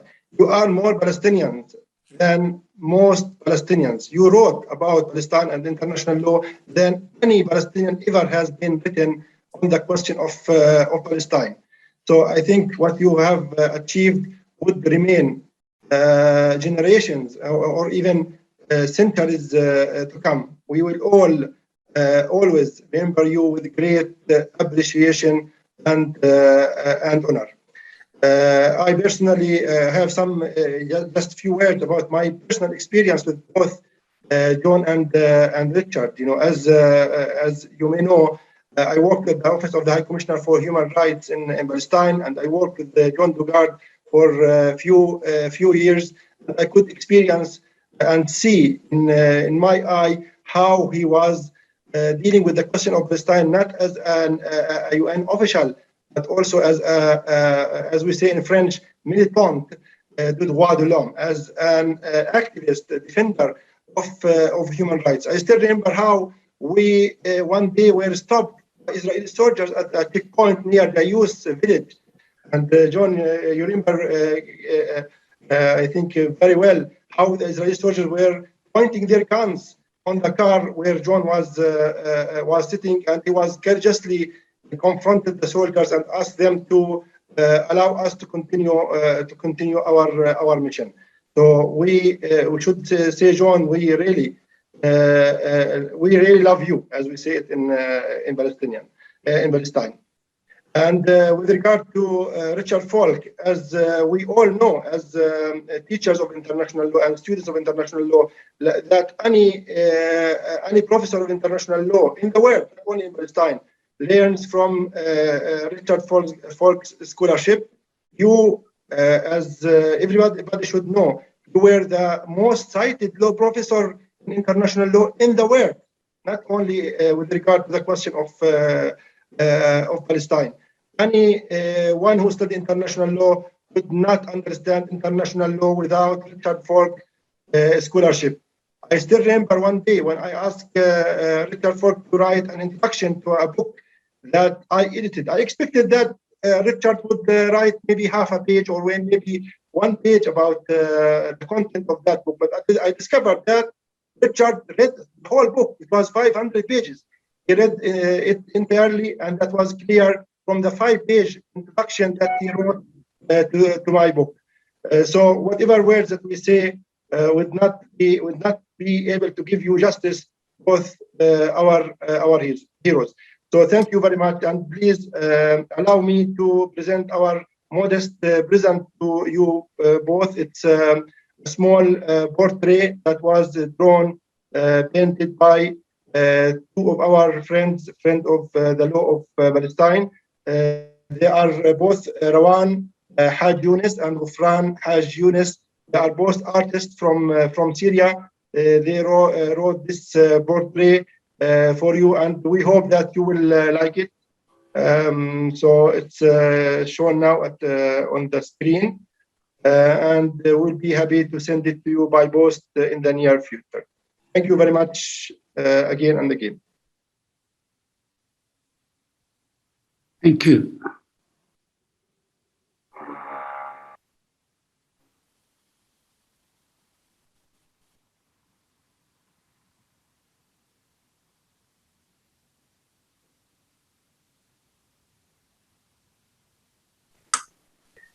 Okay, thank you so much, Dr.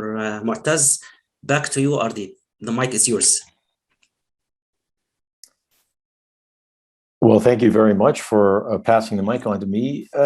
Why don't we hear from our esteemed panelists and the emeritus professors, Richard Falk and John Dugard. Which one of you would like to address us first? Well, shall I go first as the earlier rapporteur? Just let me say how delighted and pleased I am to have been honored in this way by the University of Birzeit.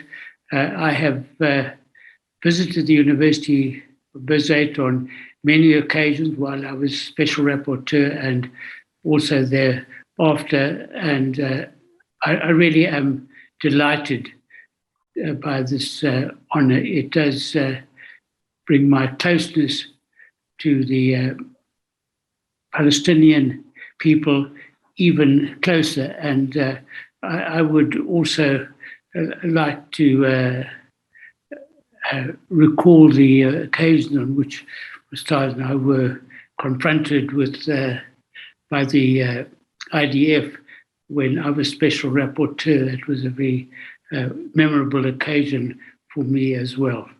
So thank you very, very much. I'm deeply honored by this award. It's an honor to us. Let me add my sense of appreciation, being very moved by the remarks that were made by previous speakers. It culminates, this attachment to Birzeit culminates my long engagement with the Palestinian struggle. And it's been an engagement that, although it's brought many practical difficulties in my life, has also been a source of inspiration and gratification. I've had contact with many wonderful Palestinian people who have maintained a position of resistance and struggle and human compassion under the most difficult of circumstances. And for me, the Palestinian movement was a sequel to my own involvement with the opposition to the Vietnam War, and it represents a sense of continuity of trying to make the world more compatible with the aspirations embodied in human rights as a perspective that challenges the political realists who shape the geopolitical configurations that have caused so much human suffering. So this is a wonderful experience for me, and it reinforces my commitment to the Palestinian people. Well, Richard, John, thank you so very much for everything, for your comments, for your time today, and most importantly, for the examples that you've set for all of us who deal with international law, the question of Palestine, and even broader than that, justice in the world. Friends, colleagues, I think that brings us to the end of this panel, but I do believe we may have some more. Ihsan, would you like to guide us? Yes, no, we are done with this session. Now we are moving to the next session with the Aya Khalaf, who we wonderful. So in the Thank you very much. I saw Aya's face, so I wasn't sure if we'd come to an end.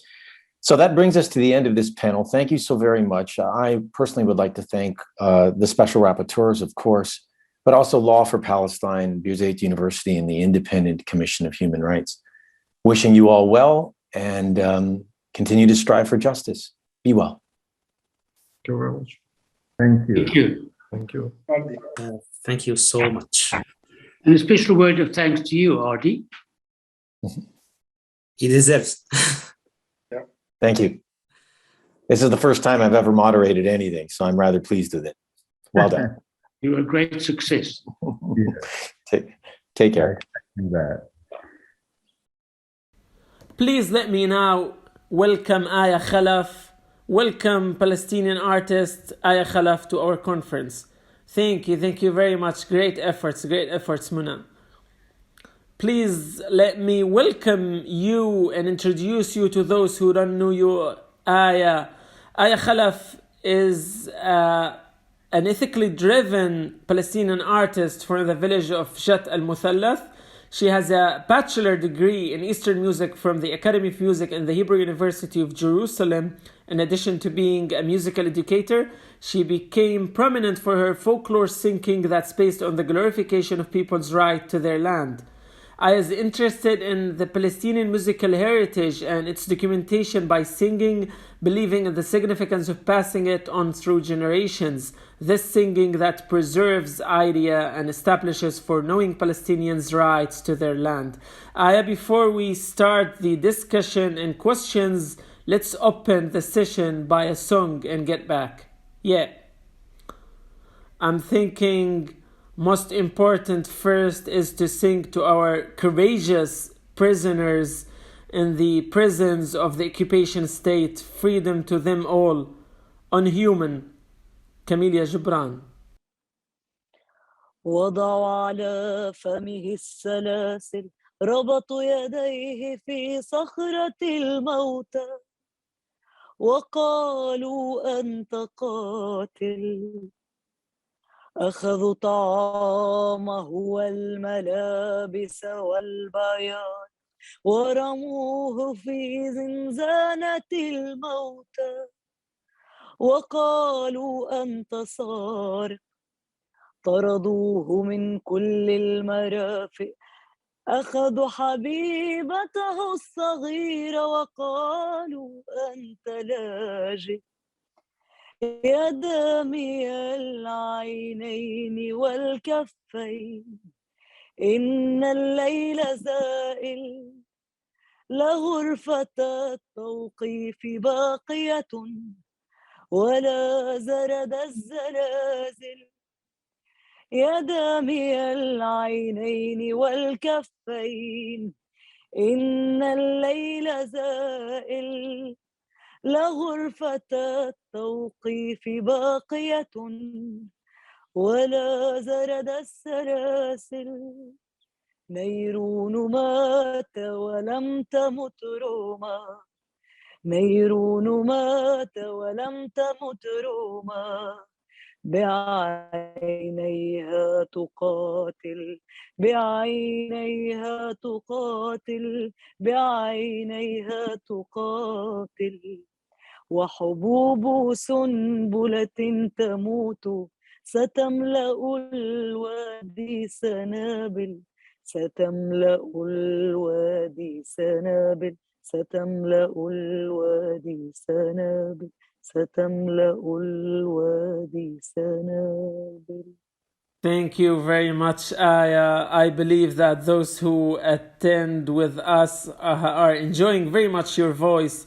Of course, the audience that is excited would be more vibrant. I muted the sound and turned off the camera because I was singing with you and my voice is not beautiful. Welcome again, Aya.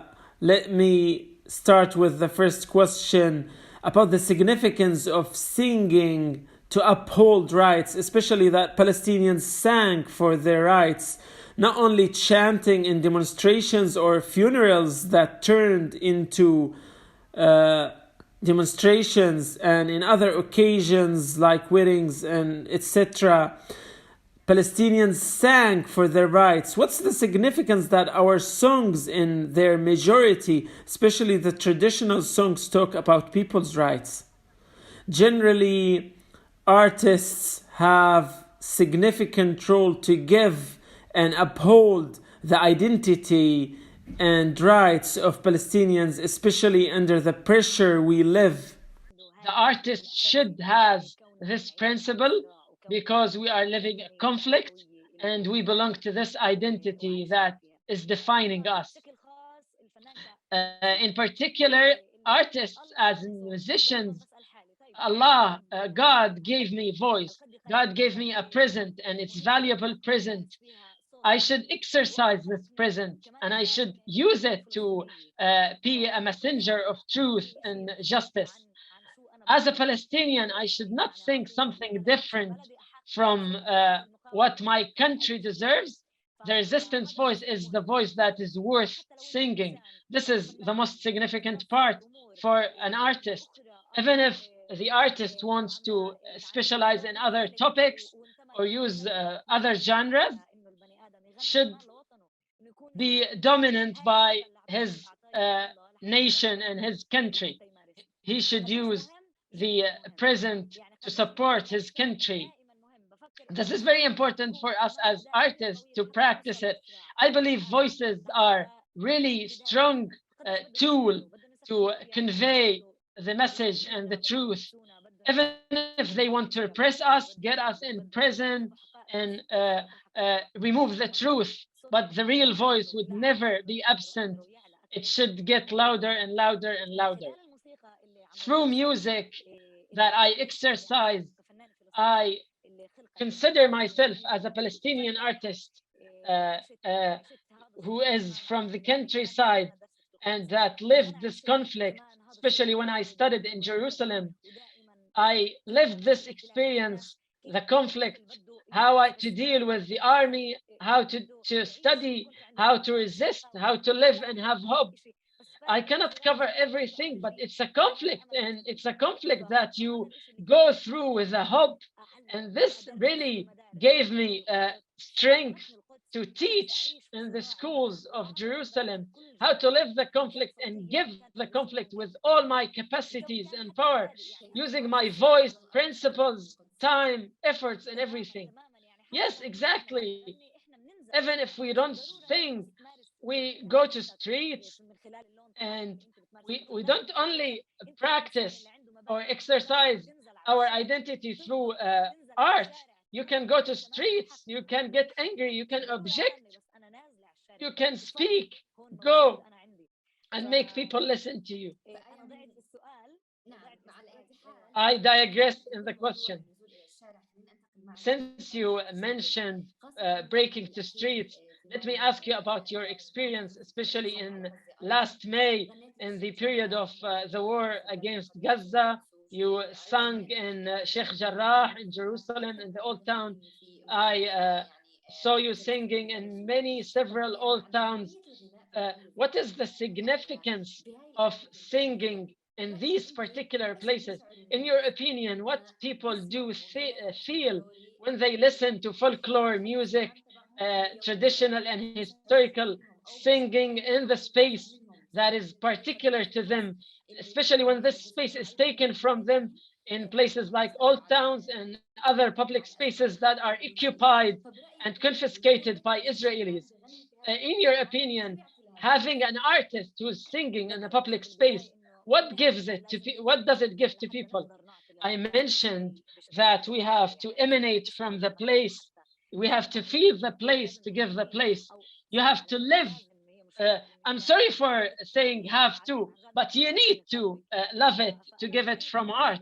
So I belong to Jerusalem strongly, even though that I came from another village. I belong to Jerusalem, and I felt that it's part of my identity. When you see the conflicts, you feel that you need to give more and more and more.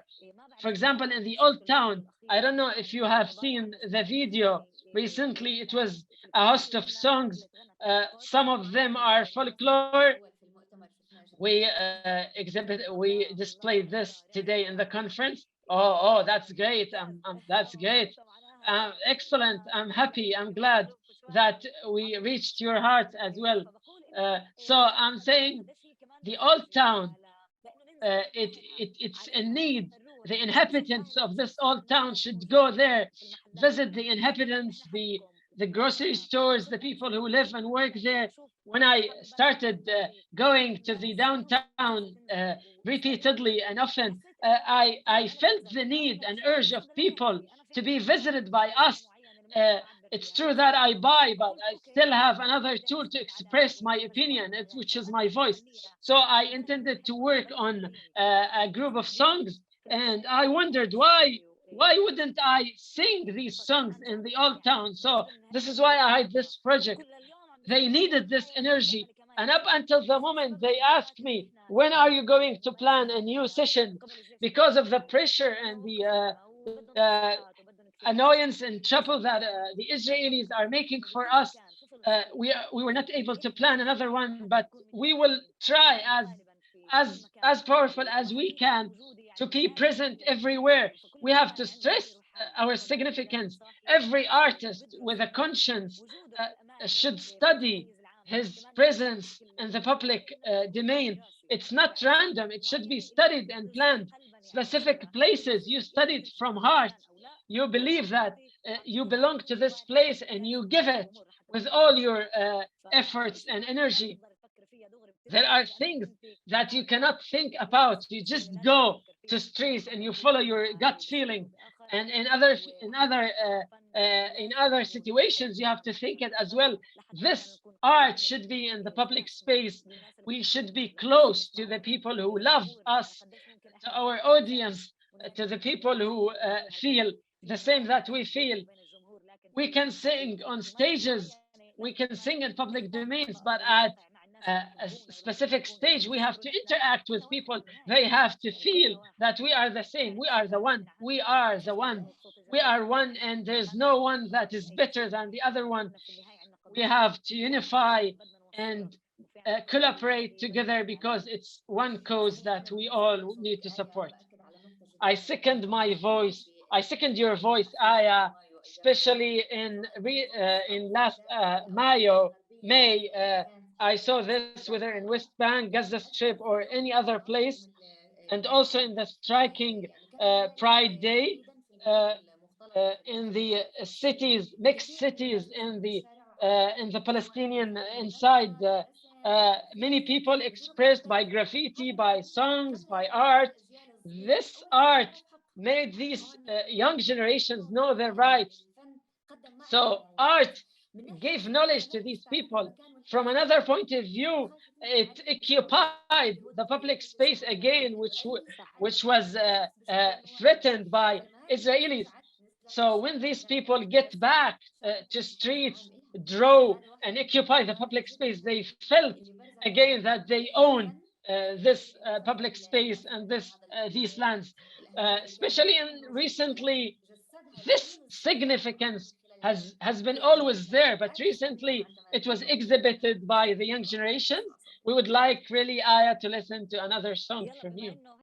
عهد الله ما نرحل عهد الله نموت نجوع ولا نرحل عهد الله ما نرحل عهد الله نموت نجوع ولا نرحل عهد الثورة والثوار والجماهير ما نرحل عهد الثورة والثوار والجماهير ما نرحل واحنا قطعة من هالأرض واحنا قطعة من هالأرض وعمر الأرض وعهد الله ما نرحل ذهبنا بدي ذهب وحطه عالطاقية بدي عالم فلسطيني رفرف عالمسكوبية لبس ما بدي لبس ولا بهواي لبس بدي عالم فلسطيني رفرف وسط القدس منديل ما بدي منديل ولا بهواي منديل بدي عالم فلسطيني رفرف وسط الخليل بدلي ما بدي بدلي ولا بهواي بدلي بدي عالم فلسطين بتنادي وين الثوار زارعنا الميرامي عباب الدار فلسطين بتنادي على الثوار زرعنا الميرامي في الحكورة فلسطين بتنادي على النورة يا زارعين السمسم يا زارعين السمسم خلي السمسم على امه خلي السمسم على امه واللي يهوى وما ياخذ واللي يهوى وما ياخذ لا خلي الكرد يزمه لا خلي الكرد يزمه يا زارعين السمسم زارعين السمسم خلي السمسم عجراسه خلي السمسم عجراسه واللي يهوى وما ياخذ واللي يهوى وما ياخذ شبوا الساكن عراسه شبوا الساكن عراسه بتناديني يا حراث بتناديني يا حراث ماني حراث ابوتشي ماني حراث ابوتشي قاعد بحصد بالزرعات قاعد بحصد بالزرعات تعمر أرض أبوتشي تعمر أرض أبوتشي يا ظريف الطول وقفت أقول لك رايحة على غربي وبلادك أحسن لك يا ظريف الطول وقفت أقول لك رايحة على غربي وبلادك أحسن لك خايف يا ظريف تروح وتتملك وتعشير الغير وتنساني أنا يا ظريف الطول يا سن الضاحوك يلي رابي في دلال مكوابو يا ظريف الطول اليوم الغرابو شعر راسي شاب والدار انحنى يا ظريف الطول وقفت أقول لك رايحة على غربي وبلادك أحسن لك خايف يا ظريف تروح وتتملى وتعشر الغير وتنساني أنا. That's very beautiful, Aya. I was seeing the interactions from the people in text, and I'm sure that there is much more interactions in real life. I really thank you for your singing and for the addition to this conference that made us delighted. A last question, Aya, related to a lot of songs where we saw you with old women. You sung songs for weddings that also expressed the rights. They would sing for the husband, the groom, the wife, and again after they would sing for Palestinian people and their rights. And they would always link the beginning of a new family with the beginning of uh, recovering justice. Could you tell us more about this? You mentioned that women was singing for many occasions, and these occasions are occasions that we have the right to enjoy, whether for a martyr, for a prisoner, for a wedding, for all the occasions that we live in our daily life and our rituals. Uh, Even yesterday, I was discussing with a friend, and he said to me, even Zagruta was when we are sad and when we are happy. So the woman herself, who would make Zagruda, would make it when she's sad and when she's happy. The pattern and the length would be different, but this a tool that's used in both directions. This happens a lot with women. There's a repertoire that's really valuable, shedding light on women and their stories.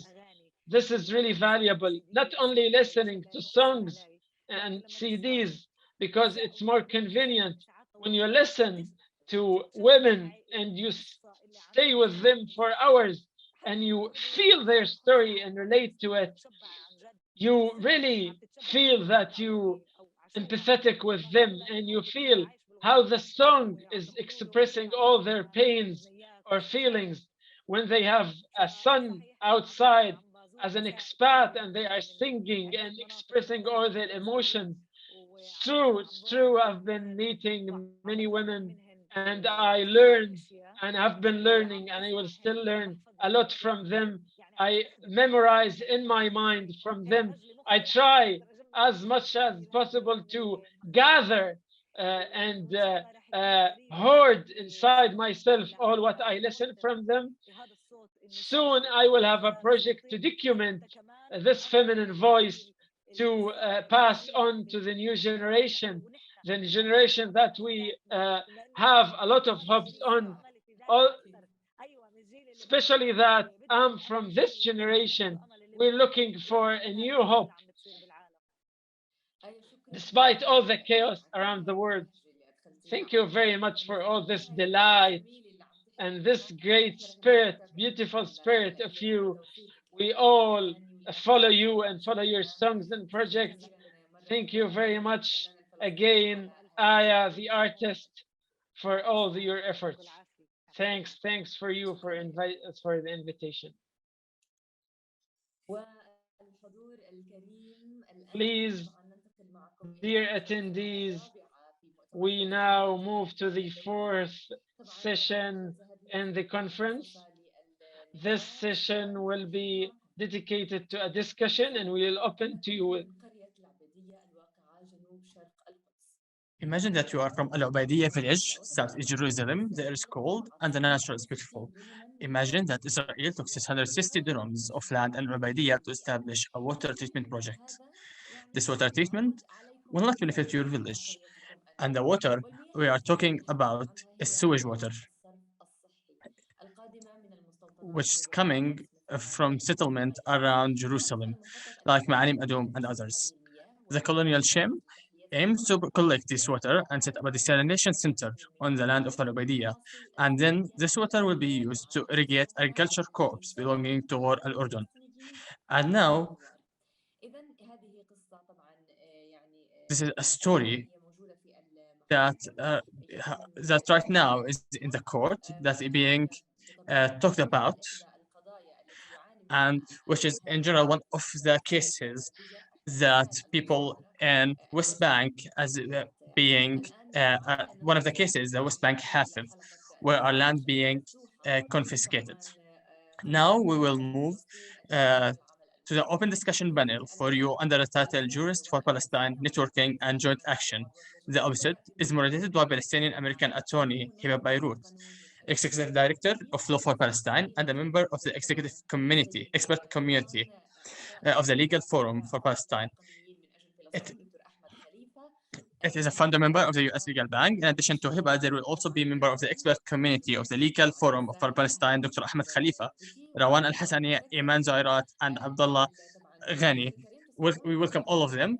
We will also want to remind all the attendants that they can participate with their questions by clicking on the second bottom Q&A, and we hope for a successful discussion session. Thank you. I welcome all of you. For everyone that is still being here till now, and they will participate in the discussion. I hope everyone will have a times, dear audience, in this conference for Jurists for Palestine. The first thing we need to do is killing all lawyers. You ever heard of this phrase? This is what Shakespeare have said in his play, which is shed a light of the danger of lawyers. From past till now, lawyers or jurists people have give picture to people in strikes. They were the picture and the place and the strength for change.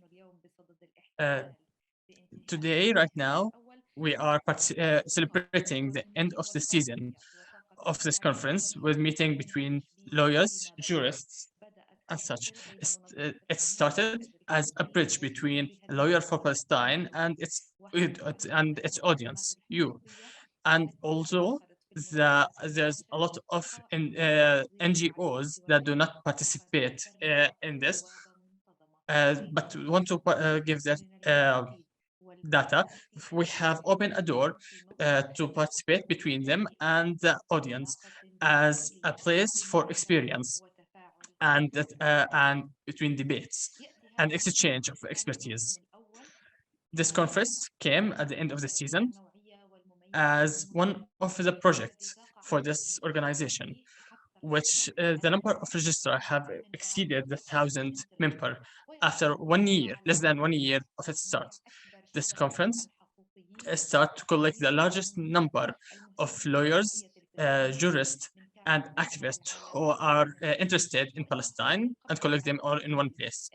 And please allow me from the start, before I start with my speech, to extend my thanks to all the organizer for this session and our friends who will not be able to participate in this session, Ms. Hiba Bayrat. Without their existence, we will not have this existence will not have been reality.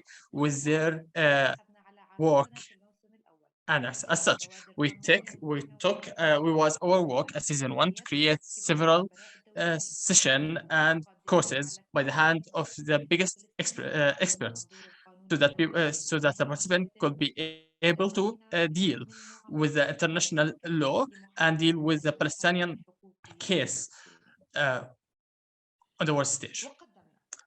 And as such, we have provided in the first season different expertise.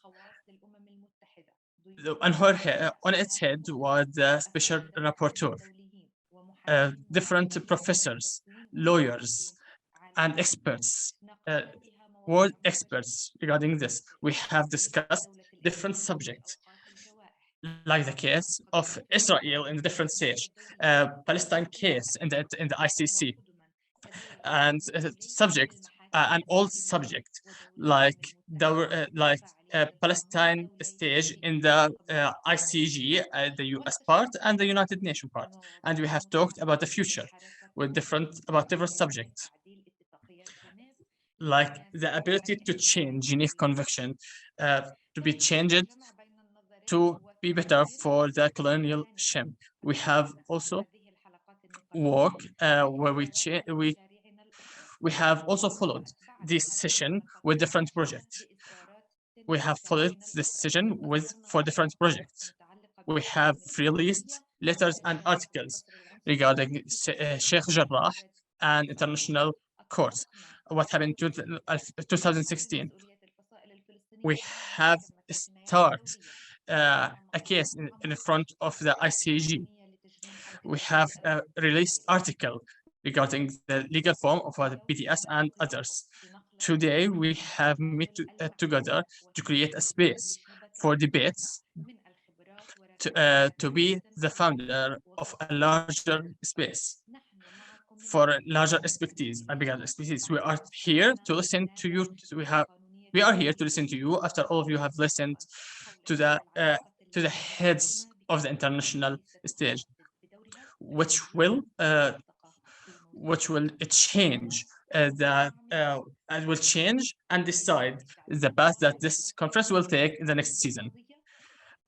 As such, we want to hear the expertise in this, how we can connect them, and what is the best tools that we can use. How we can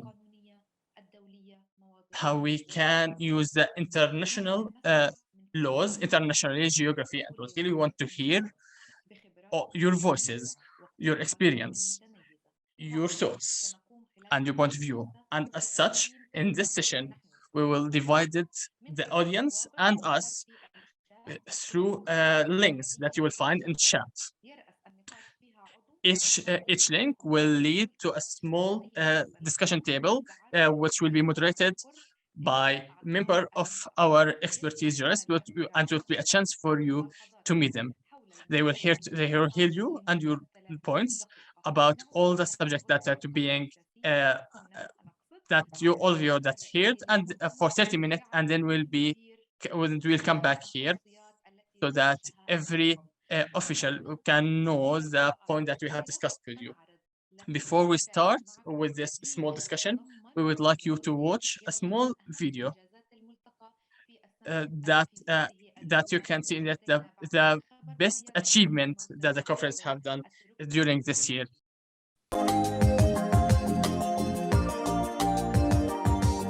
Today, it's very easy to put an end to opposition in Western countries simply by labeling a person as anti-Semitic.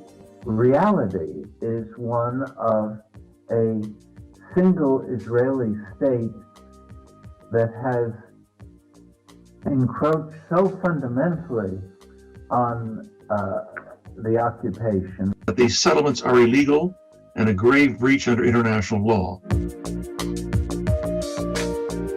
هو بالنسبة لي أهم خطر على إسرائيل هو تحول في الرأي العام الإسرائيلي لصالح القضية الفلسطينية. Yes, law is power. And in order to be leveraged in the service of an emancipatory struggle, it must be wielded in the sophisticated service of political movement. قمنا في فريق الملتقى بإعداد عشرات التلخيصات لأهم الأبحاث الأكاديمية الدولية بما يعادل 100 صفحة وتزويدها لأعضائنا قبل كل نقاش.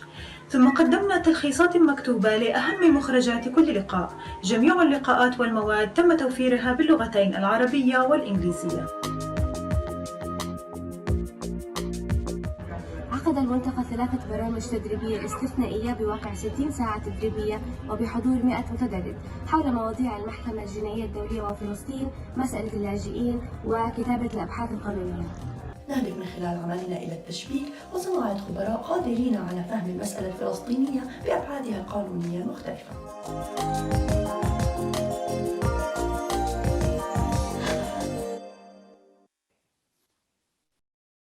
As all of us have saw in the video, the conference has been expanded to more topics, and in the next seasons you will see more topics with your points and your view that you will hear. For that you will have more points for the conference. Law for Palestine have decided to have partnership with different organizations that have the same view as a conference we can, whether it was for creating, and Al-Nahda Al-Arabiya Organization was the first collab we have for the next seasons. As such, we want to hear your views, your points for this conference to take into consideration and shape it for the next season. All of you are now have knowledge about this conference, its goals, and what it contains. And it's a window that you can use to increase your experience. And we also need your experience. We need your review and your points. As such, please click on the links. There are 4 rooms, speaks in Arabic. The first, second, third, fourth speak in Arabic. And the 5th room will be in English. Please choose different numbers, and we will see you after 30 minutes from now. I want to remind you, and our colleagues in the rooms will also remind you that after 30 minutes, you need to get out of the link, that you will find it in the chat. You will find the links on the chat. Choose either whatever you want.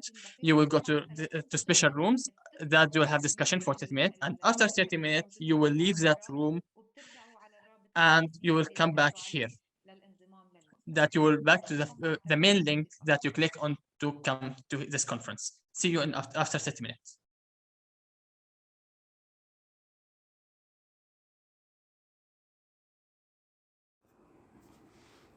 Good evening. I would like to welcome all of you once again in our discussion about the conference. After our discussion in the separate groups and an exchange of ideas and answers to the raised question about the mechanism of networking between jurists and what can be used in planning the next session. I will go to the host of the meeting in the groups who would like to start. Dr. Ahmad, Dr. Abdul Ghani, or Iman, please. Good evening, everyone. I might start as I will speak in the closing ceremonies. Okay, the session was in English. There were around 12 or 15 participants. Around 5 participate in the discussion. We have diverse ideas that was presented around about the direction of work in the future. The first idea was, or the goal, let's say the first goal was that we should continue in dismantling and breaking down the legal Israeli narrative about the topic, that make the topic controversial, and work more on building a legal narrative that explained that there were crimes and violations to the international law, and that should be done by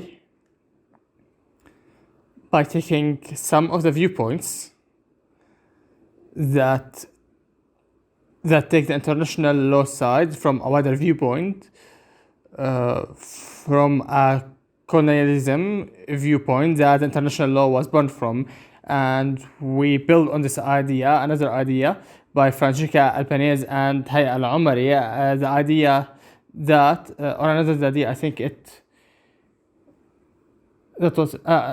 another idea, I think that can be a clear field of action that we should target in our articles, not only the youth jurists, which is the main aim of the organization, but Nida Youssef has presented the idea that we can aim to the youth political activists and Palestinian case to give them legal terms, simplified legal terms, legal arguments, clear arguments about the different situations and dimensions to the Palestinian case. Francesca Albanese have participated in this idea that we can continue dealing with the Palestinian case as a whole, from its legal developments and from taking specific cases like the right of return and the case of refugees or the case of normalizations, etc. A third idea brought by Hayya Al-Amouri, I think personally that touched me, which is the idea of simplifying the Palestinian case legally and returning to the origin, meaning to think in producing something, maybe some pages about every term simplified, like building a small encyclopedia around the main cases or the key terms in the international law tied to Palestine or by the cases. And this information will be available to everyone by default. The jurist and other people can benefit from, and I have added in the discussion that this beautiful, great idea can be written or even maybe in a simplified videos or in another form. And here, after doing that, adding different languages might help, and the idea of reconstructing the narrative that Francesca talked about may benefit from the idea of introducing key concepts in a simplified way to jurists and others. Lastly, in the last 5 minutes, we talked about the topics that the attendants may like to hear or that we can discuss in our next sessions. And there were two ideas. Audience attendance, the first point was how to break the tourism point of how they misused by politics to achieve personal gains or by missing the point of Palestinian point, which is a point that it's clearly have a political dimension, but the most important thing in the end, it is regarding the 6 organization comes again to the surface, and how we should categorize them, and how political use law to weaken them and killing them was first point. And the second point by Hayal Omari was proposed by Francesca about freedom of speech and the criteria of freedom of speech in the international law, and how exactly are they contradict Israel rule in the Western countries, as it seems that in some countries outside that we can't really express our opinion about the humanitarian cases. That was a simplified version about what the attendance that I was speaking to, and I will have the honor to host it. Thank you, Dr. Ahmed, and for everyone that they have participated in the discussion and the point that you have shared with us. Going to a different point, Adel Ghani or Inas, please.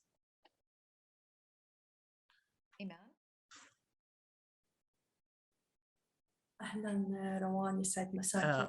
Hello Rawan, good afternoon, and I thank you, Mr. Ahmad, about this point. In our discussion, we have focused in specific cases. Most of them was concentrated about the not jurists, as the largest majority in my room were not jurists, but they have a great extent of knowledge about the Palestinian case, about the law, and how to defend Palestine in a legal way. At first, we talked about الشبكة and how we can use it to have more knowledge, and how we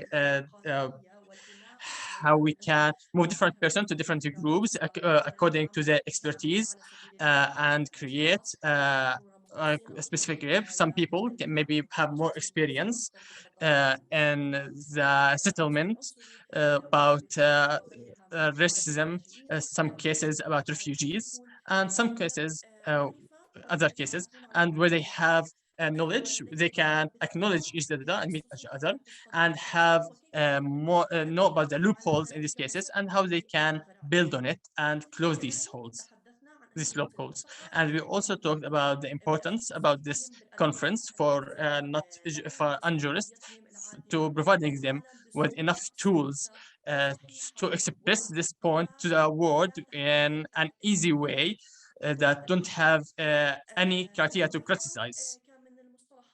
Also, one of the point that was being talked about in in discussion was Suhail, which talked about anti-Semitism. What exactly this definition, how we can avoid legally with being attacked with this definition when we criticize the Israel Act, which is by law is a violation. For example, how we can avoid how we can avoid our post being closed in social media. Right now, the world is being a closed village with social medias. So right now, everyone can write a post regarding the Palestinian case with different medias. So right now, there is a need to create a base with the legal terms, with different expertise, so that they can express the Palestinian case in a just way that don't have anything to criticize about with the legal way. Other than that, there was a very beautiful point. Maybe the Palestinian University can be a benefit from, which is the introduction of the international law for them, regardless of the specialization that they studies. For every Palestinian should know and have to know the Palestinian case on the international table, how they can discuss this case in front of the world in legal way, simplified version, or at least they should know the basic point that they should start from. That is the most important point that we talked about, and thank everyone. And I can't wait to hear the rest of the point that was discussed in the different rooms. Thank you, Iman, for everyone that they have participated in creating these points. We are moving to Abdel Ghani, then Hassan. اهلا شكرا روان. Thank you, Rawan. Okay, in our group, we talked about the establishing point more. The question about was how we can, how the conference can reach its goal in a better way next year. In a more basic way about the point of about creating about talking with different lawyers and jurists that interested in the Palestinian case. There were two main points that were being talked about, which are the idea to have a forum that that we can play the role of a bridge between the jurist, activist, and the different specialization for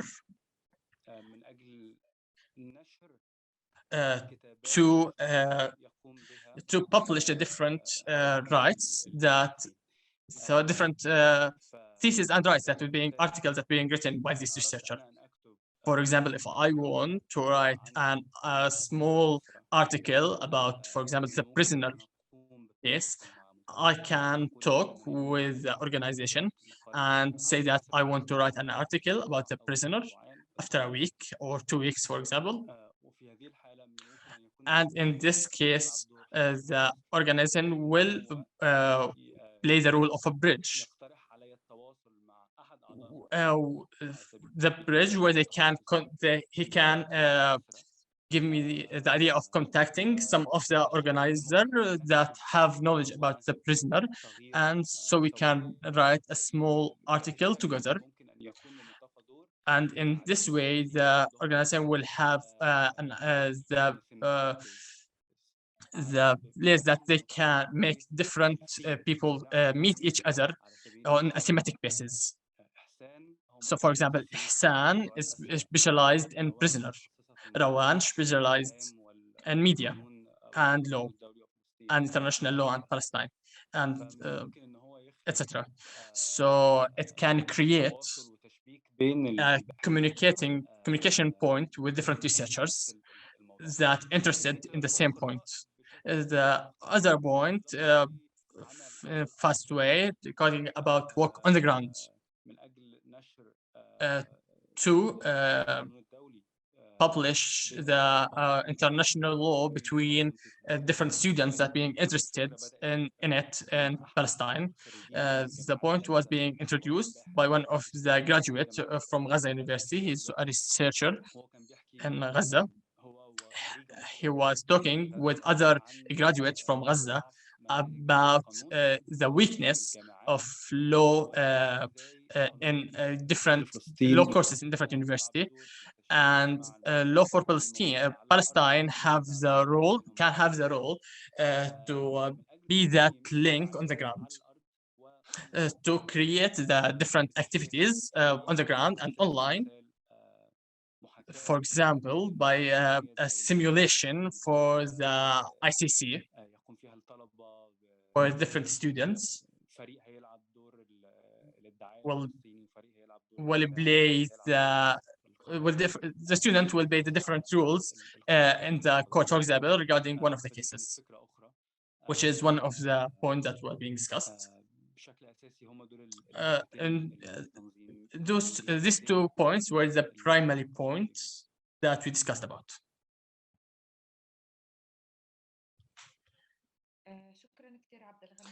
Thank you, Abdel Ghani.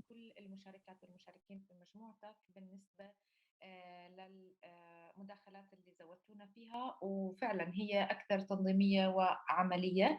ننتقل We move to the Hassan point. Please, Hassan. Thank you, Rawan. Thank you for your work with the different points. In my group, the ideas were also great ideas. whether it was about the conference, about the organization itself, from the ideas that we have about the idea about empowering the platform electronian with the different politicians outside or inside the platform to make the organization better. Email, for examples. This is idea, for example, the translator have a specific a platform similar to Lingual. So we should have a different platform, a legal platform, where they can express themselves to, which is regarding the international law and law in general. Another point was being discussed about the illegal point in the organization that may affect the legal rule. So the conference should not just be limited to the law, which some other point that should be taken care of that does not affect the legal road, but political, for example.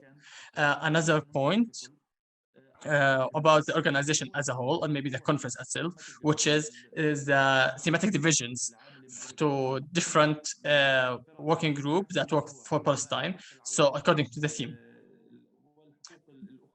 for example, to different things that we should talk, for example, prisoners and a divide. I think I have heard this point in different way and different which is creating specific staff that working about specific case that create different reports and project together. The other point was about creating a bridge between the law colleges and here and outside in Arabic colleges and European colleges and American colleges and the people who have interested in this. Another point was about contacting the different students that are being interested about this topic. So have more activities than we have right now, whether through the platform or outside of it. Another point where about that the organization need to have more work in the public information, to have more donation, have more budget. This is a point that I spoke about quite fast. And Rawan, I will turn back to you. Thank you, Hassan, and for everyone in this group. I would like to thank all of you about the the huge and great amount, but the ideas and points that you have talked about, which is really collecting all of them will give us a clearer point, which is will enrich our communication and enrich our next season. Next, I will not talk about the main points and ideas that are being talked in the group that I have. I will talk randomly, but I will try to connect them. The one ideas from one of the member, and he suggests creating a survey that will being sent to all attendants that attend this conference and ask them about their experience and the places that they see that they have the ability to connect and create the bridge in it. So we have a great database, various database, whether it was for jurist, lawyer, legal, and different points that we can connect with each other. And here I connected with a point that talk about Abdel Ghani and Iman about how we should create a collaborate research and project. There are points that talked about that some topics should not be regarding one topic, but different topics that have connection about geographical places that have connection with Palestine. For example, regarding Palestine, regarding Shatal, but between them, that we should collect them using international conferences or studying classes. There are points about legal camps, which is a beautiful point, which is about that the organization can create a legal or a legal camp to go about specific topics in the coming day, which is one of the projects that we can create it to make bridges between legals and illegals. One of the points we're talking about creating online meeting because of Corona, which we can which we can achieve that with using a seasonal meeting, and should not just be focused about one point, but to have encompass all the international law, which is her point that a lot of Palestinian university does not focus about the various topic about the international law, and the student of these colleges need to have need the experience, need to have more experience about this cases, which is have for the organization will have a rule to that. Another point were about creating a face-to-face meeting, and here we can we can hold this meeting in Gaza, for example. There is legal centers that we can contact and held a meeting regularly where we invite the different expertise about this topic. And here we will have more connection and bridges. There was another point about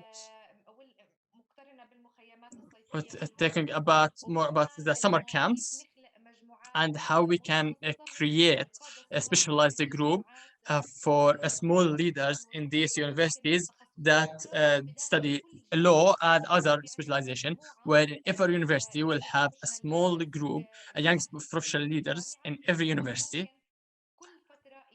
so that in every time an activity will be held for all these universities in a number of Palestinian university or even university all around the world, was in Europe, in camp, in Palestinian cities outside and inside Jerusalem.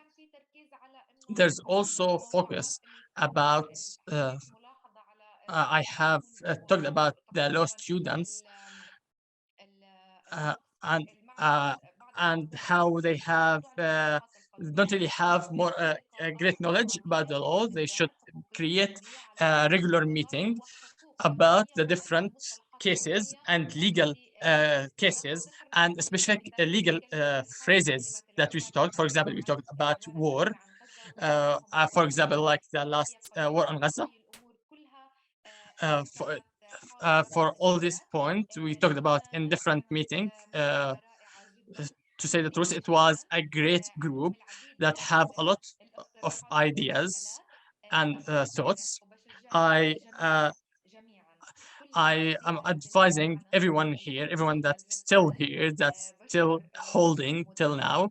I thank all of you, and I encourage you to go to the Law for Palestine website, look about the organization, explore it, the projects, and see what expertise you have that you can provide, where you can help other people, and how you can also being helped for the different activities about the organization. I thank all of you. All of your points will enrich and create the second season about the conferences. Everyone will have a print in it, and I thank all of you. An evolution in the conference that will happen. I will remember you. Remember that if you saw it and say that this is the point that I talked about, we thank you from now, and we thank all of you for coming and being active. I will go back to the moderators, Hassan and Iman. In 1 minute, I will give each one of you 1 minute if you have anything you want to add.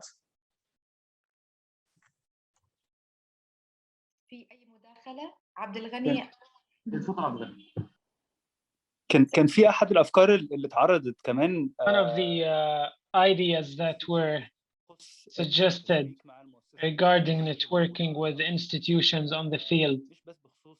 It's not only about organizing events to network or stimulate courts or UN institutions, but also looking for a way to consolidate the legal methodology of students between each other. If the Law for Palestine has legal experts like those who attended today or others attended last year, if we can support them المناهج to نفسها اللي بيدرس منها الطلبة have تكون textbooks على مستوى عالي ويكون on a high level, while to enable Palestinian students to get trained very professionally in international law, because international law is one of the most important tools. Thank you, Abdul Ghani. I have one moment. Rawan, if you let me, I would tell Abdul Ghani and all the others, the University of Al-Najah has a program in international human rights law focusing on Palestine, a master's in partnership with Al-Haq Institution. They invited us to be a partner with them in this program, and we would see how this can be fruitful. Thank you very much, Ihsan. We hope to receive such good news always. It's because of your efforts, you all, our colleagues and partners and participants. Thank you very much for sharing, participating, attending, commenting, and all. See you in the next session. After this session, we will take a break for 5 minutes, and then we will continue with the great Muna and Dr. Ahmad with the last statement. Thank you very much. Thank you very much, Rawan al-Husseini, for moderating this session, and for all who participated in this session and enriching us in this, for all also the interested people. Thank you very much all. As Rawan al-Husseini mentioned, we will have a break. Usually we take a break, but now we will have only a pause for 5 minutes, and then we will continue. So go and come back. Thank you all, and thank you for the attendees who joined us since the 10 in the morning. Before the end of the this conference, and before listening to this closing statement by Dr. Ahmad Khalifa, we would like to thank our great volunteers who have made this day and this success possible thanks to their great efforts. And we show this short video as a thank you to them.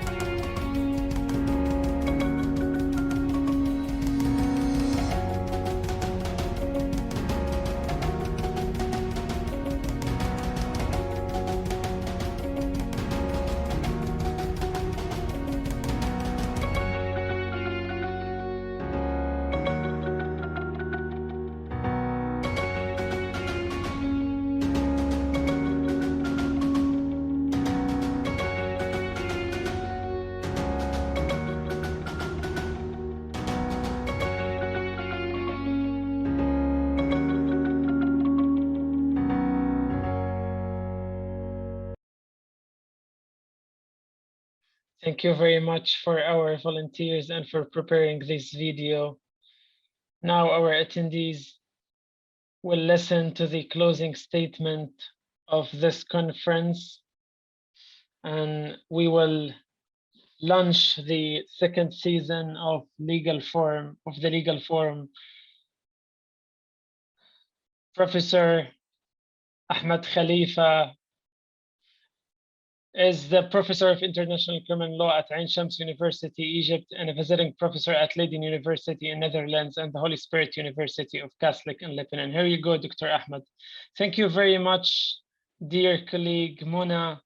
I would not hide my pleasure and my fear as well to be a final speaker after all these esteemed guests and their words in this special day.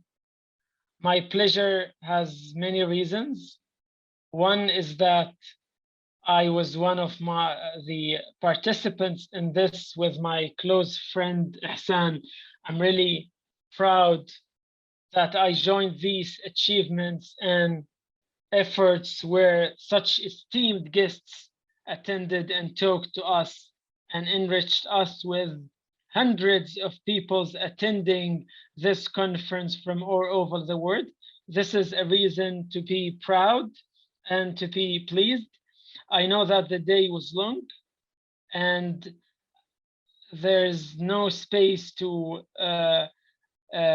talk further, but I just want to say that I cannot ignore all what I have heard along this day. I have been present since the very beginning of this conference, so I will share with you a few ideas and statements about this conference, and in the second part I will send short messages with different and various goals and functions. All the interventions of this day, whether in whatever type it was, all of them, I saw that they were that they had three features in common. I saw depression, I saw hope, and I saw an invitation to do more work. I believe all speakers, without intending to agree, they agreed on this. From the beginning with Sahar Francis, who shared with us the challenges that the prisoners face in the prisons, the Israeli prisons, who did not find someone who would save them and relieve them from the injustices, to Dr. Nasiba, who talked to us about the suffering of the inhabitants of Jerusalem, who have not found ears to listen to them and their suffering, to Muna al-Omari, who shared with us how is the news of Palestine is the last piece of news in the media nowadays as part of the weather news, and who shared with us the depression and frustration that was expressed by Rawan Daman. Even the essential information about the Palestinian cause is being absent from the scene. Hala Shuaibi talked to us about what academics face and encounter while trying to raise a voice to advocate and support the Palestinian people, what they face of injustice and suppression and pressure, a frustration, even in the session where we had really responsible guests who worked in the UN, the session of the rapporteurs, who Dr. Ardi Ramses opened with his quote that the Palestinian cause was the most issue and question that made us question the efficacy of the UN. This also was exhibited by esteemed guests as Richard Falk and John Dogard, who expressed that the UN, unfortunately, with all its agencies and tools, it's not only not helping us with finding a solution, but it's being an obstacle to finding a solution. Although that this frustration has been expressed by all these speakers, they also expressed a hope and many reasons for having a hope. They said that the moment that we are living now has many reasons embedded within to make us hopeful and wishful of many changes and shifts. This made us hopeful maybe through such events such as Sheikh Jarrah, who brought the Palestinian cause to the fore again and helped us mobilize people and supporters, even in non-Islamic, non-Arab spaces. The hope that was referred to by Richard Falk and Dr. Nusayba is including the way we tackle the Palestinian cause in front of the International Criminal Court. This is a new door that allows us to project the Palestinian cause in a different way that may facilitate the success of the struggle for Palestine. The way we tackle the Palestinian cause from the door of apartheid made it possible for the cause, including the repression of the inhabitants of Palestine and all towns, the Palestine of 47 and Palestine, Gaza, and the West Bank, tackling and addressing the issue from the apartheid door, made it possible that we convey the suffering of these inhabitants and made it possible to transfer the suffering into a new space. This hopeful moment leads us to invite all to work and be part of this collective effort. All refer to this collective effort, all the speakers in different ways, talking about the media, the journalists' work, legal work. Francesca Albanese referred to the fact that law can be very much an axis or a compass for all the other efforts to direct and participate in this. The UN rapporteurs who participated with us refer to specific actions that can be done in the near future, like going to the ICJ again to question the legitimacy of the state of occupation and the occupation itself. They talked about specific points. This invitation to work was exhibited in what Sula Shuaibi said when she said that we have to build a narrative, a new legal narrative that enables us to recast the Palestinian cause in new clothes in the public space and space of work, to have a network of professionals to protect all those who are supporting and expressing their opinions. This invitation also was exhibited in your suggestions that you shared within the rooms of discussion. I feel like the conference, along all its sessions and hours, was alternating between reasons to be frustrated and invitations to and justifications to be hopeful and to work and participate and capitalize on what we have already. These invitations to work and trajectories of work should not be wasted, and we should not lose hope and believe faith in the capacity of the tools that we have. This is what I felt through the conference as speakers agreed on common features without being aware of that.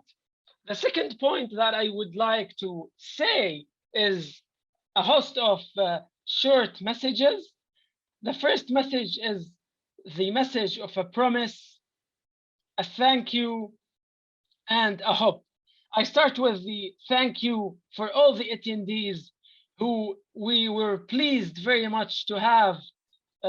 I see above 80 attendees up until 6 in the evening. I really thank you very much all, and I thank those who had to withdraw earlier. Because of you, we put all these efforts. Thank you for the trust in us, and thank you for staying with us. Another thank you that's really a must is to Muna Al-Omari, who moderated this day very politely and very neatly in a very attentive and magical attendance. I feel like when she speaks that before a really prestigious speaker who is skilled in the voice and tone and putting the phrasing of the words. The third thank you for all the speakers, and I will not mention the words above what we wished. You all surprised us and enriched us and enriched all those who attended with us. A fourth thank you to all the partners who pleased us by attending this and sponsoring this, like this event, the Birzeit University and the Independent Commission of Human Rights. A fifth thank you to the volunteers, a group of volunteers that made great efforts. I attended several conferences. I don't like the word virtual, and I didn't see something like this, that accurate and that neat in preparation, research, paying attention to the details. Last thank you to my friends who I cannot go on talking about. Abdul Ghani, Rawan, Iman, Hiba, Ihsan. Thank you all for all what you offered and being offered. I said they are short messages, but it seems they are not. This is the thank you message. The second message is the wishful message to you, the attendees, and all those who are interested in the Palestinian cause. Please don't be hesitant. Try to correct the track and the trajectory of work. Suggest and participate and be positive and not passive, because we all work for the common good and for a shared goal that may help us to work on a generation of professionals that are adept and capable. Please don't be hesitant to participate and suggest and approach and reach out to us. A last message, it's a promise from the law for Palestine. Consider it a promise or a work plan for the second season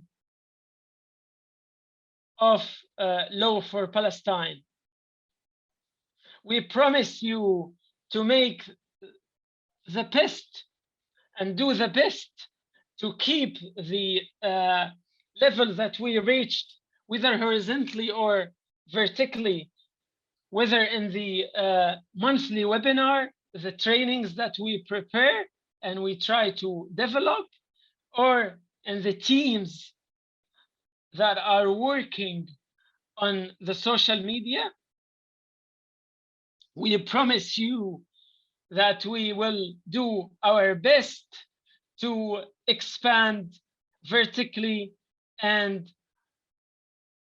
deepen our efforts. Horizontally, we also promise you that the second season of Law for Palestine would be an occasion to expand in our reach and communicate with new parties and launch new initiatives as you suggested in the last session.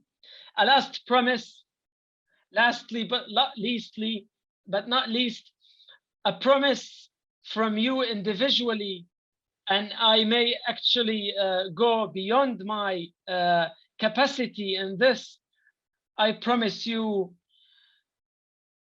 that we will not lose hope, as was quoted in the conference. We will try hard to keep the goal in our eyes to equip you and prepare a generation of defenders of Palestine. We promise you to make the least of efforts, and we would not look down at any contribution to develop this journey. I stop and invite you to contribute to our efforts and be part of it. Whatever impact we have, little or huge, I believe that action is better than inaction. I would be only able to quote Amal Dunkel when he said, maybe we will spend the whole life to dig a hole to have light passing through the wall. We promise you to keep digging, and we pray to God to see the fruits. Thank you very much, and I hope to see you soon in other activities. Thank you very much, Dr. Khalifa. With this great statement, we conclude our big conference in this big day, the day of the world solidarity with the Palestinian people. Thank you for your kind presence from all over the world. Thank you for the follow-up and attention throughout the conference. Thank you to our dear guests and speakers who have so much enriched us. Thanks to the supporters and partners, Birzeit University and Independent Commission of Human Rights. Thank you to the Law for Palestine volunteers who made this day possible with their great and constant effort. Thank you to the amazing interpretation team who joined us this day, Noor Haqqi, Malik Diraniya, wa Zaid Dahbour. Thank you to the technical sponsor, the company Al-Khazna, who supported and sponsored this conference. This cause deserves all these efforts. Thank you very much.